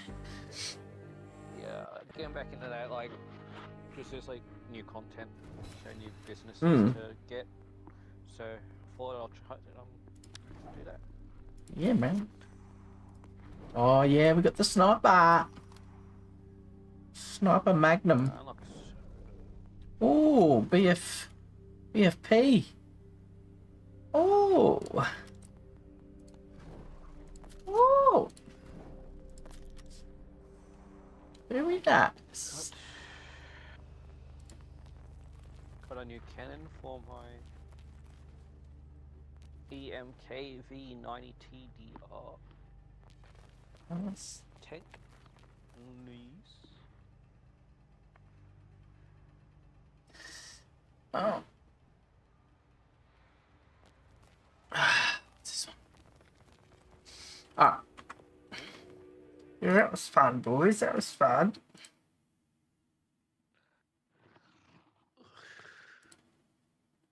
I'll catch you later, brother. Yeah,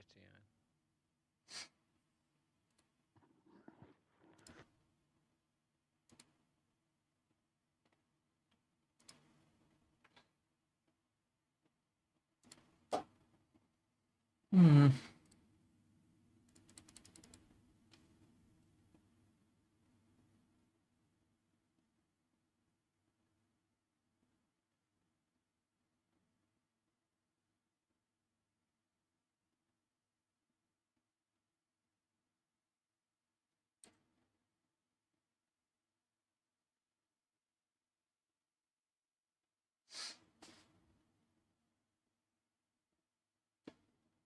Oh!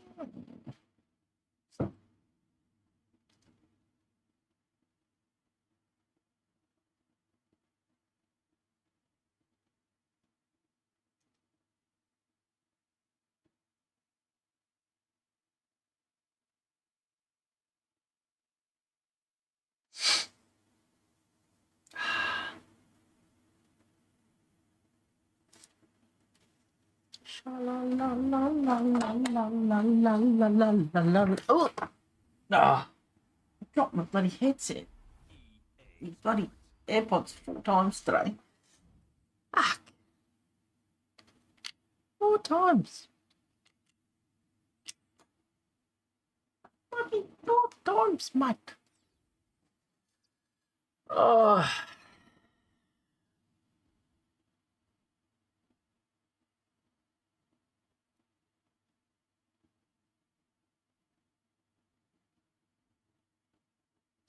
Stupid nose.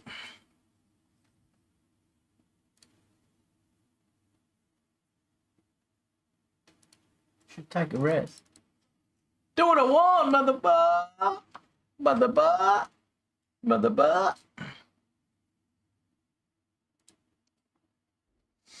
Nah, I had a rest, mate.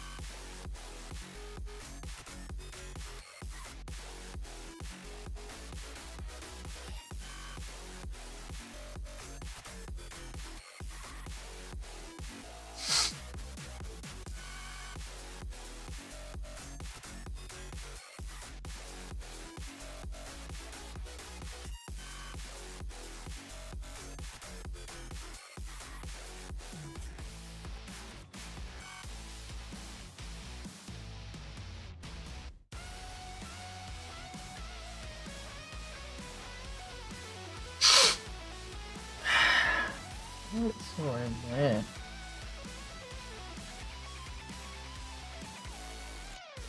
Oh, why is the cold so grim?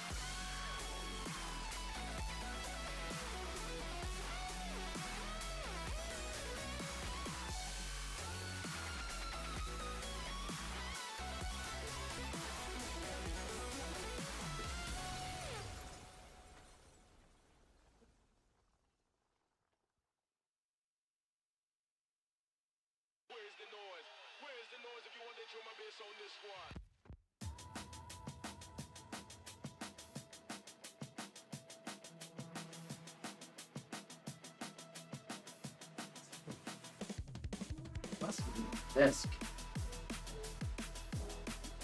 Is that it? Yeah.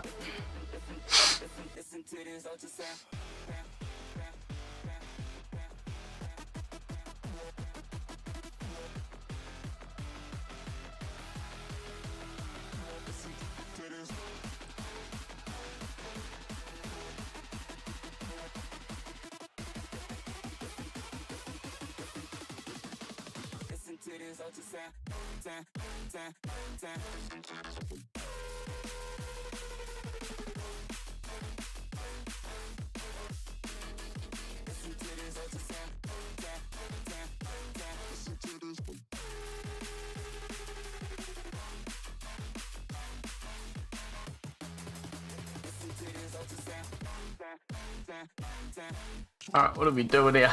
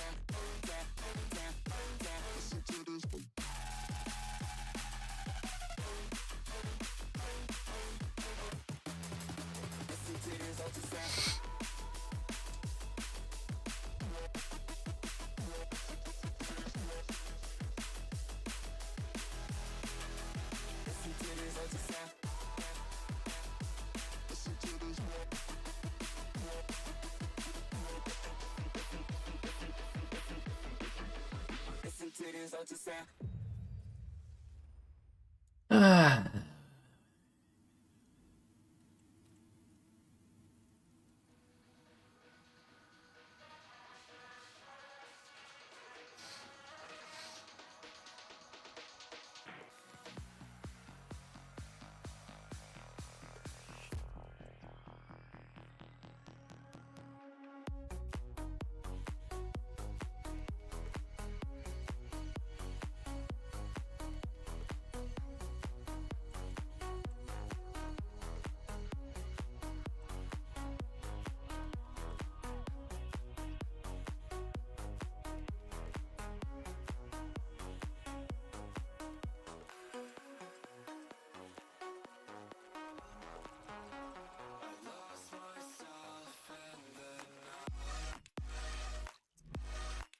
Oh my goodness. Ah, e-balls. E-balls.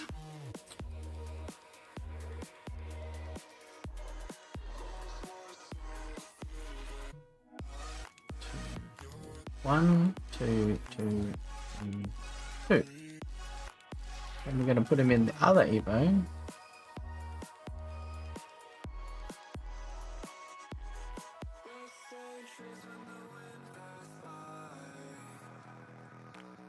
Okay.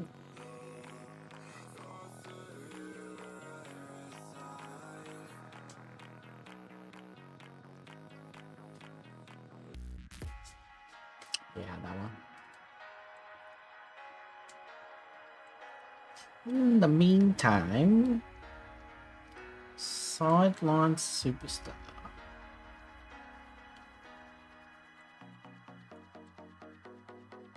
Cinnamon.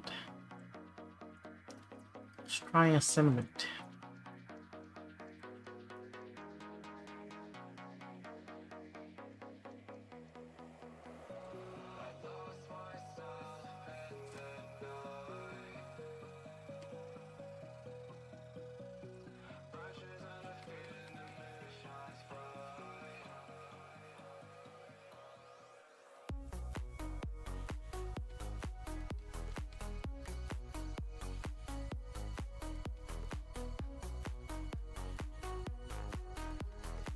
Let's see.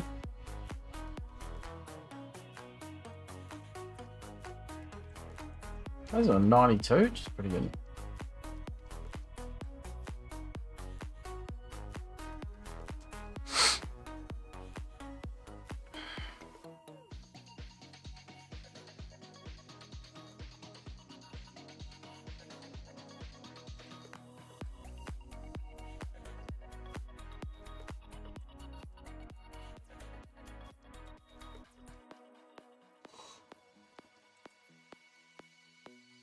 Ah.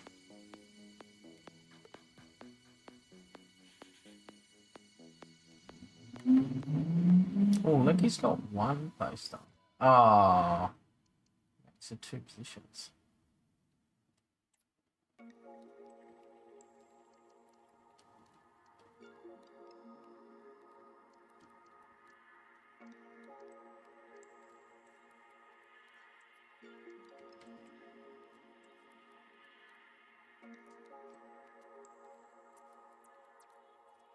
Might have aura. I reckon Newell's the go. Gets semi-good boosts. BTW, I'm now the most powerful in Infant War. Woo! You're taking over. Yeah, we'll go Neil Wolf. Plus 15 shooting, plus 12 agility, plus 10 balance, plus 10 pace, plus 20 reactions. It's right wing, inside forward plus plus, quick step plus. Oh.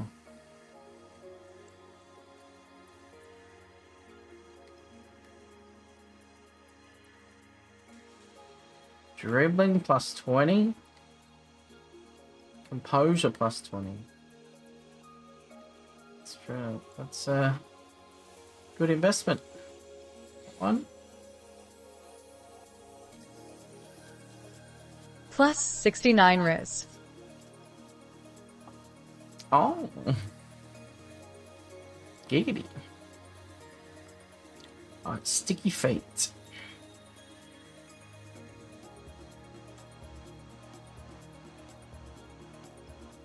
Australian cam.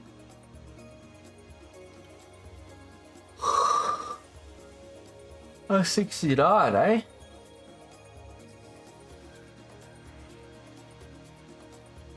Ah, as if. Kill's the only one that fits it.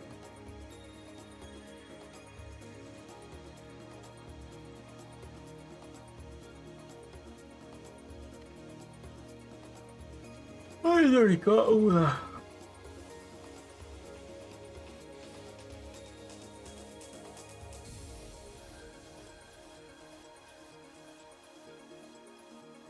How long has this got?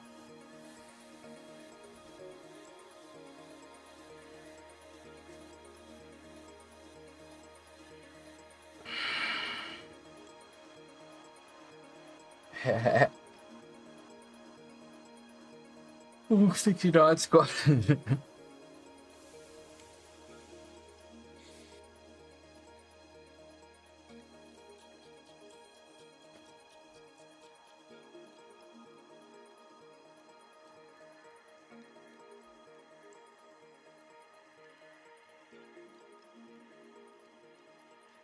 Or draft.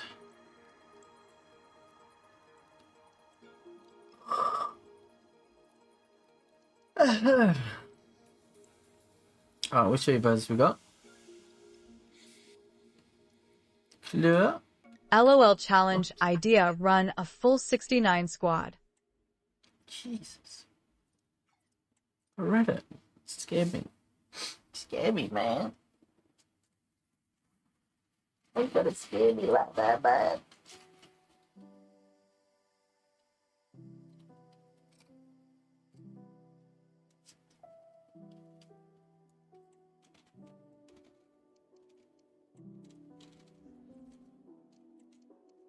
Is it just me, or does the shape of chocolate affect the taste? Oh. No, it shouldn't. What shape is it?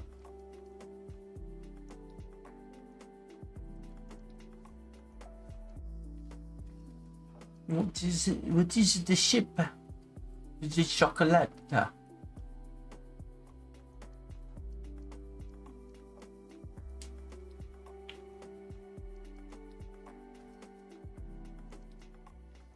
Hey, the missing piece. Furry friends. Whoa. Oh.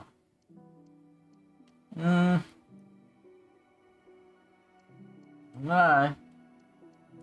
Furry friends.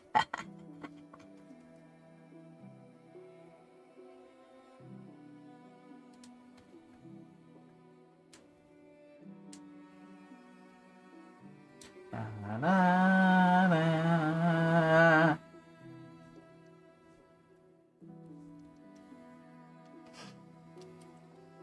Good side.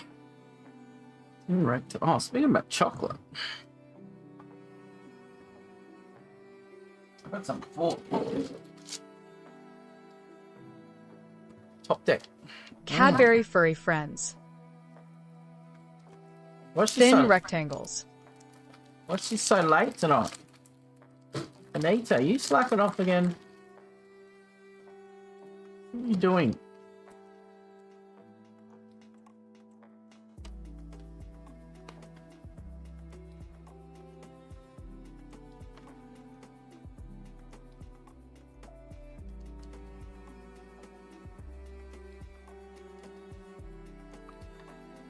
Anita.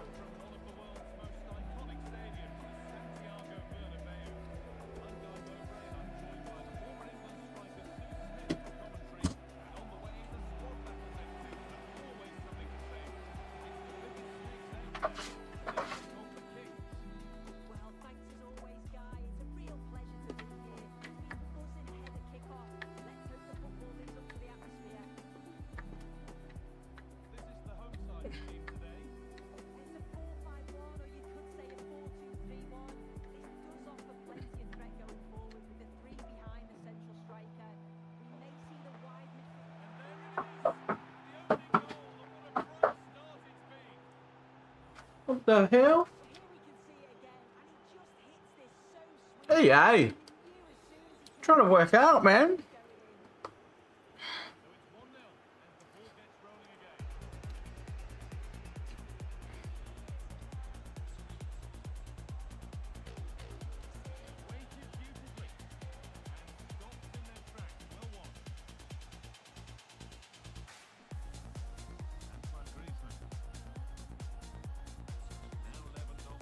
Down.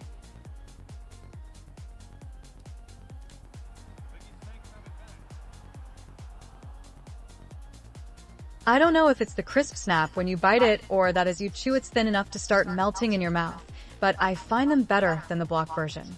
Oh.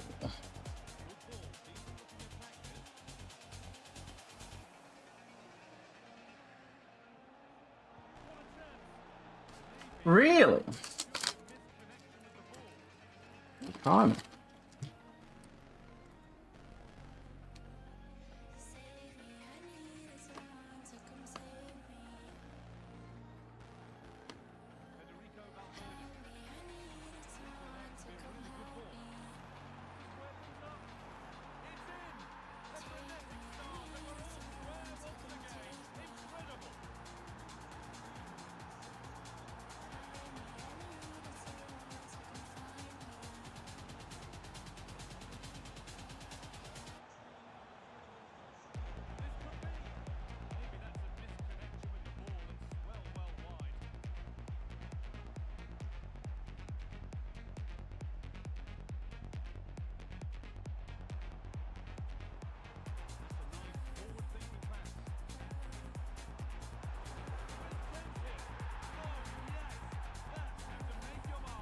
Right, run. Well, birthday.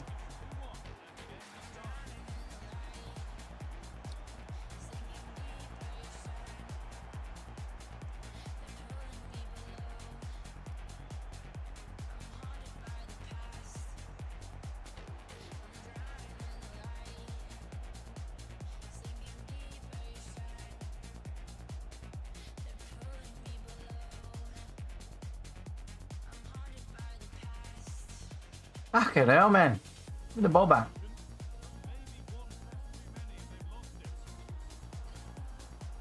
I know they're targeted to kids, but I don't care. I don't care. Yeah!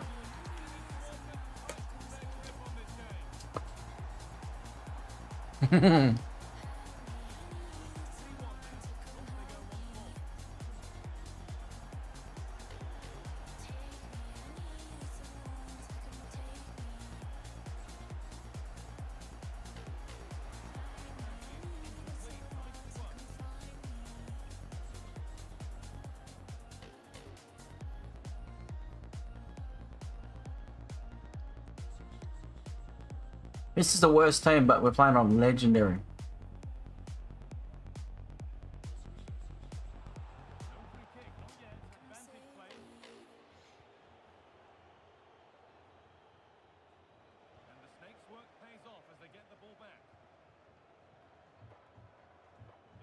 Ah.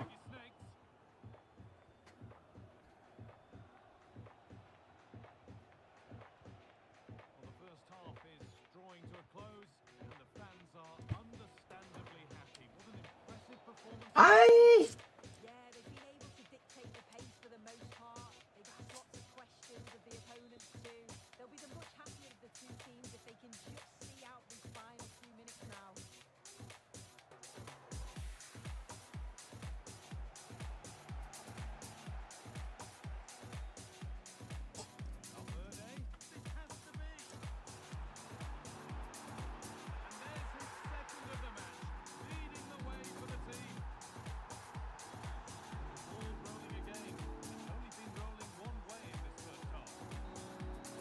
The side, where's the half from?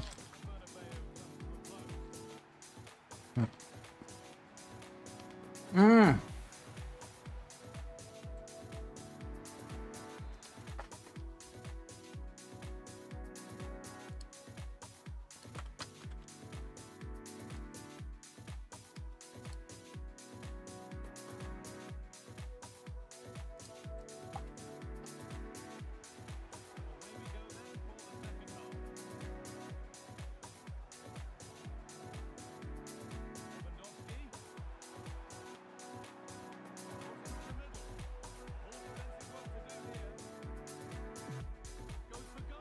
Oh, imagine.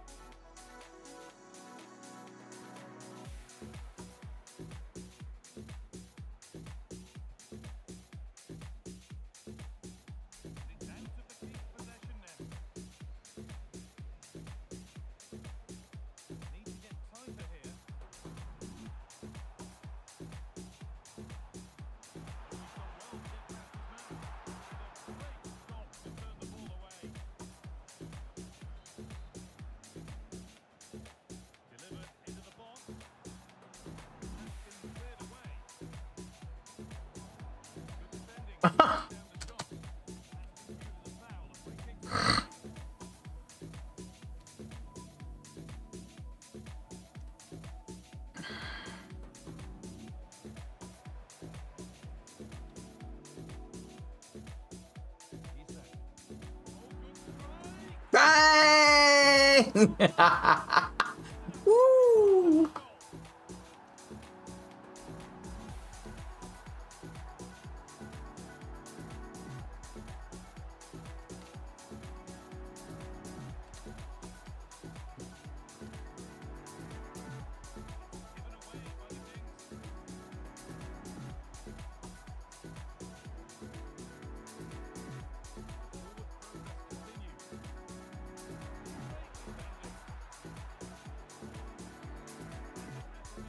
Huh?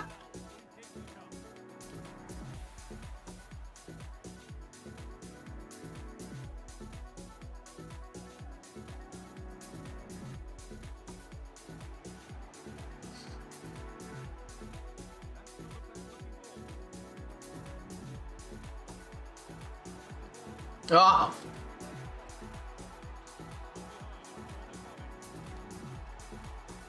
Hey! Lewandowski! What a goal!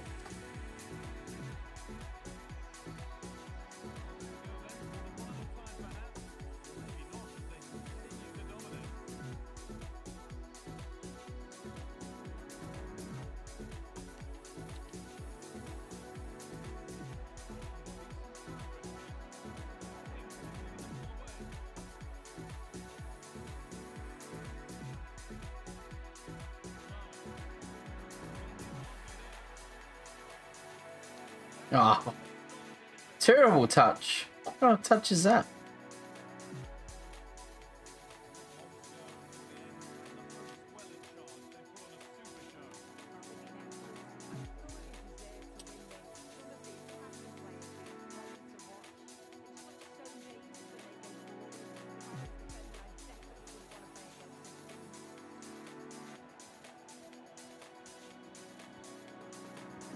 Oh. Lebowski. Oh, I kicked it. That angle. Oh, yeah. A bit thinner.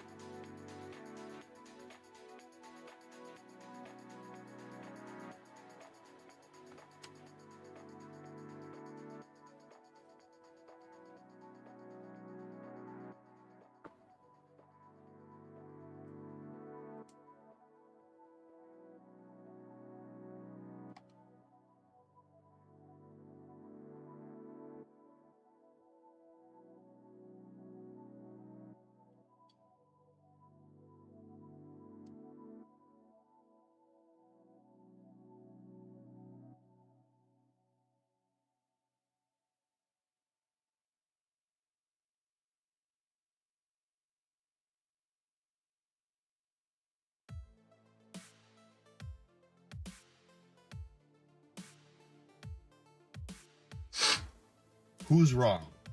First off, that is not a posing room. You gotta get out. Alright, Mark, neighbor here real quick. We'll leave in 1 second. No, I mean, or I can just ban you right now. I'm in. I'll ban you right now. 1 second. Alright, thank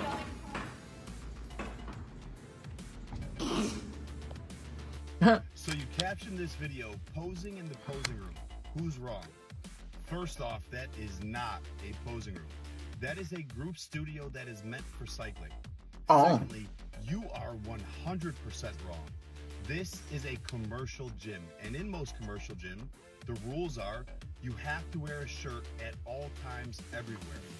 This woman is just doing her job.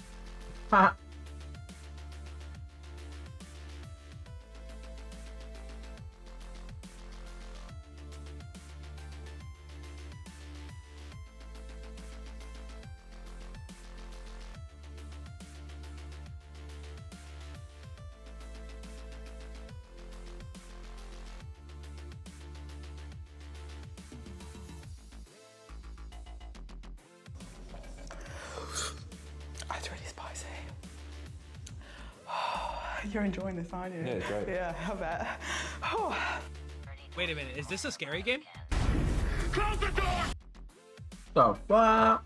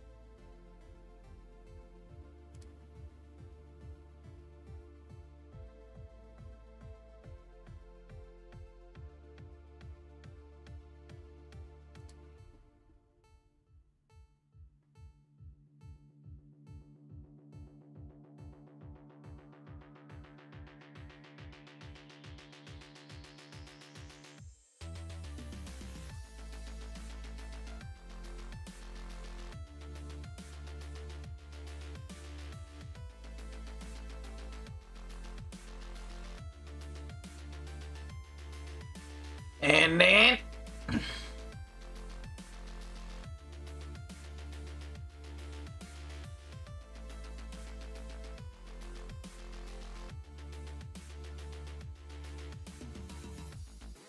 You look like someone that's arrogant and a narcissist. Yes, of course. Oh yeah, Amanda, you will like that one. Gorgeous. Do I look like Do I look like I eat carbs? No. You look like someone that's arrogant and a narcissist that doesn't know how to act like an adult in a restaurant. But I believe what you meant to say to that man who's It's just no trying thank to do his you. job is no thank you. And you know what they say? You can tell a lot about somebody by the way they treat the wait staff in a restaurant. But from the looks of this video, I don't know if it's because you have money or you were on TV, but you think you're better than people. You're not. And for you to take a video of that man, to post it online, to try to shame and embarrass him, and all for what? Some likes and attention on social media? Seriously? You don't need know to better do than to treat better. people that way? Learn how to respect people, including the wait staff at restaurants. You need to do better. Mind your own business. I just won 9 grand. Now that is impressive. Oh, feature, 10 free spins. Would you look at that? Cash, f***head. If you like winning cash like that on slots.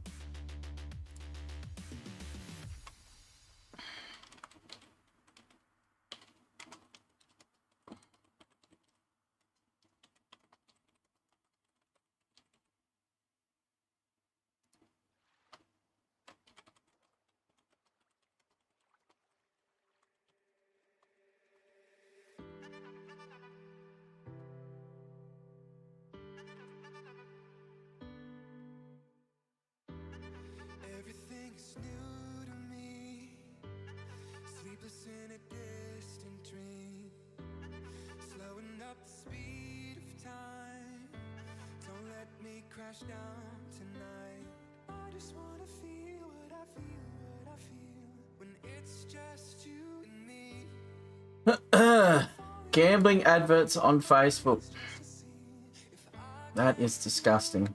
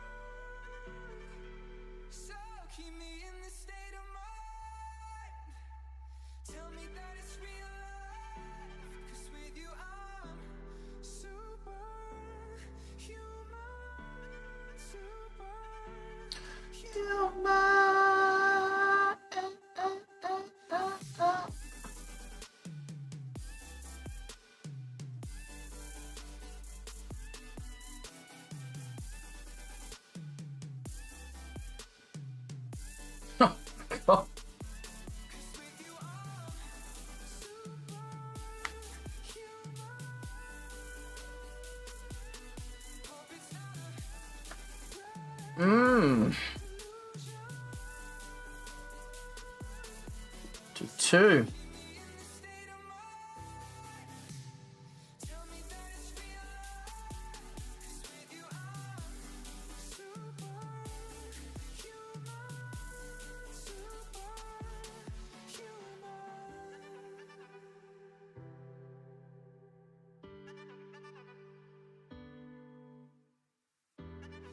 Everything is new in love.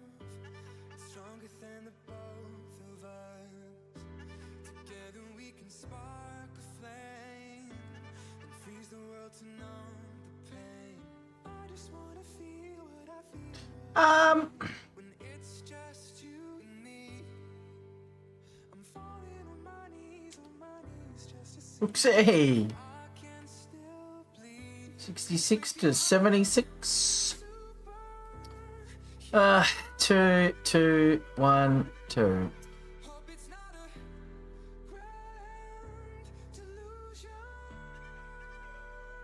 One and one. Hun and hun.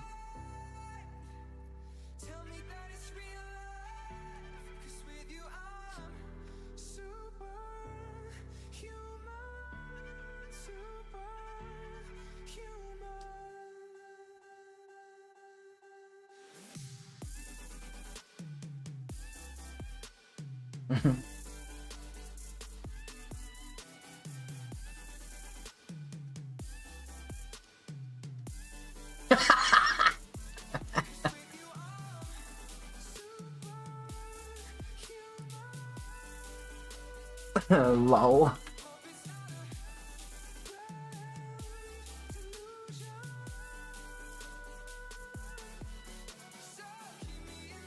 Teman. Teman.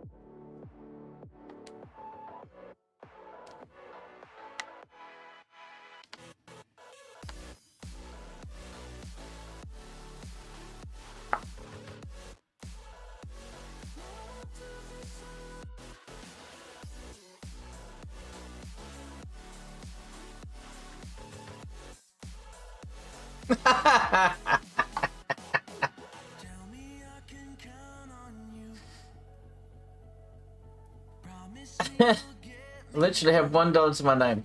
What's your Venmo? No, don't request a $1. Yeah. It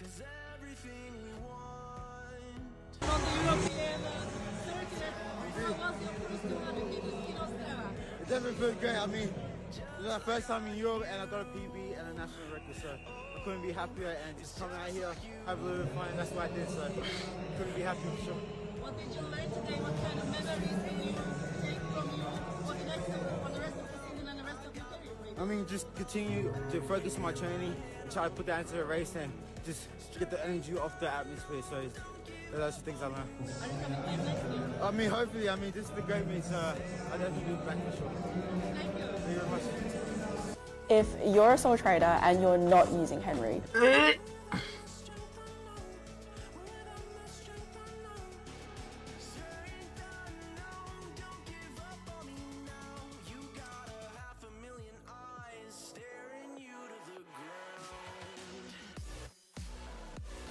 Bro, what is my chat? Why is my sister back on TikTok Live, bro? Chat, I think my sister want to be a streamer, chat. Do I let her be a streamer, bro? What is my bro? What is my sister, dude? Oh hell no, I'm about to call her, bro. Is she okay? Bro, is my sister okay? Bro, what the f is she doing, bro? Bro. What is my chat? Why is my sister back on TikTok Live, bro? Chat, I think my tell me I can run to you. Promise me a rendezvous. Coldest days of the year. Bucket loads of snow. 30 to 40 centimeters in Victoria. Huh. Huh.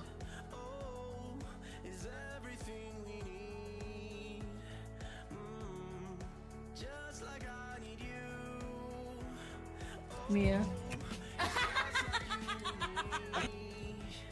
want you to say the first thing that comes to your mind, okay?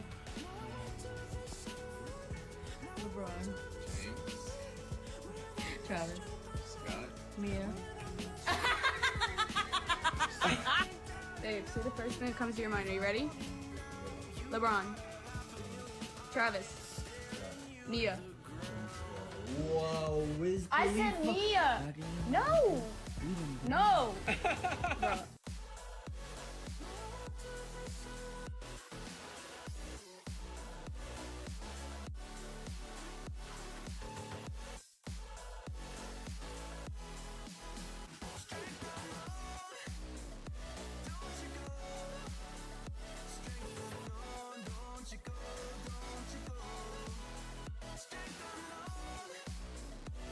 Hard to go.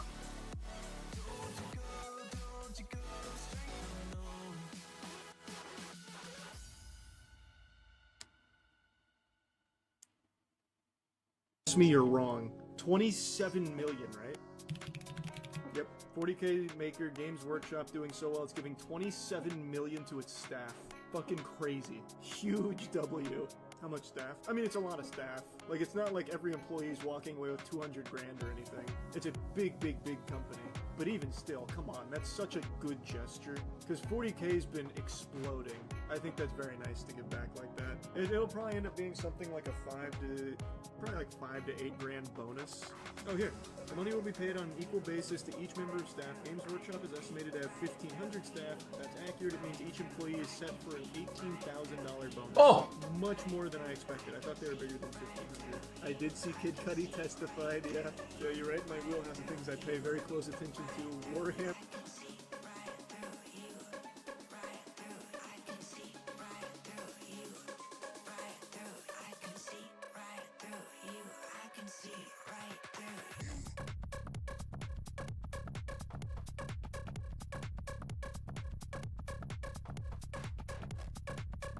Oh yeah. All right. Next cap. Meow.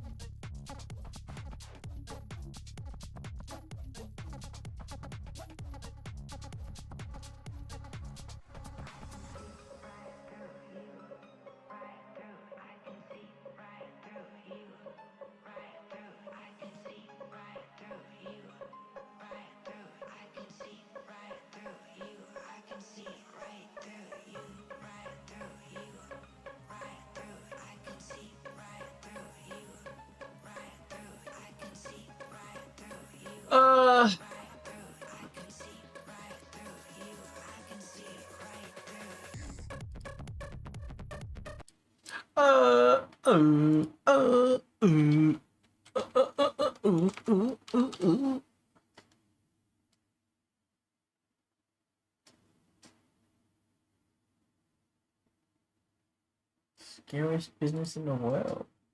Does the world end? Nuclear war? A deadly plague? Ooh. Falling asteroids? Ooh. Probably not. Most experts agree that the most likely way for the world to be destroyed is by accident, a mistake. And today, we're looking at the ultra-secret underground market that deals in exploiting those mistakes. A market where hackers in their basement make millions of dollars from terrorists, dictators, and even your own government. But as we venture into this dark underground world, we'll also be asking how it affects you. Have you ever wondered if you're being watched through your webcam or phone camera? Or if your password-protected files and messages are really as private as they seem? As our lives become more and more connected by technology, have you ever stopped to think of the risks?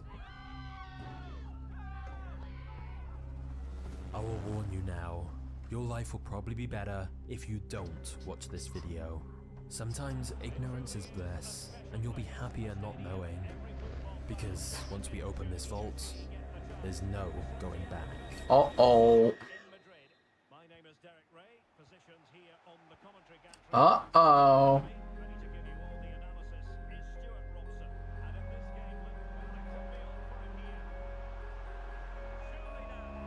Valverde.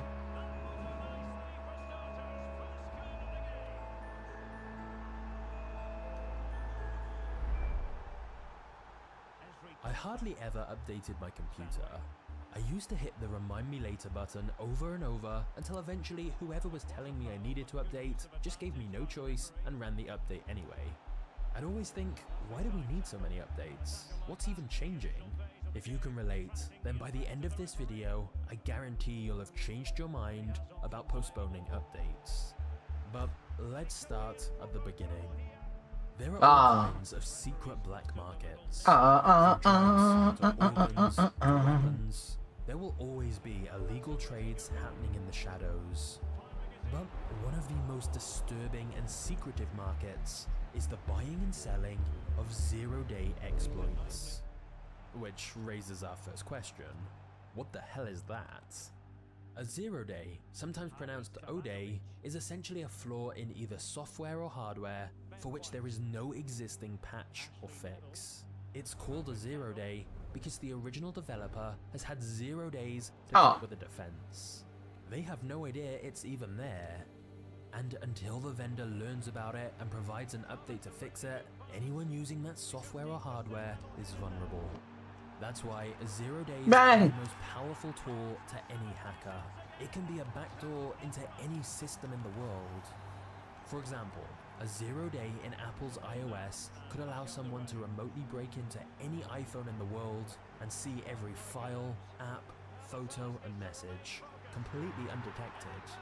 And there is no protection against the 0 day exploit. By definition, it's an unknown vulnerability, so no antivirus will help you. Of course, eventually, the manufacturer finds the security hole and releases a security update. But it could be months or years before they detect it. Which means a catastrophic amount of damage can be done before then. With the right 0 day exploits, a hacker could break into any company or system in the world. And that doesn't just mean your devices. They could break into a military base, or the safety controls at a chemical plant, or even shut down a nation's electricity grid.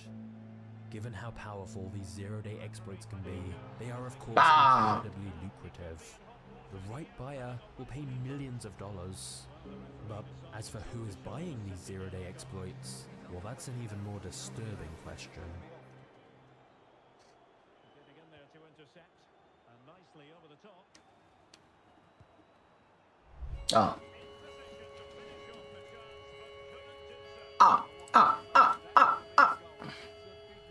It all started in the 80s and 90s when hackers would find bugs in various software. This was often just a hobby. They were curious to see how the code worked and if they could find any vulnerabilities in it. If they found a mistake in the code, they would often approach these tech companies like Microsoft or Oracle and let them know they found a vulnerability. But these tech companies were not remotely grateful. It was the opposite. They viewed these hackers as a nuisance, as criminals. They certainly didn't want people drawing attention to flaws in their products. And so they would tell hackers to stop poking around their software, or else they'd take legal action. This reaction from tech companies caused a lot of frustration amongst hackers who were trying to do the right thing by notifying the companies of flaws in their code. So the threats from the tech companies caused a lot of resentment, which would ultimately convert many white hat hackers to black hat. And so when the companies didn't listen to them, some hackers just started sharing the bugs they found publicly online, like on a service called BugTrack. Microsoft then compared them to terrorists. So in 2003, a security company called iDefense sensed an opportunity. They started offering to pay hackers directly for vulnerabilities they found. It was often quite small amounts, maybe $100, but this gave hackers an incentive to share the bugs they found in an ethical way. iDefense would then share these bugs with the vendors so they could get fixed, but in the meantime, they could offer their own clients a workaround to protect themselves until the vendor fixed the bug. So iDefense's business model actually worked quite well for everyone. But this gave birth to the 0 day market, where these 0 day vulnerabilities could be sold for a profit. And it wasn't long before iDefense started getting bid. Government agency contractors and their intermediaries started reaching out to hackers on these forums and offering to pay way higher prices. It could be tens or hundreds of thousands of dollars for the right exploit. Of course, there was one critical condition: complete silence. A 0 day is only worth so much if nobody else knows about it, as obviously as soon as the vendor fixes the security hole, the hacker loses access. So if government spies and brokers were going to shell out 6 figures for a 0 day exploit, it was crucial nobody else knew about it. The first rule of the 0 day market is you do not talk about the 0 day market. iDefense started to notice bug submissions began to drop. and some hackers started suggesting they had better options. However, since these transactions were typically done through brokers, hackers would usually have no idea who they were selling to or how the zero-day would be used. You're just dealing with a middleman. You may hope the exploit you find is being sold to your own government, who will use it to spy on terrorists and prevent harm. But in reality, it could be sold to a rogue nation state who may use it to trigger an explosion at a chemical plant and kill civilians. You have no way of knowing. That's why the zero-day sellers have been referred to as merchants of death, selling the bullets for cyber war. We know from Edward Snowden's leaks that the United States was one of the biggest players in the zero-day market. The leaked documents suggested the NSA had acquired a vast library of invisible backdoors into basically every app, server, and system you could think of, and they could break in even if a device was turned off.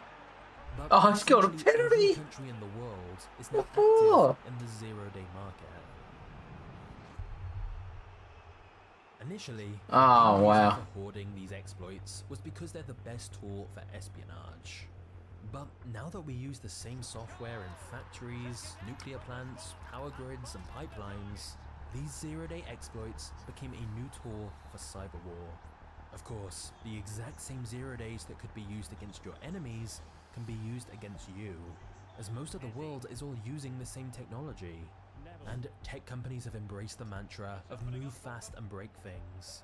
But this means as more code is hastily written, more bugs appear that can be exploited. Interestingly, tech companies have now changed their tune towards hackers, and instead of viewing them as the enemy, they've realized they're a cheap form of quality assurance. So many companies now offer their own bug bounty programs to pay hackers for finding vulnerabilities in their code. The problem is, zero-day brokers pay significantly more money, so companies are basically trusting hackers who find a bug will accept less money by giving it directly to the vendor so they can fix it, rather than selling to a zero-day broker. As an example, there is a zero-day broker who actually shares their price list publicly called Zerodium. Most brokers are very secretive about who they sell to and for how much. But Zerodium is transparent that they pay between $2 and $2.5 million for a zero-day for Android or iOS that can access a user's device fully. This is the holy grail of zero-days, as it can get you into almost any device without the user even needing to click anything. So, as you can now see, there is a thriving market for zero-day exploits, as they can essentially be cyber weapons of mass destruction, and you can imagine the damage they could inflict. Except, we don't need to imagine, it's already happened.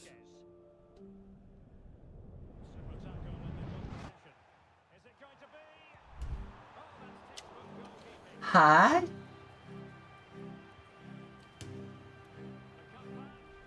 It's 2010, at the headquarters of Iran's nuclear program, where they're developing nuclear weapons.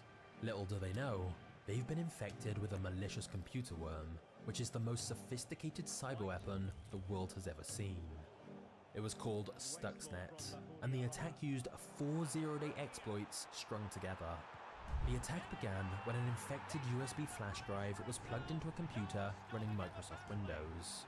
By exploiting a Microsoft zero-day vulnerability, Stuxnet was able to spread from the infected USB drive onto the computer without detection. Then, using a separate zero-day vulnerability in printers, Stuxnet was able to gain access to the facility's local network and spread across the entire plant. Even though the network wasn't connected to the internet, by exploiting these zero-day vulnerabilities, Stuxnet could burrow itself deep into their systems until it found its target. And then, Stuxnet began overloading Iran's spinning uranium centrifuges out of control, causing them to overheat and self-destruct. This computer worm was causing very real physical damage. And yet, the code was so cleverly constructed that it reported on the monitors that the centrifuges were rotating at their normal speed. And thus, to the Iranian scientists, coin boost. everything appeared normal. By the time they finally realized a computer worm was responsible for the destruction of their centrifuges, around a fifth of them had already been destroyed by Stuxnet. Whilst nobody ever officially confirmed responsibility for the attack, it would later be concluded by experts that Stuxnet was a joint operation between the United States and Israel. And it's estimated it set Iran's nuclear program back several years. Alright, one more for him. Consequences of Stuxnet One more for cannot be him. overstated. This was the world's first cyber weapon of mass destruction. A former NSA director compared it to the moment the first atomic bomb was used. A new weapon was now out there, and there was no going back. It showed other countries what could be achieved with a few 0 days used together. It was almost an advert for the damage and destruction that could be caused with these cyber weapons. And so, after Stuxnet's discovery in 2010, the 0 day market became flooded with more buyers, including countries with terrible human rights records. The cyber arms race was on.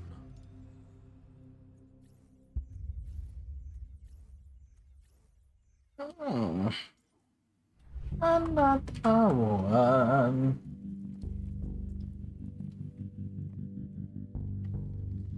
It's May 12th, 2017, and panic has erupted in London. Patients are being turned away from hospitals, being told their surgeries can't go ahead. They're told that the British health system has been hacked.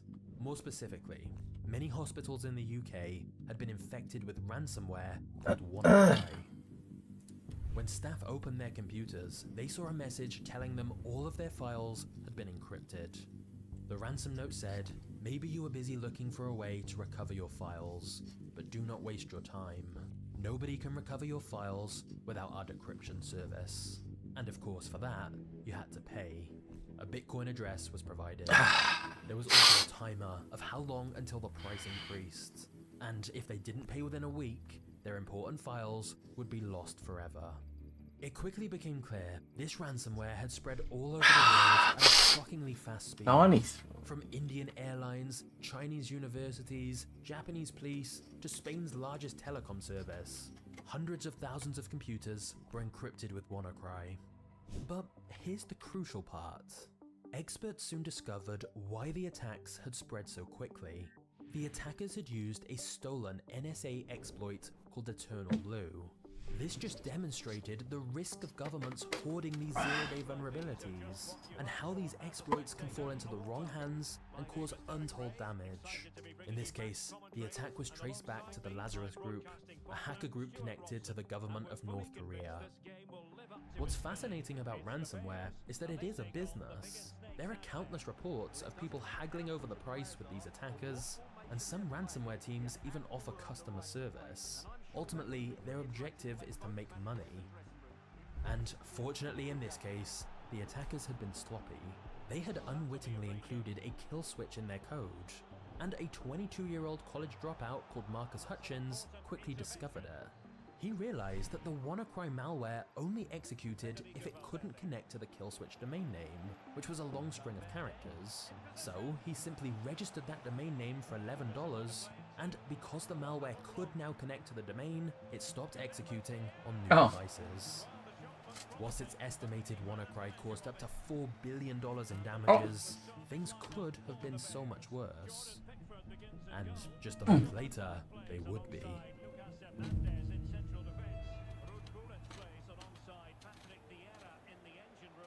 Before we get to the next chapter, let's talk about how you can save money with today's sponsor, ShipStation. If you're running a business, managing orders can be very chaotic, and that's why I'm a big fan of ShipStation, as they make it so easy to automate shipping tasks. ShipStation seamlessly integrates with services and selling channels you already use, and so you can manage all your orders on one simple dashboard.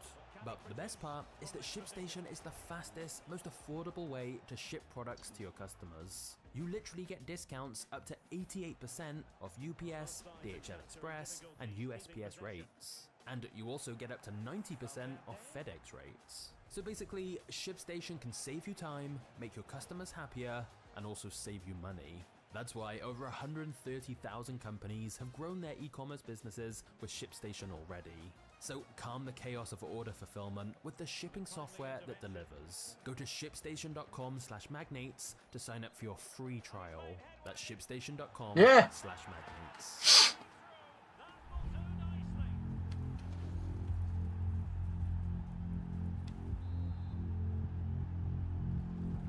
June 27th, 2017, Russia used this new leaked NSA cyber weapon in Ukraine, in what became the most destructive cyber attack in history.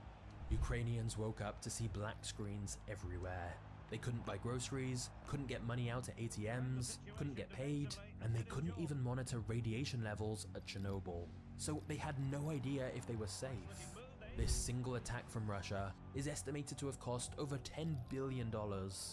But Russia was so deeply inside all of Ukraine's systems that they could have easily used that power for something very deadly. But instead, they were trying to send a message to Ukrainians that their government was weak and Russia was stronger and in control. They had actually done something similar 2 years earlier using a different exploit, when the Russians briefly shut off the power grid in Ukraine, plunging the country into darkness and panic. What's fascinating about these cyber attacks is that one of the reasons things weren't much worse for Ukraine is that at the time, not everything was as interconnected and automated in the country. Whereas, if you contrast that with a country like the United States, virtually everything is connected to the internet. And thus, experts have warned that as we continue to connect more devices, from our hospitals, to chemical plants, to pipelines, to cars, to light bulbs and fridges, we are essentially creating the world's largest attack surface. You may think these incidents would be more of a wake-up call. We've had one country remotely destroying another country's nuclear program. We've had hackers encrypt files around the world costing billions of dollars. We've even had a country shut off the power in another country. But the news cycle moves on, exploits continue to be hoarded, and the secretive zero-day market continues to thrive. But if you thought zero-day was worrying, wait until you hear about Silk Road. It's time we take a journey to the dark web and learn about the most illegal business in the world. Just click the thumbnail on screen and I'll see you there. There's that great.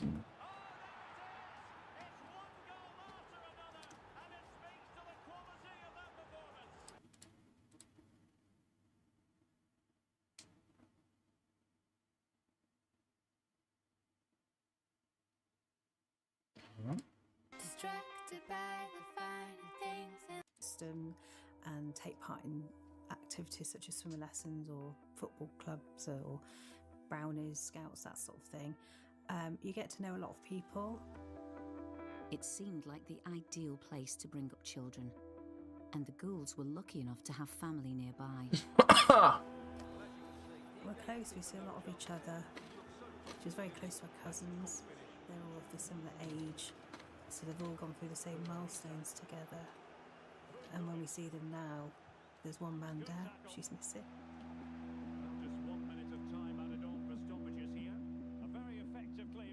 Ellie was born on the 6th of February 2002, and I was born 4 weeks later on the 6th of March. So being that exact month apart, inevitably we were very close because we were so close in age, and also kind of the two only girls, like within the cousins, and we also just got on really well. Oh. They were like sisters. It was almost like we had twins in the family. And from day one, they were as thick as thieves, even before they could start. Classic. You'd put them in their car seats together, and they'd sit there, and they'd be talking in baby language, totally gabbling away in baby language with each other. As she grew up, Ellie had a passion for horse riding.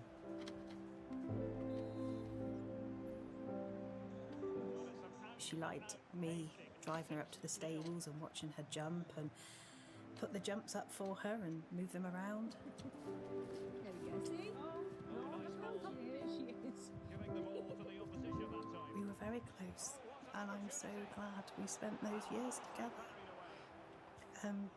We both had a love for horses, so that was our life. That's what we did at the weekends. Guys, man. And as a result of that, we had a lovely relationship.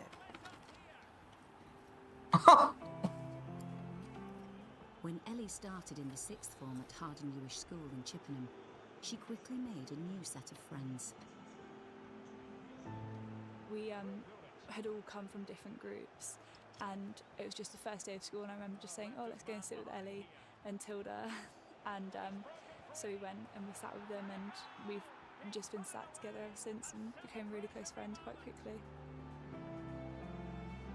As our school year progressed, we did begin making friends with more people, so more boys joined our group.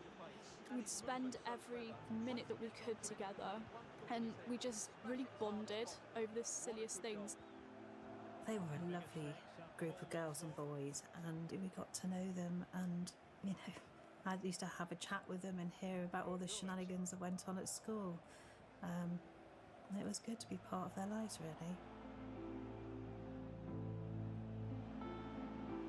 It's a normal part of a developmental stage for teenagers to turn to their peers and identify more powerfully with them and form very strong bonds with their friendship group, because, you know, that's how they compare, contrast, fit in, feel approved of, all of that kind of stuff. So the power of friendship at this age is very important.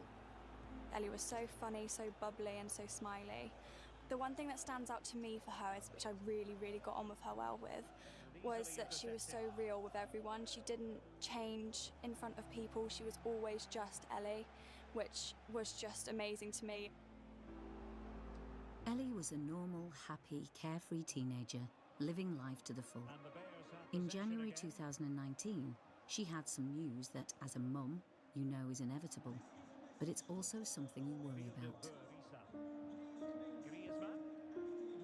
She told me one day after school that a boy had asked her out, and she seemed flattered. She was quite bubbly and said, "Oh, this boy's asked me out, Mum." And I said, oh, that's nice. What's he called? And obviously asked a few questions about him. And I felt reassured that he was known to them. He was from Derry Hill. He knew the sons of good friends of ours. So I just thought, well, that's probably a good choice. The boy in question, Tom Griffiths, was a bright, talented sportsman and had been at school with Ellie and her friends for years. She'd fancied him for quite a while, actually, before we joined sixth form. Him and her had a weird sort of on and off thing in lower school, sort of year 10, year 11. And then when we finally joined sixth form, it turned into a relationship. It was only Tom and Ellie that they were the only romantic relationship in our group. Some of the boys played for Chippenham Rugby Club, and he was in that team, so that's how the connection was made. And he seemed a quiet lad, nothing remarkable about him. We're a bit surprised, but as Matt and I said, it's the first boyfriend, it'll fizzle out. It seemed her mum was right. It wasn't long before priorities shifted for Ellie, and boyfriend Tom became a less important part of her life. Oh no. So as Mox approached, I think she sort of realised she didn't need or want a boyfriend. She decided that actually friends and education was more important to her than having that one single person in her life. So she sort of decided to focus more on revision and, you know, mingling with the girls a bit more. Oh. The thing is about teenage love, it could be your first important relationship. Your self-worth, your identity, how you see yourself are all tied up in somebody fancying you or wanting to go out with you. Now imagine the opposite when they say, I don't want this anymore. All that stuff can feel like the rug has literally been pulled from under your feet. Oh, pardon me. Her friends have told me that she finished with him on that Thursday night, and she posted something to them that how relieved she was that she felt freedom again. Ellie had called a halt to her relationship with Tom. The next day, the 3rd of May 2019, would be her last. Oh, man. On the Friday morning, it was just a normal morning. She was eating cereal. I was about to go to work. She'd normally have gone into school on the Friday morning, but she didn't have any lessons. So she decided to stay at home and revise. And her friend Ellie Welling was coming at about 12 o'clock to collect her, to drive her into school, because they both had history together. So that was the plan. There are many things you fear as a parent, but the news Ellie's mum Carol received from husband Matt on that Friday afternoon was her worst nightmare. He rang me at work, absolutely hysterical, and just said, Carol, you need to come home, you need to come home. Ellie's had an accident, she's had an accident, just drive carefully, Ellie's had an accident. Oh, and I was so taken back because I've never heard him be so hysterical. Alright, who else we got?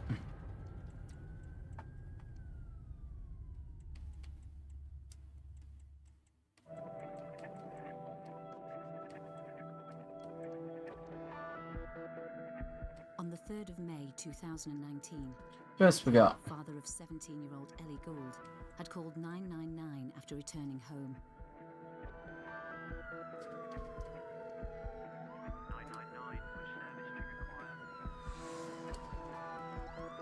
Alright, get Jerry are in. Carol, saying there had been an accident in the house.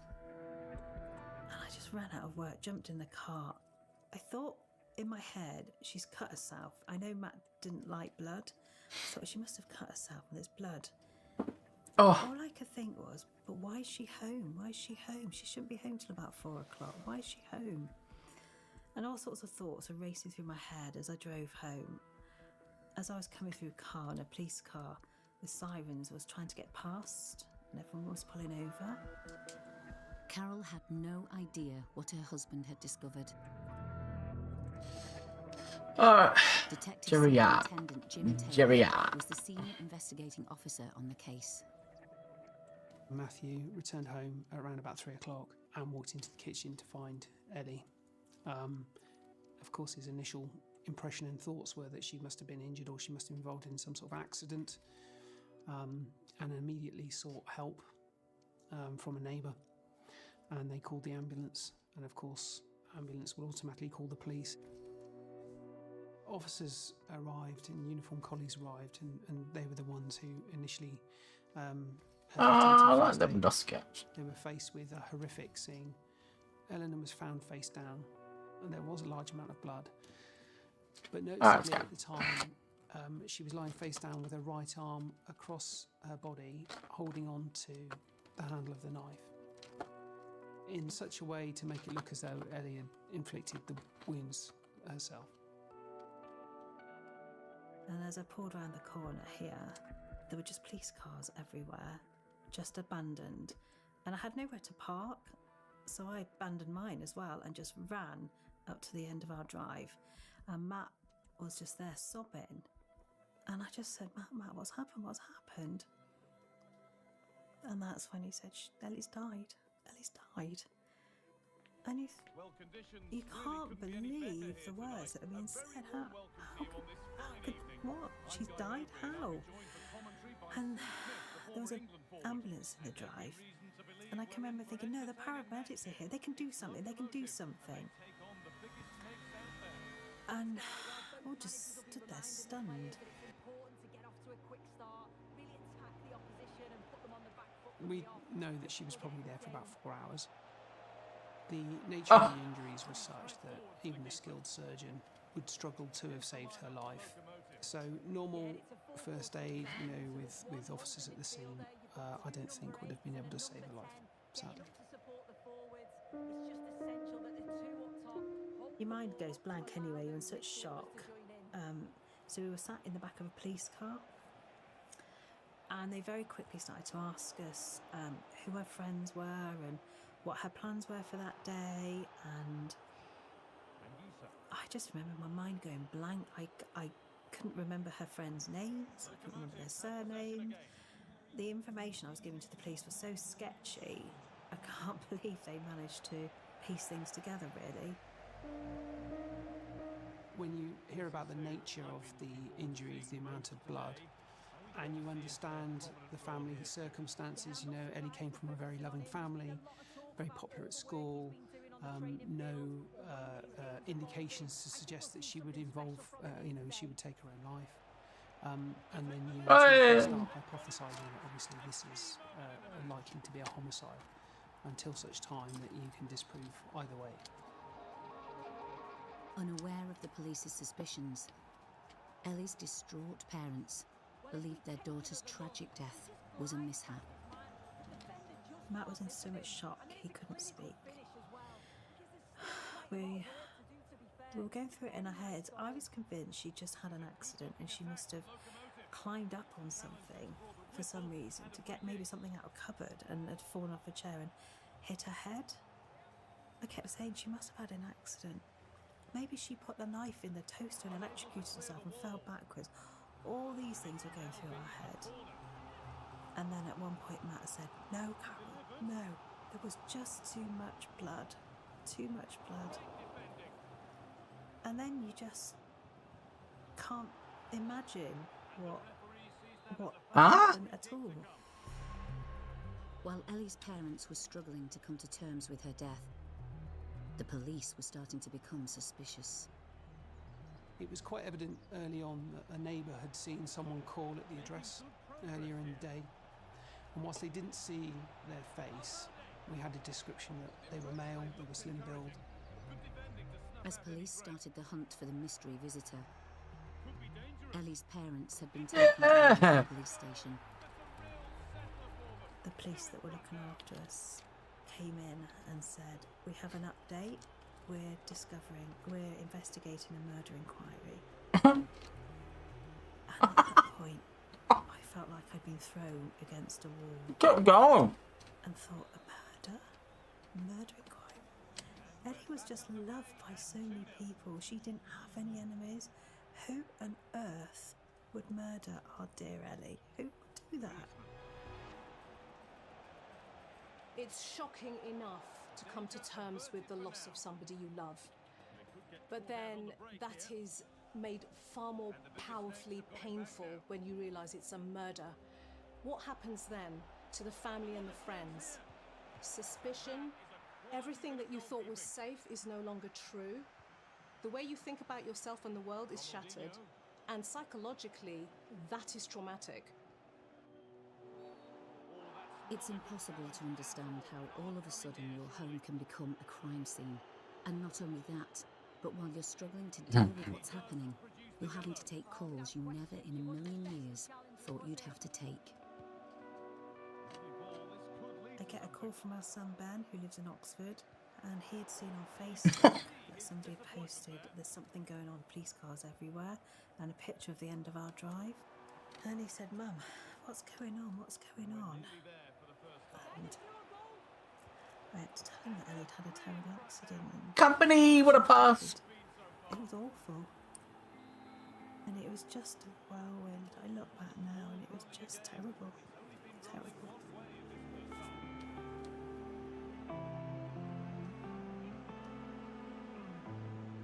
My mum's phone was ringing and the caller ID said that it was Carol, and my mum went out into the hall to pick up her phone, and I could tell quite quickly from what I could overhear that something was really wrong. I can just remember my mum saying, "I'm so sorry, Carol, I'm so sorry. You know, I don't know what to say, but I'll go and tell Mum and Dad." And then my mum got off the phone and she said, "Matt's come home from work and he's found Ellie dead." Sorry. Just grab a drink.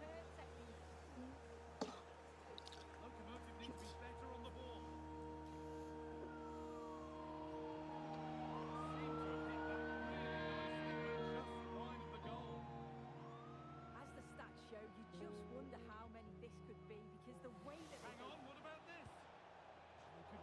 At first, not that much was put out by the police, but once it was revealed that a 17-year-old girl had been killed in her own home, I think everybody that any of myself and my colleagues spoke to, there was this feeling of shock. You know, what is going on? This can't be happening in our road, in our town.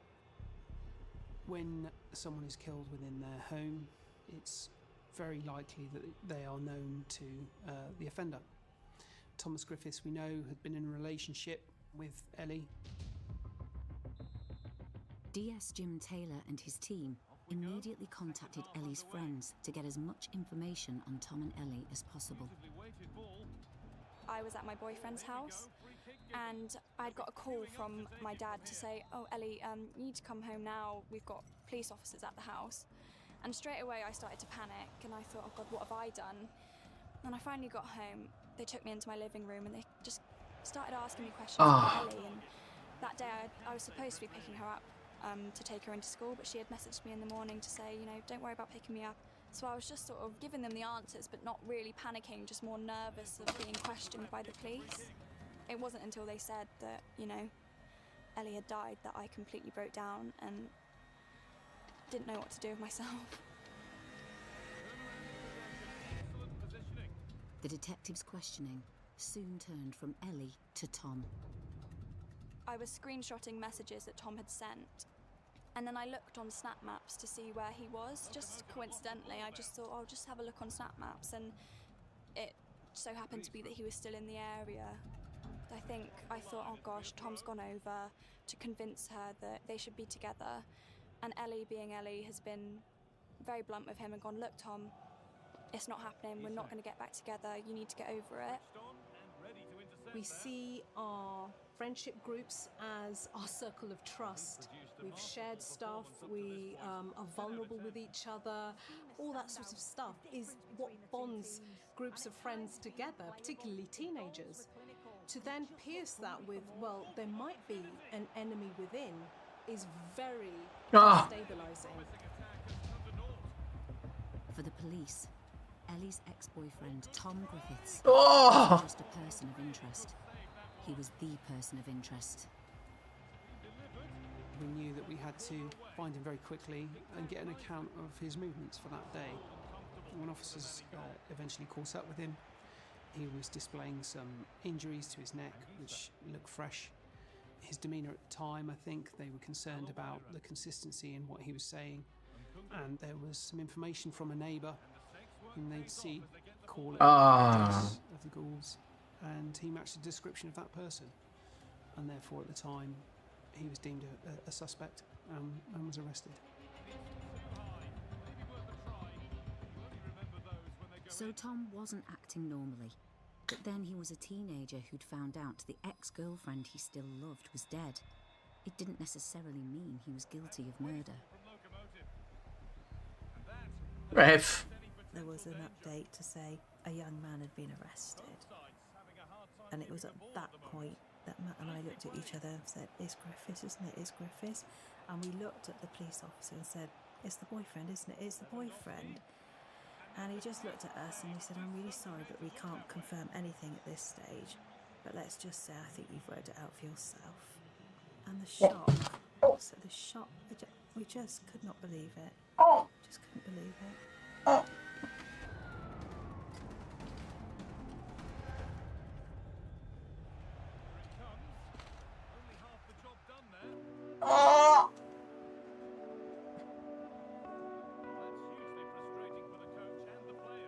Already reeling from the death of their 17-year-old daughter Ellie, Carol and Matthew Gould were at the police station when they were told that her ex-boyfriend had been arrested.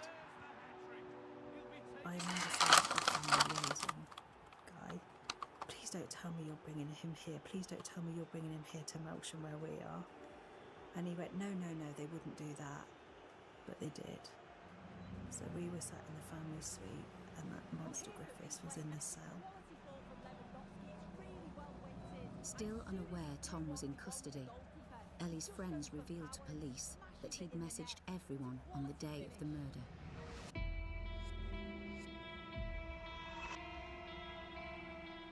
He sent us all pictures in a sort of group chat. He sort of sent a picture of him and you can see sort of scratches on his neck. And it was him saying, you know, I've been self-harming, I've been having a really tough time. And obviously everyone was saying, Tom, look, you can always talk to us. You know, we're here for you, we're your friendship group, this is what we're for. If you ever feel like that, just let us know.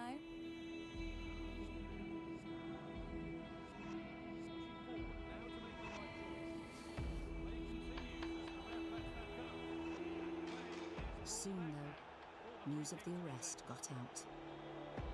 As the days went on and it was revealed that another teenager, 17-year-old boy, had been arrested in connection, the sense of disbelief just grew, really. See, I really struggle with it because I knew Tom since primary school. Go, Brooksy. So my relationship with him Oh my from that God. point of view was really good. Hey, I liked hey. him as a friend. Fucking So wake for up to me, yourself, mate. I was really struggling to believe that he did it, and that if he did do it, he didn't mean to do it. It was an accident. Now a murder suspect, Tom Griffiths was interviewed at Oh, Melton it's Red. Station. Red. He's been at home studying all day. Is his girlfriend okay? And that was one of the first things he'd said. And he hadn't heard from her. He said that in the morning he was going to school and his mum took him to school. He says that he wasn't feeling very well, so he didn't want to go to school, and once she dropped him off, he got the bus home.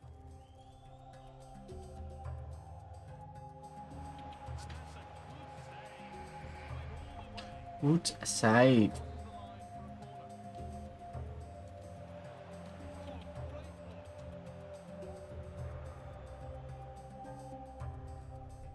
He didn't realise that his mum came back a little bit earlier as well, so she came home around about 10:45. The first concern that we had at the time was that Tom said that when his mum came home, she wasn't aware that he was at home because he hid in the wardrobe away from her. Just 2 days after Ellie's horrific death, Carol and husband Matthew had to do something no parent can ever imagine having to do: identify their daughter's body.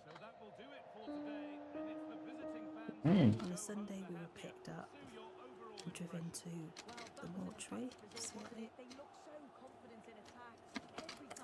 They told us that they had to put plasters over her neck so that we couldn't see the stab wounds, all 13 of them. But she looked at peace. We put a rose on her. Rose is her middle name.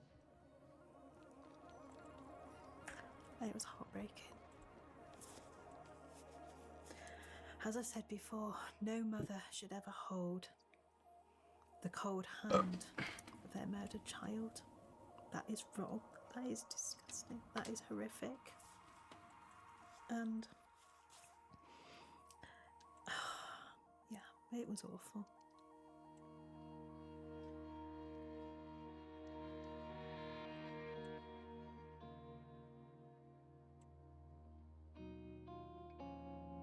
As more horrific details about Ellie's death Ultimate Team ripples of shock Precision. As a reporter, I'm working in a newsroom where a lot of the stories we do are happy community stories. When you get a big story like this, which is very much affecting the community, it does have that sort of sobering effect. You do become hardened a little bit to hearing about things, but this kind of affected all of us. In the police cell, Tom was still insisting he knew nothing about Ellie's death and was explaining his movements on the day she died. The next part of his account is that he speaks to his neighbours and that he's upset and stressed out about exams and a family member who's suffering from ill health, and that he was self-harming. And his neighbours obviously remember seeing some scratch marks down his neck because they commented on it. A clearly upset Tom then asked the neighbour for a lift back to school. He again became very upset and asked to speak to the school nurse and explained that he was self-harming. They then called his mother. She came to pick him up from school and took him back home. A few days later, Jim the detective came to see us. We were at my parents' house in Berkshire by then, and they had to tell us how Ellie died. And I remember saying to Jim, would it have been quick? Would it have been quick? And he did look in my eyes and he said, we think she was unconscious after you strangled her because she had no puncture wounds to her hands, which you would naturally use to defend yourself if somebody was coming at you with a knife. The evidence police were gathering was beginning to Real Madrid. on Thomas Griffith's version of events, so detectives began to intensify their questioning as well as analyse his digital footprint. Okay, prof. So when we downloaded Thomas's smartphone, we could see that around about 10:50, his smartphone disconnected from the family router and didn't reconnect for some 1 hour later.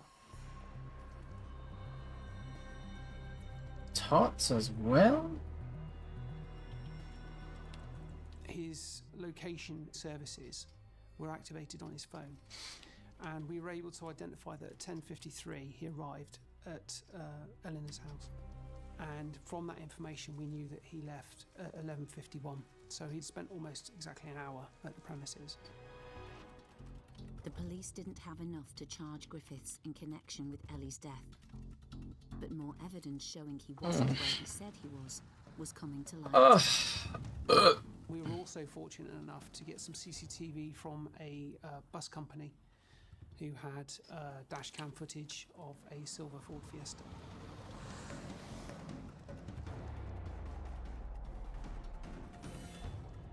We were able to see clearly that it was Thomas Griffiths' car. So there was a digital footprint of his movements. It showed that automatically his account was wrong. Let's put in... Ascertained that whilst he returned home and after about an hour, there was an 18-minute gap where he dropped off the router again at home and then logged back on. It would indicate a short exit from the premises.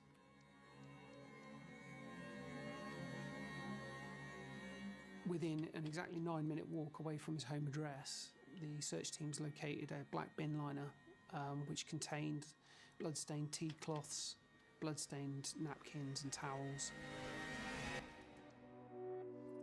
The evidence was sent for forensic examination, but it was still far from clear what Tom's motive for harming Ellie could have been. I wonder whether there was a sense of loss of face in the friendship groups with his family, her family, the community, and all that kind of image would have been shattered by being dumped in his mind. And at this point, a 17-year-old, this might be his everything. This is how I see myself.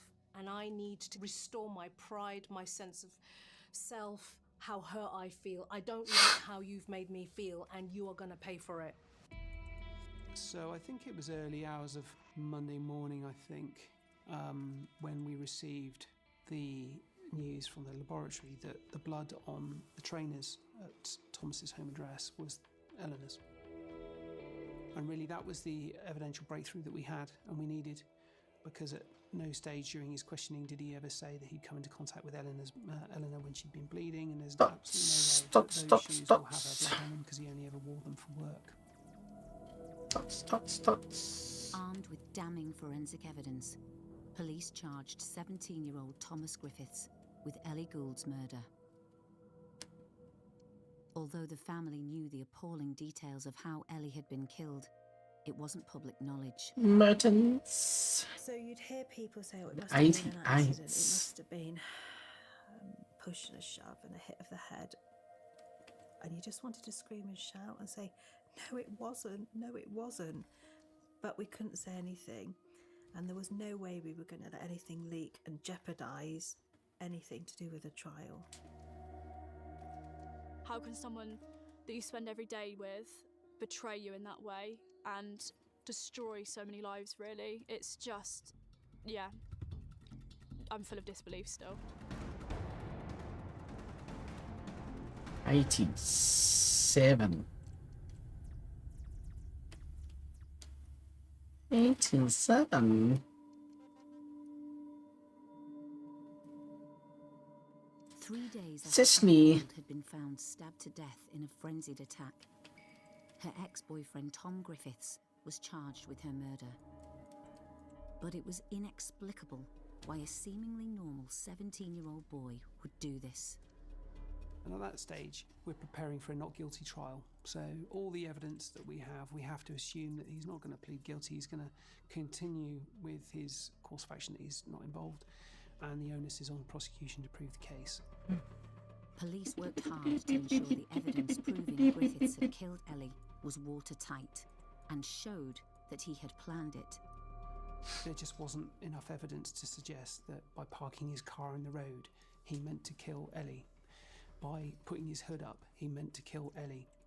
It just wasn't enough. The prosecutor, the Crown Prosecution Service, the investigation team felt that whilst it was a good indicator, there just wasn't enough to get us to that point, sadly.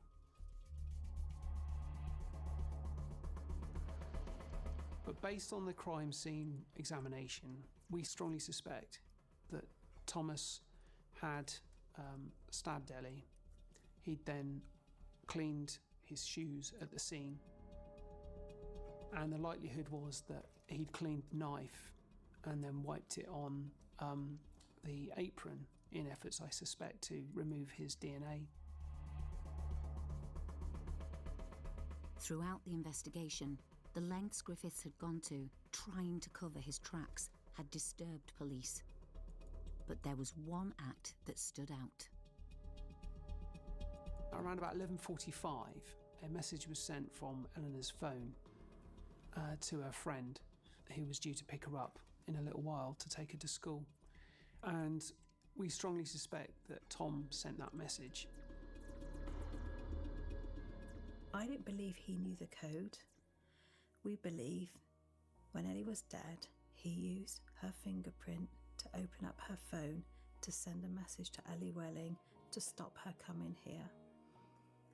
But the most chilling thing he did was he put the knife in Ellie's hand and raised her arm to her neck and reinserted the knife into a wound in her neck to try and make it look like she had killed herself. That is one hell of a monster. That is an evil psychopath. And then he calmly walked out of here as if nothing had happened and continued to try and pervert the course of justice and hide the evidence.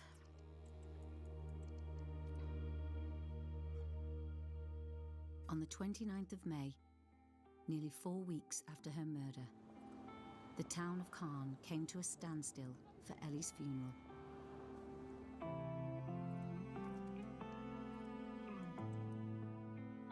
It wasn't until I think we were walking into the church behind the coffin that was a massive point, I think, where everything kind of hit me. And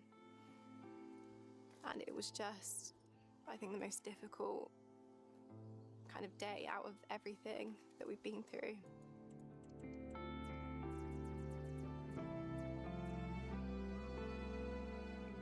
It was surreal. The numbness gets you through.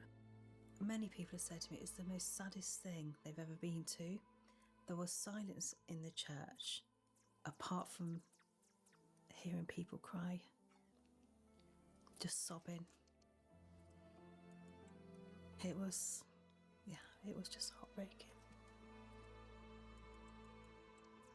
The Goulds still didn't know why Ellie had been killed. In August, during his hearing, Griffiths pleaded guilty to Ellie's murder. But he gave a new version of events of the day she died. In his defence case statement, Thomas said that he drove the car to Ellie's house and they were there with the intention of studying, and they studied for a while. They then started to argue about family members, and it's at that point Tom says that he suffered from a degree of amnesia. He remembers strangling Ellie, and then he loses his memory, and he came to with Ellie having been stabbed. It seemed to be a minor argument, a minor disagreement that escalated exceptionally quickly, and I find that really hard to believe. Blind rage can lead you to forget. The logical brain gets pushed out of the way, while the adrenaline has to have a way out, which is usually in violence.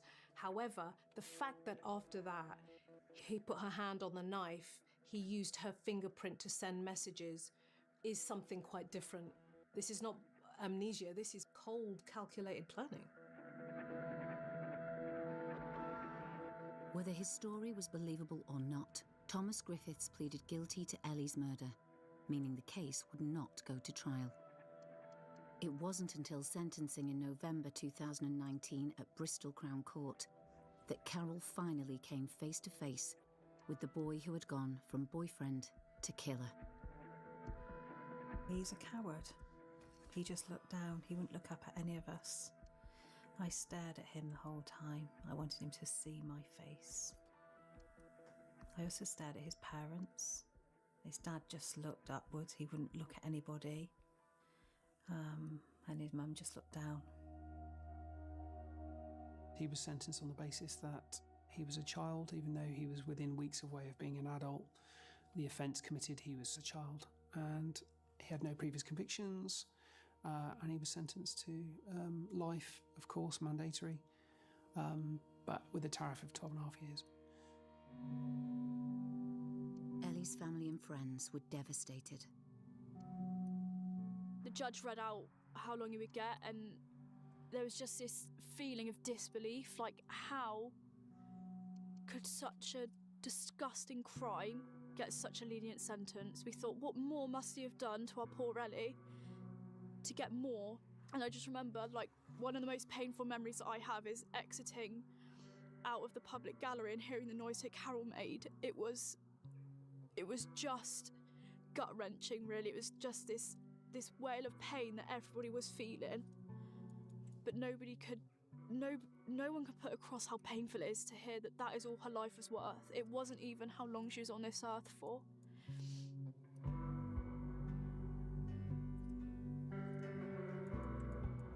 He got the minimum sentence for basically apologising for what he had done, which he didn't even read out his own apology. He got his lawyer to read it out, which is just pathetic, you know? Anyone can sit down and write "I'm sorry" on a bit of paper and not actually feel sorry for what they've done. As a police officer, I felt the sentence Humpday! What's up, Humpday? within the sentencing guidelines. Here you go, mate. As a father, I was devastated for the family. Carol immediately What's tried going to on? appeal the sentence, but despite a wave of support, the appeal was turned down. The only positive thing our barrister said about it all, and I cling on to this, was that when he comes up for parole, they will look back at the crime, and he went from 0 to 100 in terms of violence, for no reason, which makes him such a dangerous individual. Ellie's friends and family rallied round to ensure that out of the darkness of the murder, they could continue to shine a light on Ellie.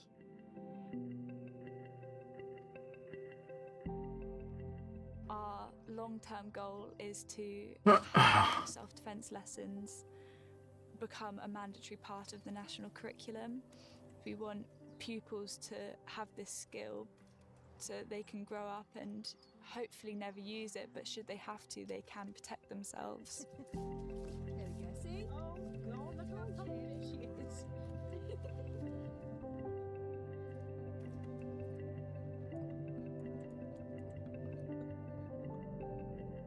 We were given these books of condolences. One was left at the school and one was left at the church.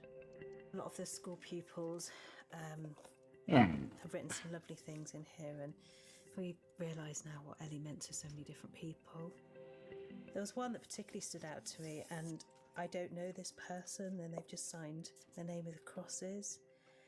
I didn't know you that well, but I remember you always smiling to everyone you passed in the hallways, me included. Your smile made my day. Ellie, I wish I could tell you in person how much I appreciate your smile. And I just thought, yeah, well, that was Ellie. That's sad.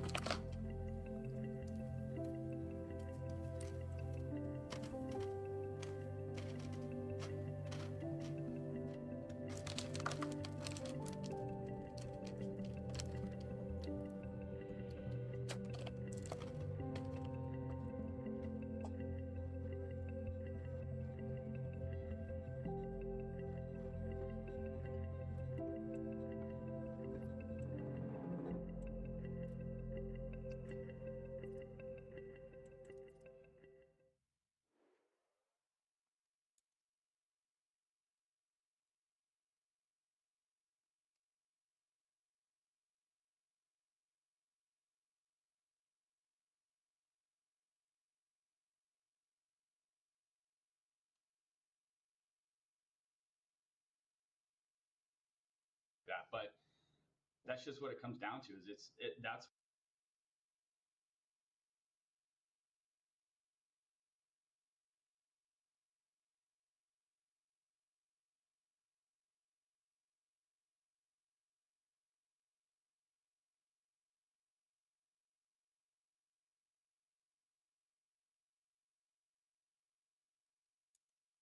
Oh, what are we looking at?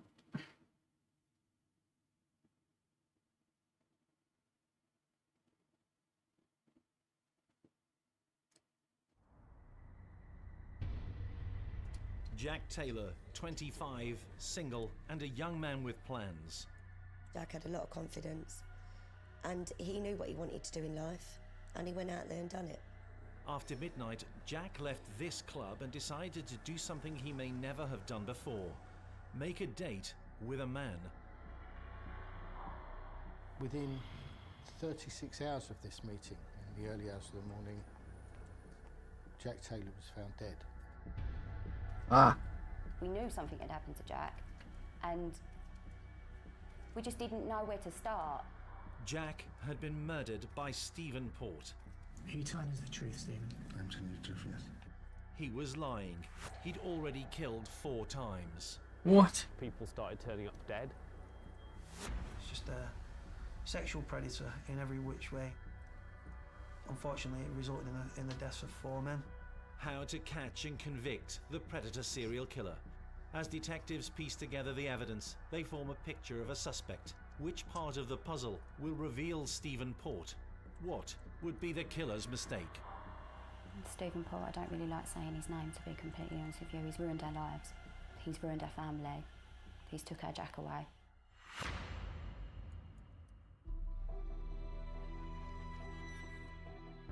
Boom, boom, boom, boom. Right, 92. We'll go 93.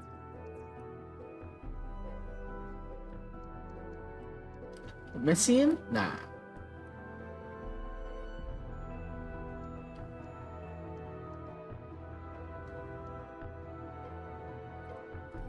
Huh?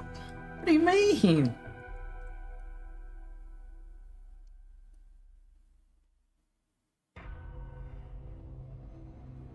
Stephen Port would spend hours in a police interview room denying his crimes, refusing to accept that evidence of his online behaviour incriminated him in multiple murders. No, just me looking for general porn.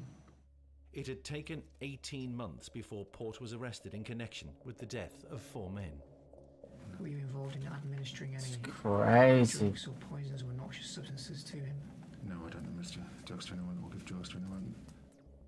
At first, detectives refused to accept that there had even been murders, but the sisters of Port's 4th victim, Jack Taylor, would not accept that their brother had died of an overdose as the investigators had said. How could he have? Jack did not do drugs.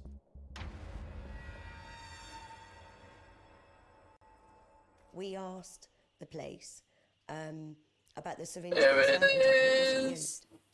So you're telling us it wasn't used, but you're also telling us that he just sat there and injected himself and done an overdose. Jack's was one of a series of bodies found in or near the ancient grounds of this church in Barking, northeast London. Emilio. Like a string of other young men, Emilio. spent time in the home of Stephen Port, a man who disguised himself as he trapped his victims. We know that Stephen uses the dating apps available to the gay community extensively, but not just that. We know that he uses them with false identities. Oh, catfish. Port rehearsed how he would kill, arranging a series of early hookups via the web. He would vary which sites he visited. He is using another site called FitLads, and through that he meets a young Muslim man who'd never taken drugs or drunk alcohol in his entire life. The man is plied with poppers and says that he felt unconscious, and when he came round, Port gave him a drink, some clear liquid to drink, which he said was water, but he thought was perhaps something else. It again tasted slightly funny. Not only did the water taste a bit funny, but he felt a bit funny. He said he felt like he was partially paralysed, and he realised that his underwear had been removed. Now, he didn't want to involve the police or to report this to anybody because he didn't know what his family would make of revealing his sexuality, which he hadn't. As bad as the experience had been, the young man was lucky to escape. He may well have been the last of Port's visitors to leave his flat alive. Just 10 days after this Fucking off saying, Grant. Port books an escort on a site called Sleepy Boys, and he offers £800 for a young 23-year-old man to sleep with him for the night. The man was called Anthony Walgate, a fashion student from Hull. The appointment made with Walgate by Port was for the 17th, the night of the 17th of June 2014. What would be his fate?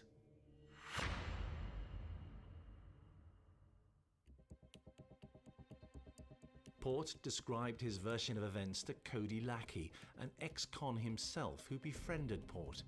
In handwritten letters from his cell whilst awaiting trial, Stephen Port graphically told his pen pal of the role played by chemsex drugs at his flat in Barking. He took this guy back to his house. He was preparing drinks and stuff like that.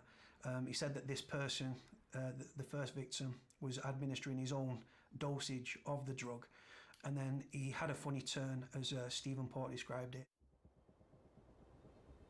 Port had met this guy for sex earlier that evening, had spiked him or convinced him to take a fatal dose of GHB, had sex with him, he'd become unconscious and died. 2, 1, 1. On the 19th, Walgate 1, is dead. 1, 2. Let's keep going. Anthony Walgate's body is found propped up in a sitting position against the wall of the communal entrance of a block of flats in Barking. It's the block of flats where Stephen Port lives. He dumped him outside his house and then phoned the police when he clearly wasn't responding. Emergency ambulance, what's the address of the emergency? Port, in his call to the emergency services, claimed to have simply come across the tragic scene.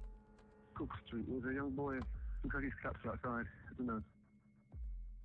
Stephen Port tells the police that he's found him there, that he's found this young man and he thinks he must have collapsed through drugs or through some other medical calamity. Obviously shows the guilt of the man, because anyone with any modicum of humanity and stuff would have looked after that person and stayed with them. But the fact that he ran away was an admission of guilt in my eyes. But not in the eyes of the police. Initially, Anthony Walgate's death was not considered a murder. It was a chemsex-induced overdose, called in by a man who'd simply stumbled on the victim. But a week after making the 999 call, Port was arrested for lying. What's the explanation for this young man suddenly being found dead outside this block of flats? They do a few inquiries around it, and those inquiries will include looking at Anthony Walgate's phone billing history and trying to find out what was he doing there, why was he embarking at all. They realised through the Sleepy Boys website that he was in fact an escort, but not only that, he'd been booked for that night on the 17th of June by Stephen Port to come to those flats. Stephen Port, the very man who's phoned them up and alerted them and said, I've just found this young man outside my block of flats apparently collapsed. The belief that the death of a young man was a byproduct of consensual sex dictated an inquiry which was not searching for evidence of a killer's mistake. How the police viewed the possibilities of Anthony Walgate's death would have dictated in which way they investigated it and to what depth some of the investigation went. If they were looking at it as an unexplained death but not necessarily a homicide or a sex crime, then some of the sampling and some of the scientific work that would have been done around Anthony's body would be different to that in a full-blown murder investigation. So it's possible that that is where evidence that could have tied Stephen Port to Anthony Walgate might have been missed. Indeed, inside Port's flat, there was a mass of evidence which might have incriminated him. That should have been looked into more, especially when they knew that he'd lied and lied and lied. That would have been enough to look into it, and had they had done that, and had they had looked at his computer and everything else that we now know that they had everything, it wouldn't just be Jack's life that was saved. We know he had searches on there for drug rape and drug porn, things like that. What was on his phone? How many other contacts might they have found? If they went through his account on Sleepy Boys and Grindr and Fit Lads and these other sites he was using. Something else would have been uncovered. Port's video stash revealed much about his murder methods, his modus operandi. We know that Stephen watched a lot of pornographic material where other men were being drugged and raped and abused while drugged. Ugh. None of that was uncovered by police after the death of Anthony Walgate. It's hard to be too harsh on people who are doing their best, but you do have to ask the question as to why nobody thought that Stephen Port merited further and wider investigation at that point. An internal police investigation would later ask the same question, but for now, Port remained unsuspected of murder, able and willing to kill again. Stephen Port's second victim was a young man called Gabriel Cavari. Gabriel Cavari was just 22 years old. He'd moved to London from Slovakia, and he started a sort of relationship with Port. He lived with him in the flat in Barking for a short period, and during that period Cavari was texting his friends and saying Stephen Port is not a nice guy. Nice or not, Port was in a consensual relationship with the recently arrived Gabriel, a sexual one too. On August 28th, 70 days after the death of Anthony Walgate, Gabriel Cavari was discovered dead. Oh. His body left in exactly the same position as Anthony's in St. Margaret's Church graveyard, just a stone's throw from Port's flat. He's got sunglasses on, and his upper clothing has been pulled up to expose his midriff. The sunglasses were kept by police, but not tested for DNA. Port had successfully gambled on Gabriel's death being written off as another overdose. He was growing in confidence. You know, it's a secluded area, but actually it's very close to the centre of Barking. You know, just brazen, really, that he would, you know, obviously the first person he left outside his house, the second person he took here not a long distance and just sort of left him. You know, this is somebody who doesn't think he's going to get caught, or isn't thinking about it, or doesn't care. Having lived a life without crime, now aged 39, armed with the means to attract young men to his flat and to spike his victims with drugs, rendering them defenseless, Stephen Port had killed twice in 3 months, and the killing hadn't stopped. We get this slightly delayed initiation of his violent spree, but once it starts, he revels in the sense of power, of autonomy, which he hasn't had up to this point. It's not something which is intrinsic to his nature, and it's something which has been denied him by his rejection. So the sense of power must have been intoxicating once the series had started.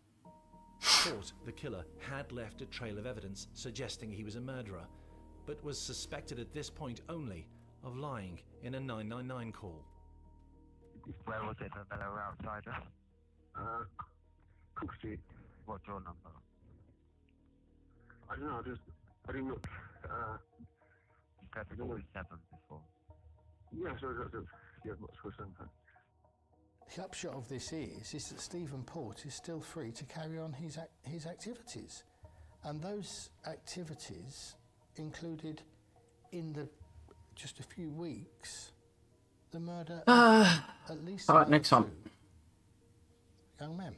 He had made mistakes, but which one would lead police to investigate? Stephen Port.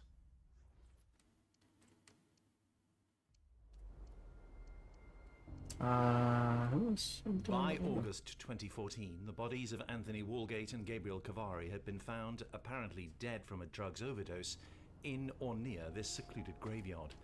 What was going on? So what you've got now is you've got two young gay men found inexplicably dead with their clothing pulled up within 500 yards of each other in the same part of London and within a few weeks of each other. And living just yards away from where the bodies are found, Stephen Port. Local journalist Ramsey Alwakil would one day investigate Stephen Port's behaviour as emergency services had arrived at the scenes. So he must have seen the body, you know, being found and kind of, you know, he left the guy in public, so clearly he's not that concerned about somebody coming across it. You know, he's almost just sort of going, oh well, you know, on to the next one. Yes. So did you have any involvement in the death of the male that we just spoke about a short while ago, Gabriel Cavari or Gabriel Klein? No, did not. It was odd for us, certainly, for there to be two deaths in a short period of time. They were both men in their 20s or 30s. We asked the police, as I think you would, if there was anything to be worried about, basically, if the public were, you know, at risk. The police said no. But on September 18th, 2014, just 31 days after the body of Gabriel Cavari had been found propped up against this wall, a third young man, Daniel Whitworth, was found dead. You know, two deaths in sort of East London, it does happen, so I think we weren't sort of panicked at that point. When it really started looking odd for us was when the third man died, was found in the same churchyard. And did you go with Daniel to meet? No, last game. I knew he was doing the same as I was. I've seen him at the party and had a brief conversation with him about it, but I've never actually engaged with him outside of the place. Daniel Whitworth's body is found in the identical location to Gabriel Cavari. Same churchyard, same wall, sitting up against the wall, clothing pulled up. Identical to the other bodies. He was young, gay, and a user of dating sites. The similarities were remarkable, but a piece of evidence would emerge that would prove crucial later on. So the difference being with Daniel Whitworth, he had a suicide note, or at least a note was found on his body in his left hand in the churchyard. In the letter, Daniel confessed to being involved with the death of Gabriel Cavari, the second man found dead in the vicinity.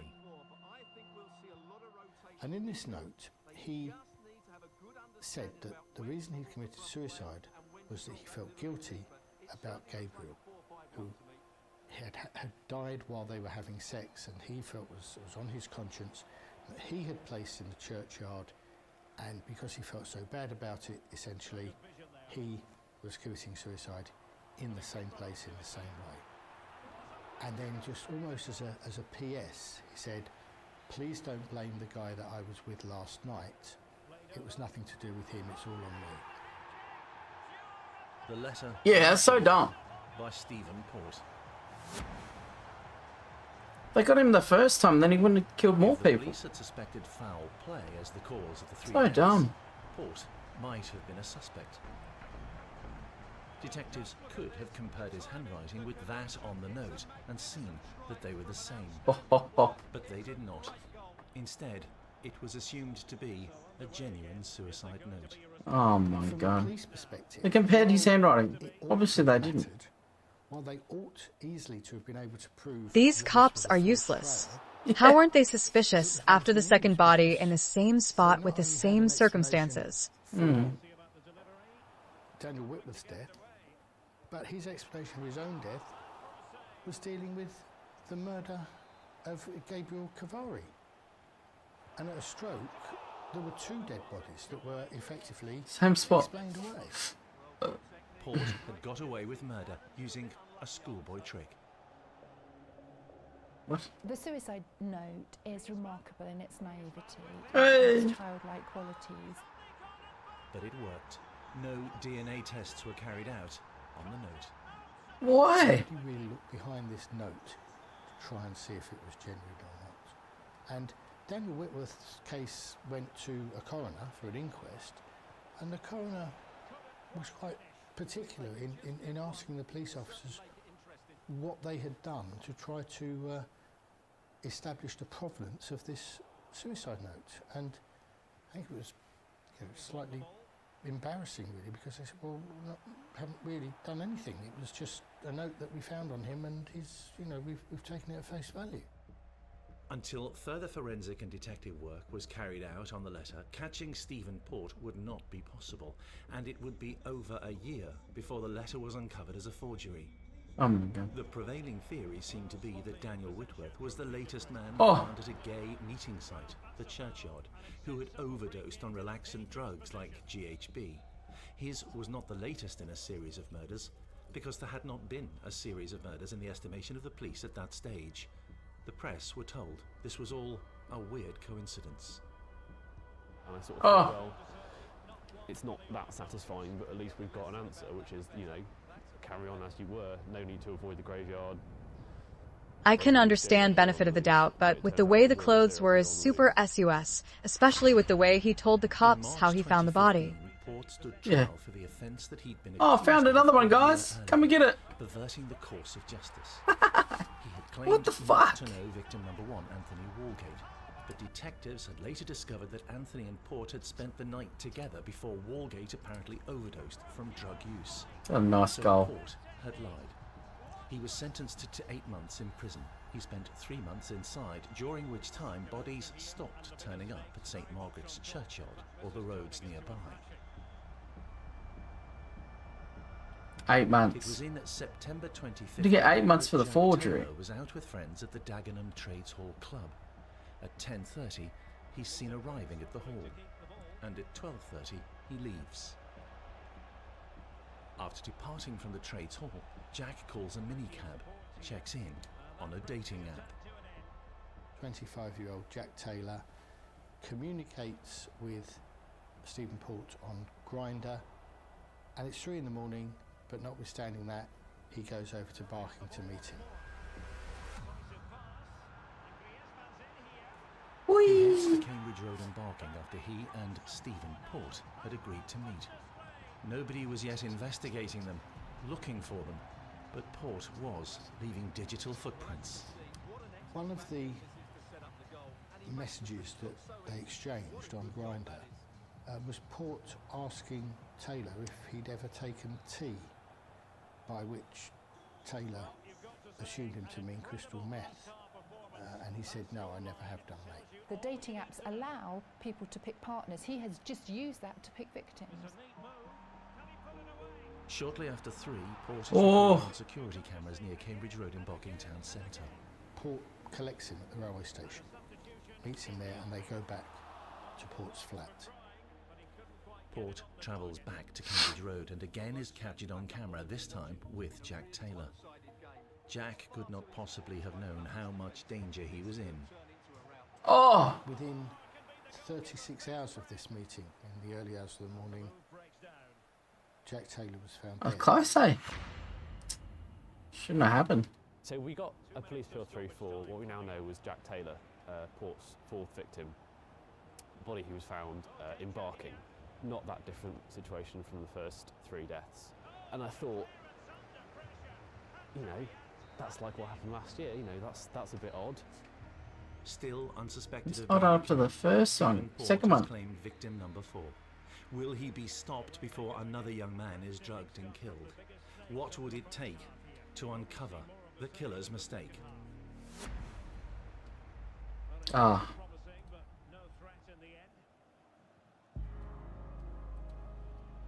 For Stephen Port to be arrested for murder, police had to suspect him of involvement in the death of 4 young men, and in late 2015, they did not. All the way, Jerry. Uncovering any mistake Yeah. that led to his arrest and conviction would take a change of mind that had to go to police. Port's 4th victim and the determination of a family to get to the truth would become key to catching a killer. Jack, 25, was a forklift truck driver and very much loved by a family that lived just a few miles in Dagenham. He was very passionate about family, always wanted to spend time with his family, his friends, loved socialising, just loved being with his family and friends all the time, just wanted to be a part of everything, didn't he? Yeah. It came as no surprise to his sisters that Jack had been out on that Friday the 13th of September.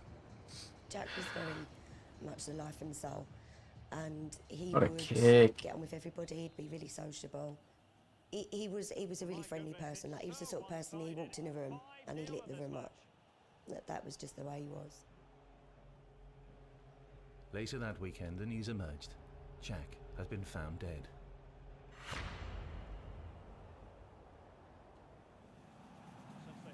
Might help if I show a picture. I'm calling CRT 2. This is Jack Taylor. Do you recognise that name? Taylor's body was found on the other side of the church wall at St Margaret's. He was propped up against the wall, sitting position, had his That was clothing pulled up nice. to his belly. Super nice, nice. As the other deaths in the area. In his pocket was found a syringe and a small glass medicine bottle. This was reported to local police as a suspicious death. Police attended, and the conclusion they came to was that this death was probably self-inflicted by misuse of some sort of substances. Not something the Taylor family were prepared to accept. From what we were told, that there was something right, we knew that, because Jack didn't take drugs. The Taylors became crucial to the What is investigation that, into bro? Stephen Port. There was a range of reasons why the sisters were sceptical about what they'd been told as they investigated what evidence they knew of.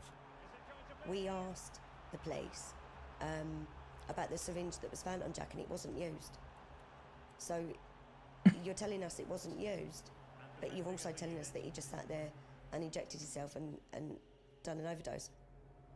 Another reason for their skepticism, the location where Jack was found. And the fact that he was where he was when we were taken to the area, that's not somewhere Jack would ever be. It just didn't add up. Their Didn't own add up. internet research revealed how Jack was the fourth young man to have been found in the vicinity of the churchyard. So we was trying to find out, like, if there was anything else that had happened around that area, anything similar. So as we started to go back, obviously that's when we came across the other boys. In hindsight, how could it have been missed? Especially knowing that they were all gay, that they were all young, they'd all used the same drug, they'd all had sex. It just seems, you know, links should have been drawn that weren't. Stephen Port was going about his daily life throughout this time. He worked as a cook in a cafe in East London, and he was still dating via gay sites and apps. The Taylor sisters were yet to suspect him, but they were getting near to the truth. It was just, well, it was heart-wrenching, and we always knew that we like basically had like a big puzzle. And as we were getting more and more information and we were putting it together, we didn't know what the middle bit was. The local newspaper in Barking was equally sceptical. 4 gay young men found dead, each just yards from the home of a man who had reported the first death. The evidence that foul play was involved, to some, appeared clear. When you think that there was so much linking these deaths to each other and to Stephen Port, you have to think, how smoking does a gun have to be? Together, media and family turned to the police for explanations. Jack Taylor's family, along with a local newspaper in Barking, kept up pressure on the Metropolitan Police to look again at Jack's death. Other evidence struck the women. Until now, police had not suggested that the deaths of the men were linked. It was when researching the inquest into Daniel Whitworth, Port's third victim in June 2015, that the remarkable similarity of the discoveries of the bodies struck the Taylors as evidence that the deaths were linked. We then followed the coroner's report back then at what had come out, and basically it was nigh on the same as Jack. The coroner into the death of Daniel Whitworth had also suggested more work should be done on the case. Momentum was building to look again at events surrounding the deaths near the St. Margaret's one graveyard. and then two. And One, eventually then their one, pressure and then had one. some sort of success in that somebody decided to get another officer who hadn't been involved before to have a look not only at Jack Taylor's deaths but at the 3 that had gone previously. And that officer was surprised, shocked by what was found, and made the suggestion that, do you know what, all these 4 deaths look like they're murders and they look like they're linked. And that was the point where the alarm is raised. Serial killer. The homicide team are involved, and all of a sudden the investigation that these offences probably should have had from the very beginning starts to take place.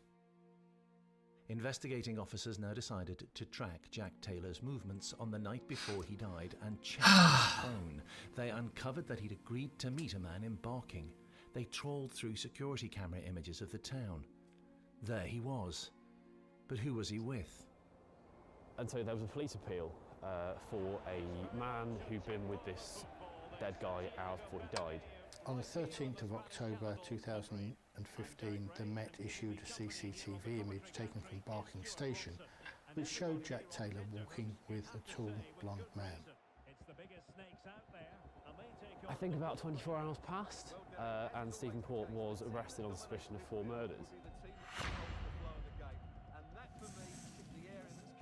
It was now that detectives began a series of interviews with Stephen Port.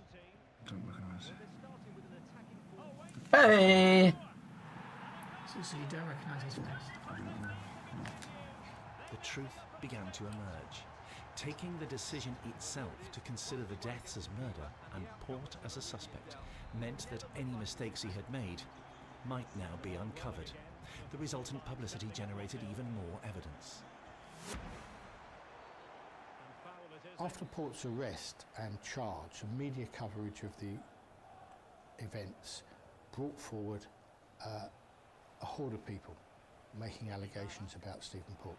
They included the young Muslim boy, and it was clear that Port had a settled method of what he liked to do and what he would do. And No that was fair? to contact Come on, men man. normally No Chick-fil-A younger than him, sauce? considerably younger than him, on internet or apps, and get them to come to his flat, where he would ply them with a drug, with GHB predominantly. I know. And then also inject them with something What? to render them unconscious, What? during which time What? he would rape them. He has thought Oh through my every detail of how he is going to make this happen. And he has used all the tools of our time at his disposal. Tools like the internet and dating apps. Officers discover that Stephen Port had cancelled his Grindr account just hours after the death of Jack Taylor. Why would he do that unless he was hiding something? They discovered he had used Grindr to contact Jack and others. The case against him was building. Whilst on remand, Port began his pen-pal friendship with the ex-con Cody Lackey. The handwritten letters, unknown about by police, were revealing. Stephen told me in his letters that he met this guy on Grindr. He invited him round to his. They was both taking this drug, GHB. And he said that the guy knew what he was doing. He was administering his own amount of the drug. Then apparently he took a funny turn. Stephen took him outside. I think he rang the emergency services. The ambulance. What's the address of the emergency? Cook Street. There was a young boy who got his caps outside. I don't know. Said that he found this body outside, but then he put the phone down when he was questioned by the operator from the emergency services. Telephone number you're calling from. Hello? He then rang him back. Stephen put the phone down again, and then when the ambulance and police turned up, he scarpered inside. Port was revealing his version of events about Anthony Walgate. That's not all he gave away in the letters. He was candid about the effects of muscle relaxant drugs, and he seemed to know an awful lot. Intentionally killed him with GHB and stuff because the taste, he'd be able to taste it and stuff because it had quite a sour like distinctive taste and stuff. But I think he was trying to convince himself more than he was trying to convince me and stuff. The odd written relationship continued whilst Port was behind bars. In one letter, Port says that all of the men died because they did not know the dangers of GHB. He even offered to give lectures about the subject when he was released. He said Port was not a killer. He was sticking to a line of defence that even some police officers had believed as the bodies turned up. That gay men were dying because of drugs overdoses, not because of murder. He said he wanted to become an anti-drug advocate and stuff. He wanted to speak out at schools, colleges, universities, and in the media and stuff. He wanted to get himself a media profile, speaking out against drugs and stuff and the dangers of drugs and highlighting recreational drugs, if you will. Through his pen pal, Port later perfected his defence. The young man had been inexperienced in how much drugs they should take. They'd overdosed and died. Port had not been responsible for their deaths, which had followed consensual sex. This was not going to be a straightforward case for detectives to gain a guilty verdict. Might help if I show you a picture. We'll call this CRT2. This is Jack Taylor. Do you recognise that name? It was during the inquest into one of Port's victims, Daniel Whitworth, that the first breakthrough occurred. The coroner felt that the Daniel Whitworth suicide note lacked authenticity and should be subject to more forensic analysis. One section did not ring true. Don't blame the man I was with last night. They told us repeatedly that they had checked it, DNA checked it, sampled it, everything had been done, and that there was no reason for us to look into that. We was also told... Yeah, company! Which obviously is not true. Company! The suicide letter, in the suicide letter, stated that Daniel had supposedly killed Gabrielle. So it was connected. We was told there was no connection. The coroner thought the same. She returned an open verdict. An open verdict means the death was suspicious, but there was no clear cause. Would the relevance of the suicide note expose what really happened? That's Star Wars of America. Were Stephen Port's mistakes about to be uncovered?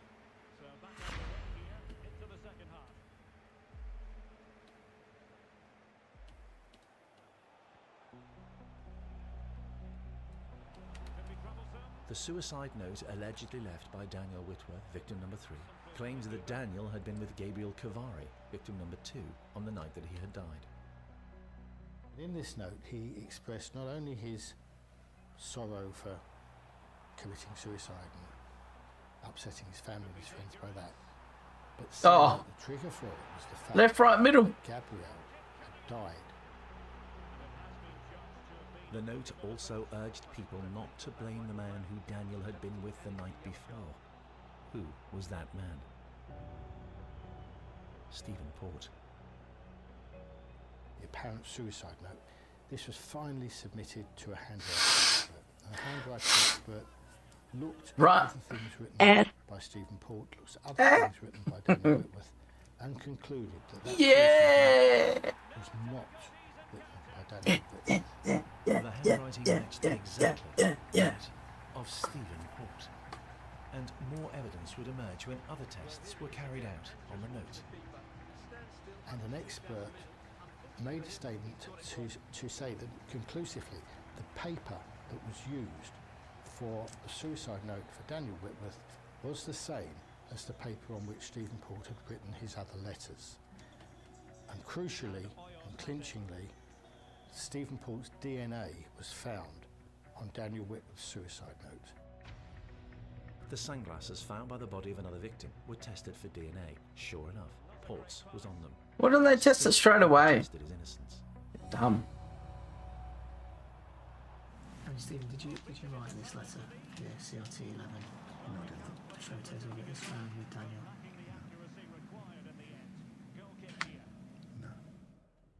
Yet more evidence. A blue sheet which had come from Port's bedroom and found over a victim's body.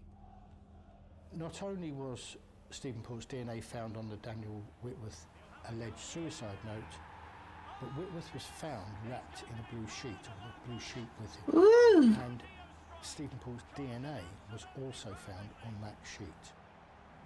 Are you telling us the truth, Stephen? I'm telling you the truth, yes. About the letter? Yes. It had taken forensic Oh. science to prove that the 4 deaths were linked and that Port had been with all of them, something he tried to cover up with a fake letter. It was the handwriting on that letter which was his undoing.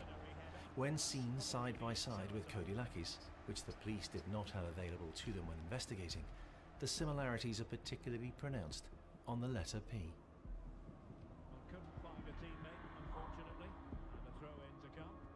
I mean, the fact is, yes, it's in theory, this was a wonderful plan. And if it had been properly executed and properly, he'd taken account of DNA and of handwriting comparisons and all the things that can be done with handwritten notes, if that was all dealt with, this was genius. This was the stroke of a master criminal. But Port was no master criminal. His other mistakes were exposed, one by one. Stephen Port's mobile phone was examined during the investigation, and it was found to contain no fewer than 83 separate video clips of pornographic material, many of which involved a man apparently having sex with another man who was unconscious. It was quite clear that this was something that represented Port's main sexual interest. The evidence of his internet habits had revealed the full extent to Port's modus operandi. He would lure the men, often in an online disguise, to his flat, having met them via an app, and then spike their drinks with drugs.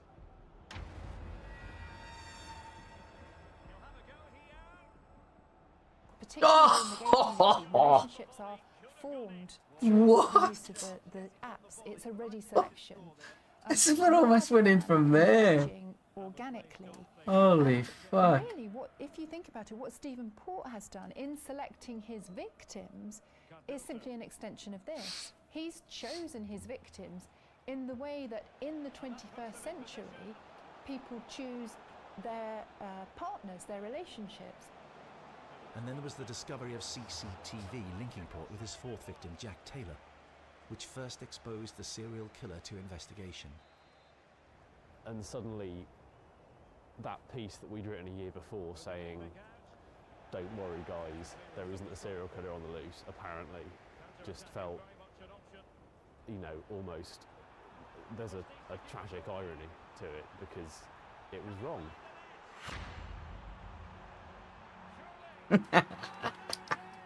In November 2016, Port was found guilty of the murder of 4 men. Writing this letter was the killer's mistake, which led to his conviction. They still would have found other He stuff. will join The CCTV. CCTV. Received a whole life sentence. Stephen Port will never be released. It's just a sexual predator in every which way, and unfortunately it resulted in the deaths of 4 men. 4 humans, mate. I don't think Doesn't matter if they're men or women. miss him into words, to be honest. Humans. I don't think you can. Any of us. It's just our worlds have just been squashed.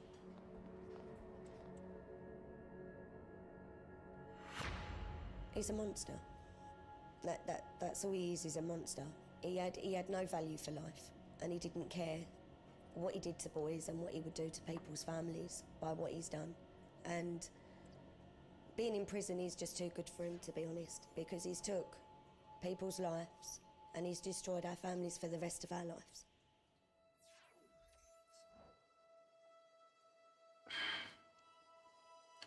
Alright, 2 more. 1 more. 1 more. 2 more for both.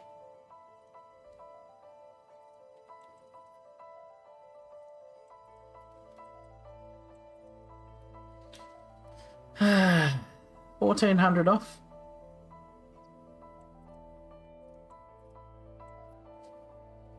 What's next? Absolute Crime. I might watch some more Absolute Crime actually. Playlists.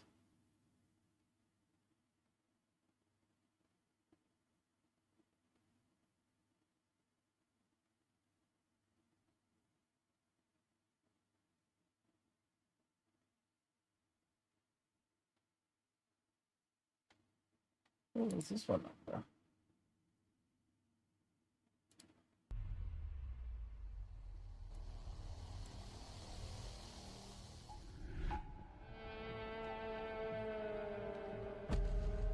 A young couple meet and marry, but an affair rips their family apart. Oof. And makes bad blood between former friends. Oh no. The new couple has a lot of problems and a collection of guns at their disposal. Simmering hatred erupts into violence. Authorities are twisted and turned in a labyrinth of deception as they dig deeper and deeper to discover who pulls the trigger on Helium Road. Might put a Kutcher in.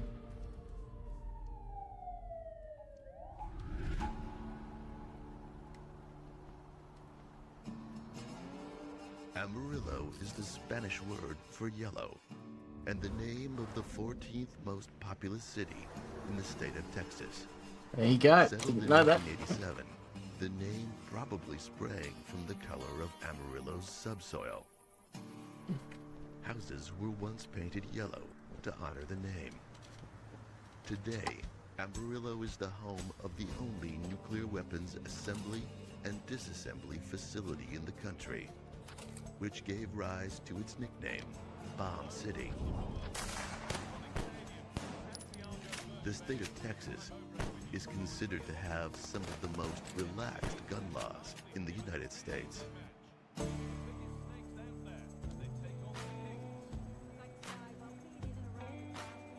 3 WT students were sharing a house out in rural Randall County, west of Amarillo. They were on their way to their house when they drove down Helium Road and saw this vehicle on the side of the road and what looked like maybe a body, and they were afraid to approach the vehicle, but they called 911 and the sheriff's department was dispatched. Fairly quickly, they had identified the victim as Robin Spielbauer. Robin is a young woman with a domestic bent. The voice is Inspired different by on her this one. parents' happy marriage and thriving careers in the United Ah, the States last one was military.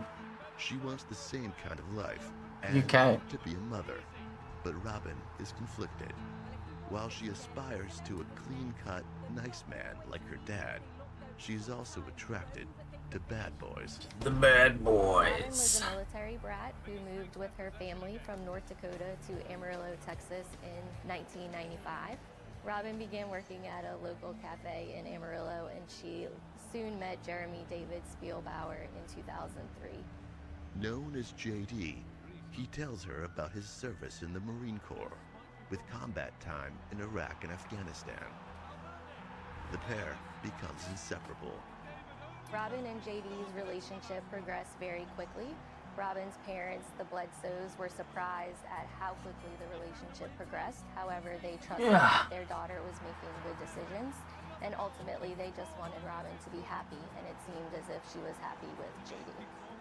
They met in 2003, married in 2005. After she and JD married, they had 2 children.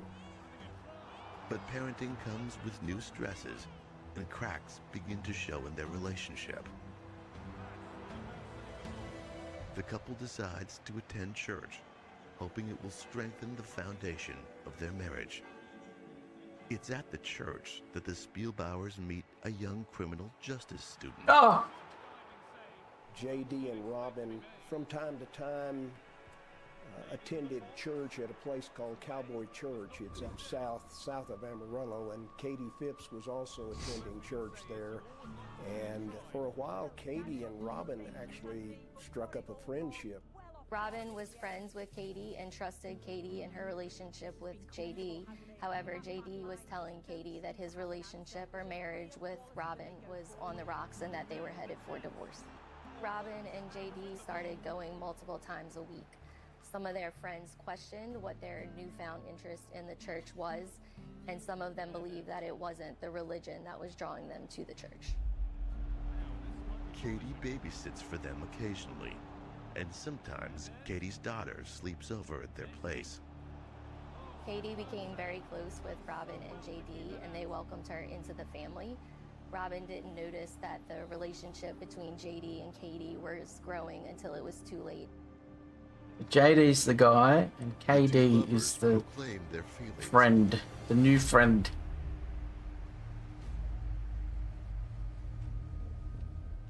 The Robin church. files for divorce, and once it's finalized in 2013, JD marries Katie. What? JD and Katie had a lot of things in common, including their love of firearms. Hey! Between them, they had quite a collection of guns. There was stress in their marriage because Robin was still involved in their relationship due to the fact that JD and Robin had children together. Katie didn't like that and was jealous of the fact that Robin was still involved in their lives. She has to be. She's Robin got kids. moves back into her parents' home with her children in 2013, and she struggles to make ends meet. JD and Robin fight incessantly over visitation rights and child support. There's an incident where JD needs to borrow part of a $400 a month child support payment to Robin to pay for his household with Katie. Robin is mad and depressed about JD and Katie's new marriage. To make matters worse, the newlyweds moved in down the street from Robin's parents, so she frequently had to see them while she was at her parents' house. There was a lot That's of animosity can't live that between close. Katie It's too much. and Robin, and everyone knew it. It Too was no much. secret. Everyone knew it. With tensions high between Robin, Katie, and JD, it seems like just a matter of time before they boil over.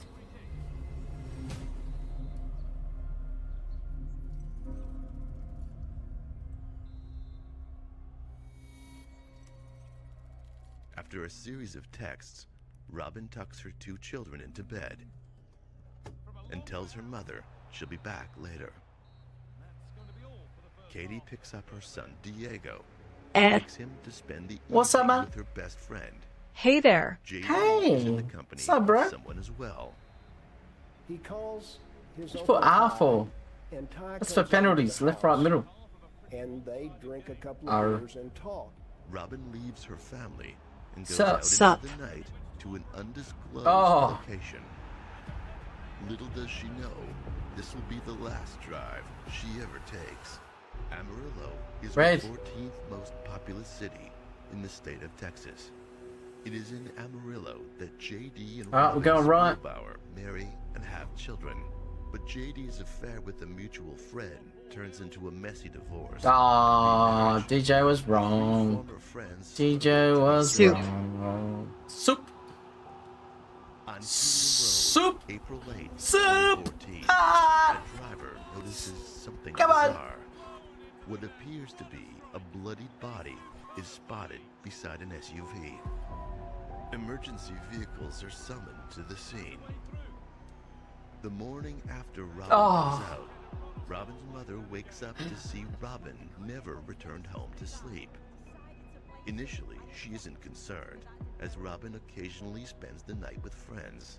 But by later in the morning, Robin's parents call and text some of Robin's friends and hunt for her presence on social media. Robin's dad calls police and hospitals in the area. The Amarillo Police Department shows up to the house around 11 a.m. to file a missing persons report. Under Texas law, there's no waiting period to report a missing person if the reporting person thinks that the missing person's life may be in danger. Later that afternoon, a friend of Robin's alerts the family of a news article that shows a black SUV surrounded by first responder vehicles.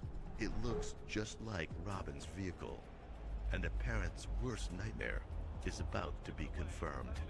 A female victim is found beside the vehicle, west of Amarillo, near the intersection of Helium Road and West County Road 34. With the victim, a foul. Turn it up, boys! Attorney James Barron is contacted.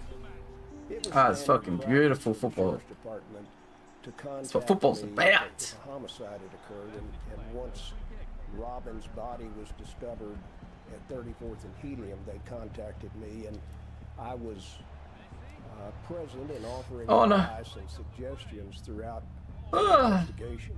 Authorities note strange pink color smears on Robin's car window. They sought damage to the vehicle. New York's cheapest city. Oh, really? Paint, Hey? transfer of paint. Hey? Something hard, What are you talking probably about? metallic, had been used to strike that window several times and caused chip marks, and there was a pink smear on the window. Hard objects come in contact, especially in a scraping motion or hitting motion, you're going to have a transfer of paint if there's paint on that particular object. Talking about? No wallet or phone is found on the victim, who shows the signs of having engaged in a struggle. It was obvious that she had suffered several serious blows to her head and neck and face area. When you see that, you look, well, this person looked like they were beat up. She looks like she was beat up. She had injuries that were consistent with several blows to her head and face. They believe End them off, man. as a result of blunt force trauma. Bye. This appears to be a clear-cut case of a robbery gone wrong. Robin's wallet was missing and her cell phone was missing when the investigation began. Whoever killed Robin took her wallet and her phone. Oh. We didn't know whether was this a robbery, was this just a random event out on Helium Road. By mid-afternoon, the sheriff's department had contacted her parents, and her parents had confirmed that they believed that was Robin. Police gather information from people who know Robin. When a spouse or ex-spouse dies, one of the first people investigators look at is the spouse or ex-spouse, but other than just a general rule, they didn't have anything at that point to point to JD or anybody else. Katie indicated she didn't know anything other than what she'd heard from other people who'd called her. And JD told the same story, that he just didn't have any information that would be of help to them. He really didn't know anything about it. In the days to follow, the Spielbauers make formal statements. JD tells investigators that after visiting with his uncle, he falls asleep on the couch. Maybe 9:40, 9:50, because I started sending text messages and calling. Why are my players up at me? Come up, boys. She said, we're good, everything's okay. I was like, okay. About 10:15, he calls Uncle Ty and wants him to come back over to the house. JD tells Uncle Ty in the garage that night, you know, I've got a bad feeling about Robin. I just have an uneasy feeling. This seems to be wise, cool. JD then proceeds to send Robin a text at 10:18, asking if everyone is okay. I didn't get a text or anything from her. I was like, okay. Tried calling her. Got her voicemail. Like, all right. Maybe she's busy sleeping. I don't know. Police are satisfied at first. Robin's cell phone was missing from the scene. However, the detectives were able to recover information from her service provider. And in those text messages, it was obvious there was communication between JD and Robin, and that Robin believed they were going to meet that evening of the 7th. One more and one more. They bring JD back into the sheriff's office and interview him and confront him with this text message information. Police confront JD with the text messages Two from more. the missing cell phone that no one ever expected to see.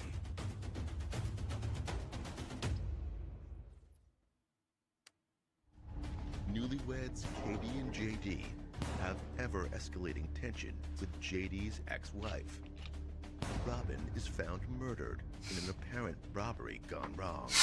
Data recovered from let's Robin's go. cell service provider shows that she had a meeting planned with JD the night of her murder, contrary to what he tells police. Did you have any plans to meet Robin Monday evening? No plans. How do you explain these text messages? Let me read these to you in case your memory's failing you. Police ask JD to explain the recovered text messages. He concedes that he wasn't completely honest with them during the first conversation. That it's true, he was supposed to meet Robin that night, but the meeting was supposed to take place at his house, which is just 2 houses down from where Robin was living with her parents. He said that they were going to meet and talk about the upcoming school year and the children and visitation and the general agenda for the children, and that she stood him up. She never showed up. You're the last person on this earth to have contact with her, and that contact was arranging a meeting that she made. Yes, sir, and that makes me #1 suspect no matter what. They ain't ordered nothing. Leaves me wondering too, sir. JD claims he has good reason to keep meetings with his ex-wife secret. Robin and his wife, Katie, notoriously hate each other since the divorce and marriage. His further explanation was that bad blood had developed between Katie and Robin for obvious reasons. And so this meeting, according to JD, was going to be at his house because Katie was going to be gone for the evening visiting a friend, and so it would be okay for Robin to come over. There wouldn't be a confrontation between Katie and Robin because Katie wasn't going to be home that evening. The reason for the animosity is interesting to police. It's understandable that Robin would feel hostility toward Katie.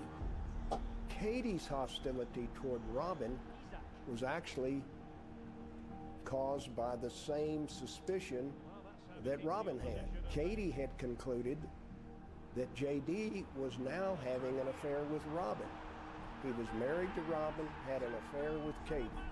Now he's married to Katie, and Katie believes he's having an affair with Robin.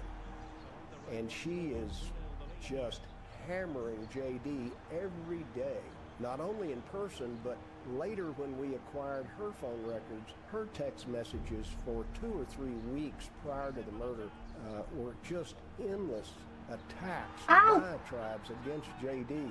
I know you're having an affair with Robin. I know you're cheating.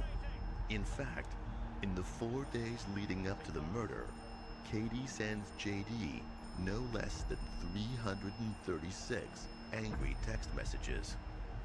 Katie sends an ominous message. I'll take care of this myself. And JD appears to hint that he knows something about the murder. Let me run a scenario by you. Katie's not stupid. She's pretty sharp. She finds out y'all are having a meeting that night. That's why she's pissed. That's why she's not at the house. You set the meeting up. Something really bad happened.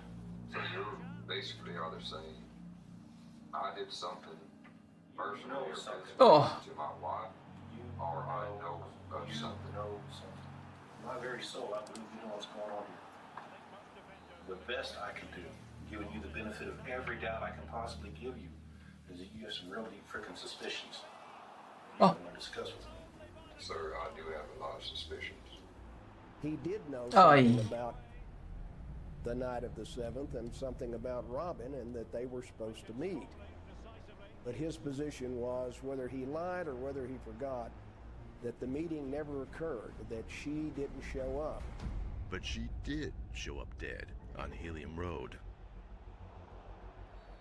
Investigators believe that Robin dies as a result of blunt force trauma. During the autopsy, they find a projectile inside her skull. They x-ray the body, of course. Ballistics comes up beautiful on an x-ray, and they see a projectile. They open the skull up, they retrieve the projectile. It's a small caliber at the time. The bullet removed from Robin's skull is examined. We would get the projectile, we would weigh it. I could hold it in my hand and tell you that it's a .22 caliber. I would then reaffirm what from experience, I would throw it on the scale, check the weight. could be a .22 caliber pistol, or it could be a .22 caliber rifle. You know, there's two types of firearms, several types of firearms that fire that particular caliber.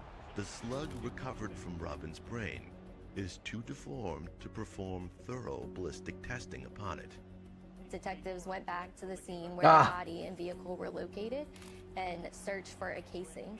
Took a large area around where the vehicle and body were, and they marked it off in grids with strings and stakes. They sifted through every square inch of that soil, and they recovered 2 broken pieces off of what looked like off of a firearm. And they also recovered a .22 caliber shell casing. Authorities now hunt for the murder weapon. They start looking on social media, they start looking, conducting search warrants, they start confiscating different firearms or people involved, and they seem to see this one particular gun that grabs their eye. They find photos on social media of Katie shooting a pink gun, but then Katie removes them. Now the sheriff's department and I realize that it is likely that if we get a search warrant for JD and Katie's house, the gun that killed Robin might be there. When they went to the house, they were armed with information. They knew what they were looking for. Authorities entered the Spielbauer house. The sheriff's department during the search recovered probably 15 or 20 guns, several rifles, shotguns, but several pistols. Next to Katie's side of the bed in a nightstand, they recovered a 9mm, as I recall. And they find a .22 caliber. You know, at the time, it's a .22 caliber. We're looking for a .22 caliber. When they recovered it, they says, wait a minute. There's pink on that gun, and we have pink on the vehicle. The pink gun is examined by a forensic officer. Also, the gun had damage to it. It's a polymer gun. Oh, no. The top of it's aluminum alloy. Aye. There was pieces chipped off of it. The pink paint samples from the crime scene match Katie's pink gun. Eventually, the investigation determined that they were likely caused by that gun striking against the window while the window was rolled up. Obviously, this is intriguing, and obviously to the investigators and to me, this seemed like it would be important. If Robin were cowering inside the vehicle with the window up, and her assailant is beating on the window with that gun, trying to get her to open the window, and with that pink polymer smear on the window, now we know a lot more about what was happening out at Helium Road than we did before. Suspect weapons will be test fired to get reference casings and projectiles to compare to the evidence from the scene. We do these comparisons using a comparison microscope, which is basically 2 microscopes joined by an optical bridge. So we can look at the test fires and compare them to the evidence from the scene. In a semi-automatic, the casing can be just as important in identifying the firearm. When that casing is extracted from the semi-automatic, it leaves extraction marks on the casing that are unique to that gun. Fairly quickly, ballistics was able to match the shell casing recovered out at the scene to that .22. And the gun belonged to Katie. And nobody else ever used this gun, only Katie. There were pictures of her all over Facebook firing the gun. There were pictures of her teaching her children how to target practice using that gun. Everybody knew that was her gun. With a clear match to her gun, Katie is brought in for questioning. No, I'm not going to sit here and tell you that I liked her, because I didn't. My father died when I was 2. I buried my mother when I was 18 years old. I know what it feels like to grow up without a parent. I would never do that to anybody. I'm not a murderer. I may be a lot of things, and I'm not a murderer. Her text messages, however, seem to tell another story. On the 7th, the last communication she had with JD was a text message in which, again, about 3 o'clock, she accuses JD again of having an affair with Robin. He denies it again, and she says, I'll take care of this myself. I'll put an end to it. 7, 8 hours later, Robin's dead with a bullet in her brain. And so it was easy to think, well, I guess she took care of it. JD tells investigators his version of events. Got in the back seat with her and was talking about girls. The STARS test coming up. JD puts Katie at the scene of the murder. Eventually, he admits he went out to Helium Road in 34th to meet Robin.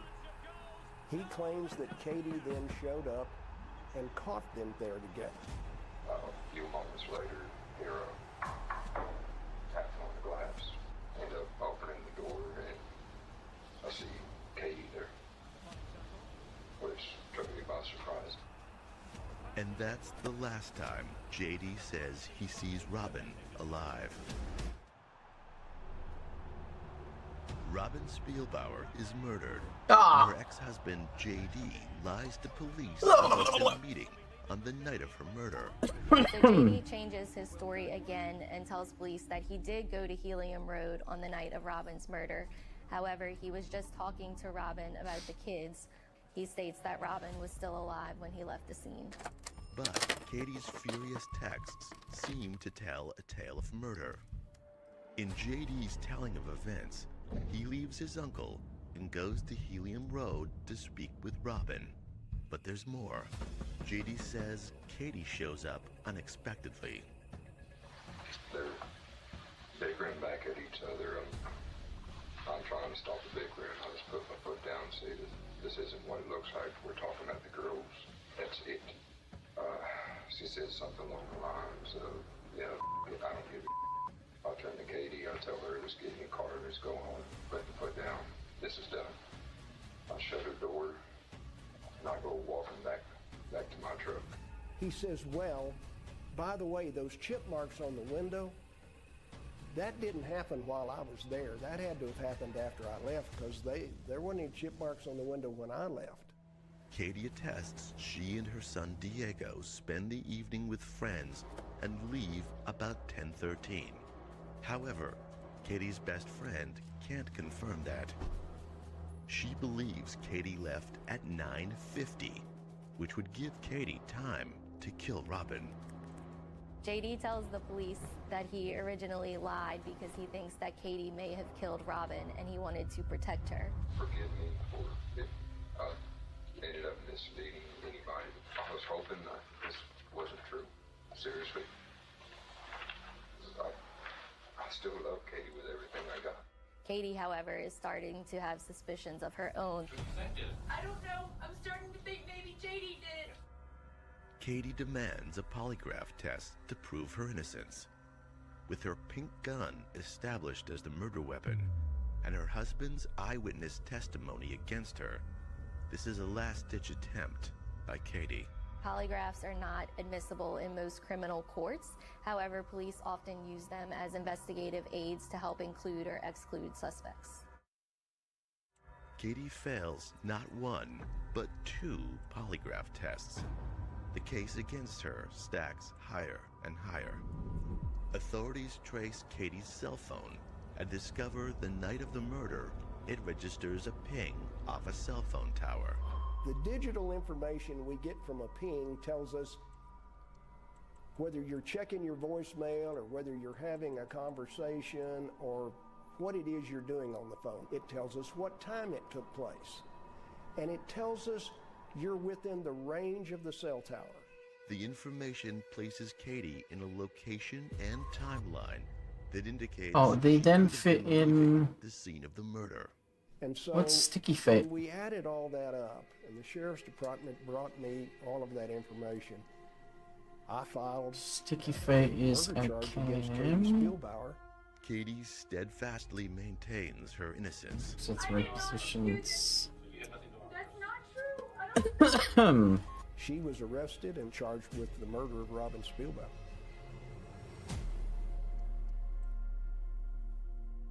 After Katie had been sitting in jail for about a year, waiting trial, charged with the murder of Robin, one of the secretaries in my office mentioned that she had seen a fascinating show on television the night before, and it had to do with Wi-Fi tracking of cell phones. And we asked her, said, "Now you mean cell towers?" And she said, "No, this is different. This Wi-Fi tracking can give you the location of a cell phone down to about 30 meters. Well, this was total news to me. Authorities reinterpret the Wi-Fi data from the night of the murder and come to a See. shocking conclusion. When I got all of this information and I talked to a dozen different experts, I realized I'd locked up the wrong person. Sorry. July 20th, 2015, I got a call from my attorney, and he said, "Katie, Mr. Farron wants to speak with you tomorrow, and when he gets there, I need you to just sit down and be quiet." So then Mr. Farron came down to the jail, and then he turned to me and he said, "I got the phone records back." I said, "It's about time." He said, "You were never on Helium Road." I said, "I've been telling you that for 15 and a half months. He said, "Today I'm gonna dismiss your case." And I fell out of the chair and I hit What do you my mean? knees She could have left the and I mobile at started home. thanking God and praying and crying. It was gut-wrenching. I She wanted could have left the to mobile at home. apologize to her and tell her we were going to do everything we could to make it right. With Katie innocent, suspicion immediately falls upon JD. I was so angry, but at some point I had to make the decision. If he was able to kill Miss Spielbauer #1, and he was able to frame Miss Spielbauer #2, what's he gonna do to Miss Spielbauer #3? It took some time to heal and get over the anger, but eventually I told Farron, "Whatever you need, I will help you." Authorities now listen to what Katie has to say about JD. The day after Robin's murder, Katie confronts JD. And I said, "You know, what did you do? What did you do?" And he looked at me and he said, "I don't know what you're talking about." I said, "Yes, you do. You know exactly what I'm talking about. What did you do?" And it went from JD to somebody I've never seen before. And he grabbed me by the throat and he pushed me up against the wall and he got right in my face and he said, "I handled the problem." And I just turned ice cold. And What? his eyes went I don't know, man. this demonic darkness back to JD, and you could see it in his They tracked her eyes. mobile. He thought, It wasn't there "Oh because my gosh, why did I say that?" she maybe Now she didn't knows. take it with her. Now she knows. And I just looked at him. What do you mean you handled the problem? JD's a clever man. He's a very clever individual. I've tried 6 capital murder trials, but this is the most amazing case of my career. JD Spielbauer implicates his wife, Katie Spielbauer, as the killer of his ex-wife, Robin. Katie sits in jail awaiting trial for 467 days. But when the DA's secretary learns about new technology for tracing cell phone signals, Katie is cleared of suspicion and set free. Where was the Authorities look mobile? for clues with fresh eyes and a new suspect. As Sherlock Holmes says, when you've eliminated every other possibility, whatever's left has to be the truth. And finally, I said to them, "You're telling me that not one single business in that area has cameras?" Yeah. And that's when they went and found the video footage from the ATM. If she didn't take it with her, where they she would have saw said the so. car, Yeah, she was. And then they saw JD's truck, and then they saw JD's truck come back. Surveillance video from a bank shows Robin Spielbauer driving past an Amarillo National Bank branch at 9:21 p.m. en route to the scene of the murder. It also shows J.D. Spielbauer driving past at 9:27 p.m. and driving back the other way Does it show him though? 9:50 p.m. Can't see who's in the car. As investigators search for more evidence against J.D., J.D.'s Maybe did do it. ex-girlfriends has more to say than she initially let on. We actually interviewed her 3 times because our original source kept saying she's not telling you everything she knows, she's just afraid of JD. We finally brought her back the 3rd time and under threat of a grand jury subpoena, and she said, all right, I'll tell you, but you've got to protect me from JD. To the astonishment of authorities, the woman speaks with JD just days before Robin's murder. They sit out on the front porch of her grandmother's house where she lived, and JD tells her about his problems with Robin and Katie, and how Robin is just driving him nuts about child support and visitation, and they're having all kinds of problems, and he would just be better off if she were out of their lives. In fact, the best thing that could happen would be for her to have a bullet in her brain. And 5 days later, she had a bullet in her brain. Oh my Not god. only is the testimony incriminating, Holy it fuck. also points to a pattern of behavior in JD's relationships. I was his property. He told me where I could go, what I could wear. If he didn't want me to leave the house, he would take fuses out of my car. Eventually, in the course of the investigation of the murder of Robin Spielbauer, J.D. Spielbauer gave 4 different versions of what happened that night. JD has left a trail of clues that let investigators know he's anything but innocent. Yeah, he's fucked. Finally, authorities are able to put the pieces together. In his 4th version, his lie, he says, well, by the way, those chip marks on the window, that didn't happen while I was there. That had to have happened after I left, because there weren't any chip marks on the window when I left. He claimed that he saw the marks while the vehicle was parked at the sheriff's office for processing. So I contacted the sheriff's department, and they started laughing. And I said, what is so funny? And they said, we took that window out of the vehicle and sent it to the lab in Lubbock. It's been in the lab in Lubbock 120 miles away since the day after the investigation. Whoa. So unless he can see from here to Lubbock, he didn't see any chip marks on the window at the sheriff's Busted. department. As police revisit the evidence they had collected from the initial investigation, Busted. more and more clues fall into place. When they executed the search warrant on the house, JD's standing there next to me and he says, you know they're gonna take all of our guns, right? He was so nervous about that. Now, at the time, nobody thought that was important. But looking back later, how did JD know they were going to look for guns? Everybody thought Robin died from blunt force trauma. Why would they be looking for guns? The only person who knew a gun would be important is the person that killed her. We had approximately 8 firearms in the house. The only gun that was registered to me, the only one that I ever actually purchased, was a pink .22. Every time we would take it to the shooting range, it would jam.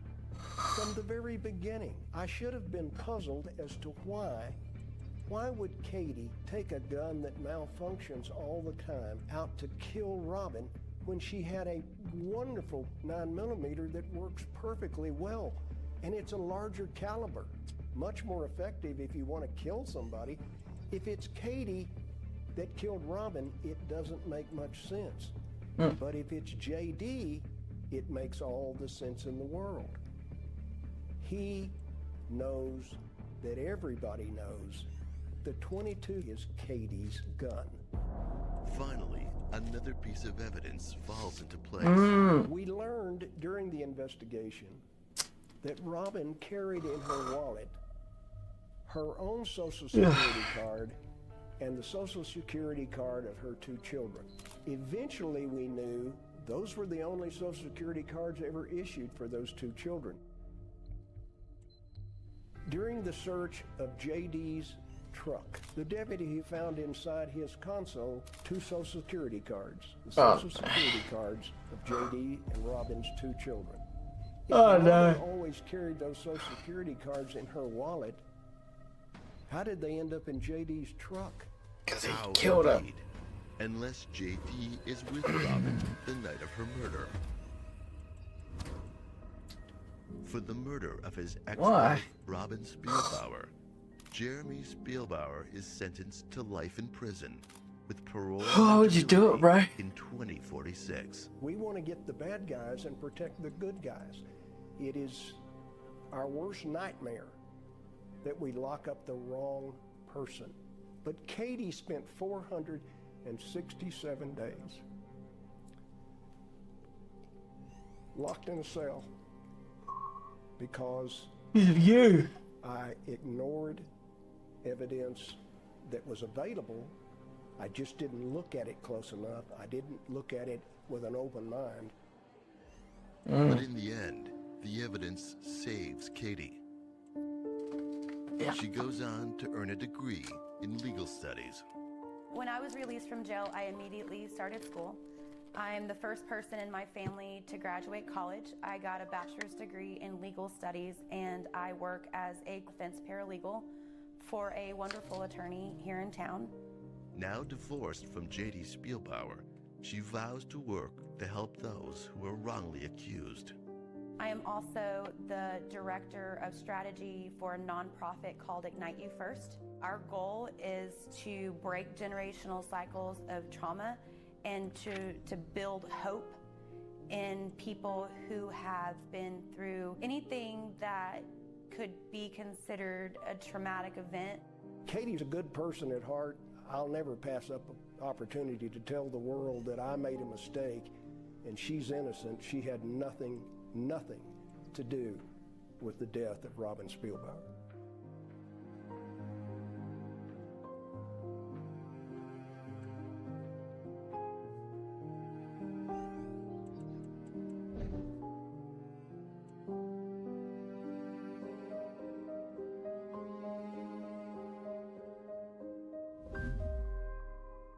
Eligible for parole 2046, that dude.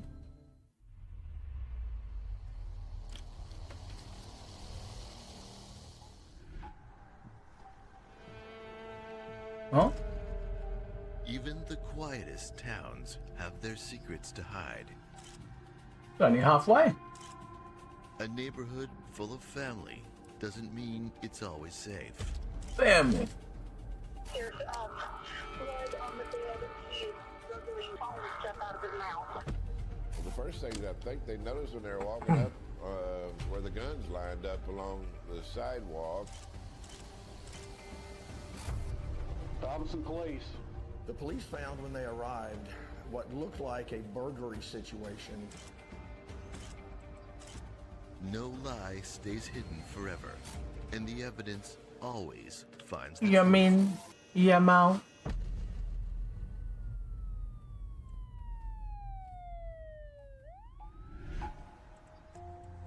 Just south of Waco, Texas, is the small suburban area of Robinson. Robinson is a suburb of Waco, and just your quintessential bedroom community, as the people call them. Very close-knit. The two cities are right together. It's basically a residential area with some shops and a little bit of business. You have the small town feel, but close enough to Residential area. A lot of good folks live there, small school, very tight-knit community. A lot of The clothes. smallest towns Knit can have their dark shops. side. You know. Residential area. Emergency. Hello? Okay. What's the problem? I got up this morning. I was in my son's room because I didn't sleep. My back door was open. My husband's guns are all gone. And there's blood on the bed, and he is struggling all the stuff out of his mouth. Okay, so he is there? He's here. But I have to stay on with me. Hang on one second. I'm going to dispatch officers. Stay on. I do have officers around. You don't see anybody. I mean, like, there's nobody around or anything, do you? I don't see anything. This back door was wide open. I went back there, turned on the lamp, and I shut the door. And then I heard my husband put my hair off. I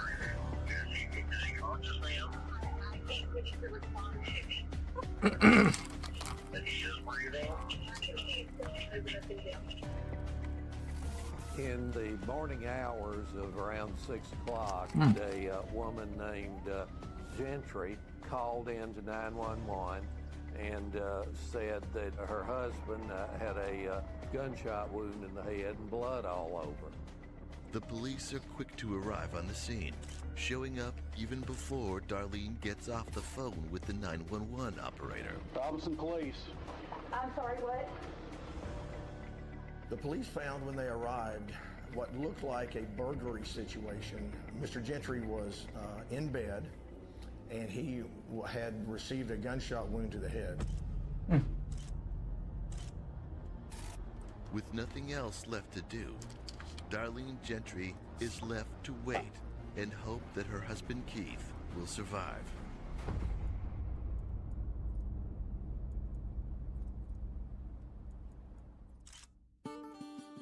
Darlene and Keith Gentry were a young married couple with children living in city limits of Robinson, Texas. She was a homecoming queen at Cameron, a city near Waco. Keith and she met at Texas State Technical Institute, a school, and they dated off and on while they were in school, and then both of them got out and left. She went up to Dallas, but then moved back, and they continued dating and finally got married. They, in pretty short order, had 3 children. Keith was a hard-working guy, worked for a drafting company. He lived near his folks, a very close-knit family. Keith's father, Wayman, said that Keith didn't appear to be very happy, and that he was going to stick it out with her, but it seemed like that they were having difficulties. Good. Darlene originally studies to be a dental assistant and moves to Dallas to work for a dentist. But after an incident where her car is stolen, she decides to move back home and goes back to school to get a nursing degree. You know, the fact that she was a homecoming queen, she was an exceptionally attractive young woman. Keith proposes to Darlene in 1999, and their wedding is soon after. As their lives together in marriage truly begin, they move into a house next door to Keith's parents. Oh. In the early morning of November 9th, 2005, Darlene is the first in her house to stir. Do that. She wakes up in one of her children's rooms after spending the night trying to help them sleep by watching movies together. The children were sick, that she had been staying with them during the night, and that she got up early in the morning and started going around the house, and the back door was open, and that Keith's guns were missing. Darlene races from the open gun cabinet to find Keith, all the while calling out his name. And so then she went into the bedroom and found her husband, Keith, lying there with blood and a bullet wound in his head. When Darlene finds her husband mortally wounded in their bed, she calls 911 for help.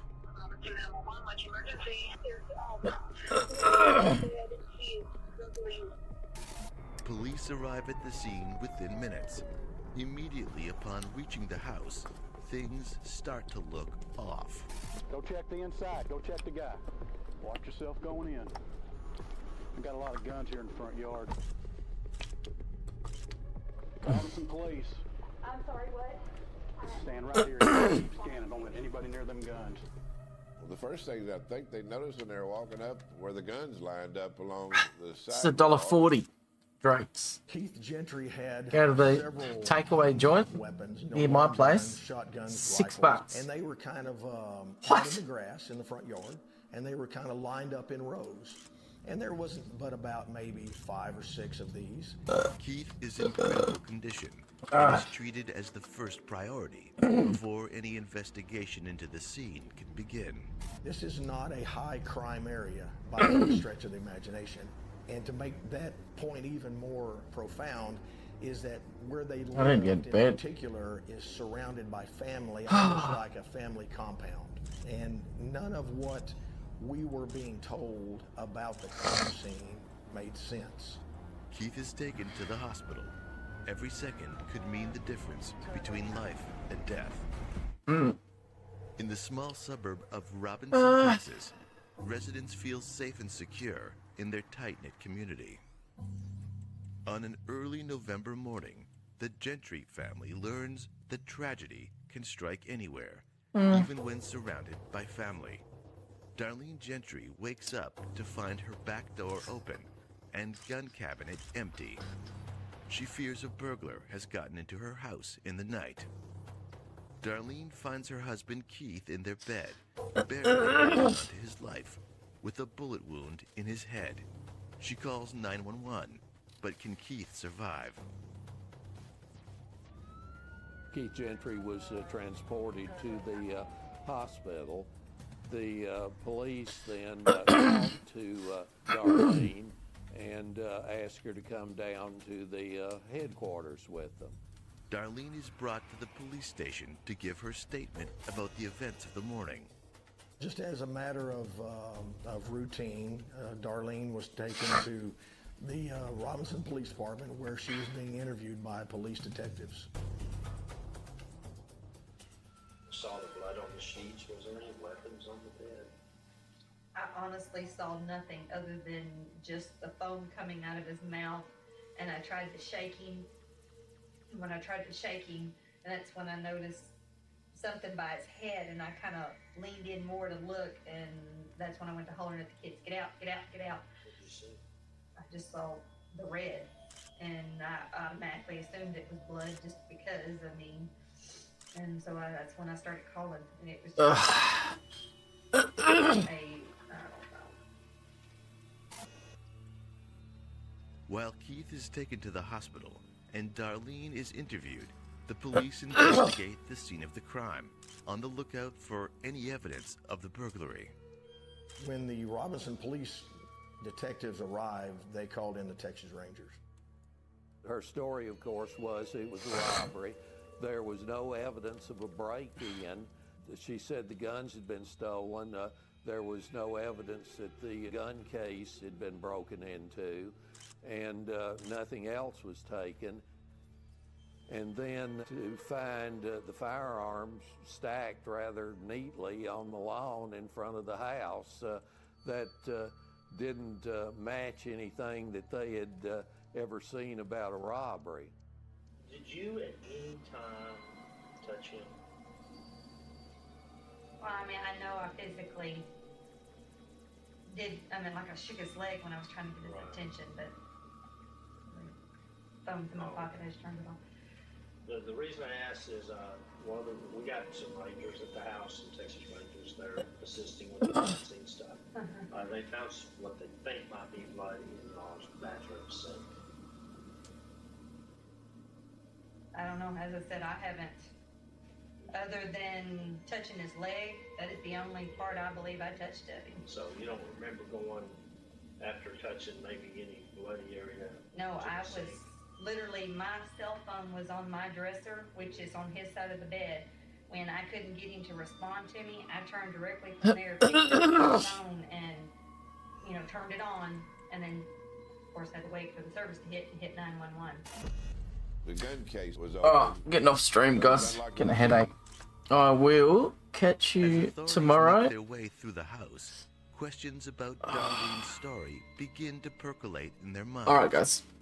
And it isn't Catch you only soon. the evidence found around the house that has them wondering. The officers and their experience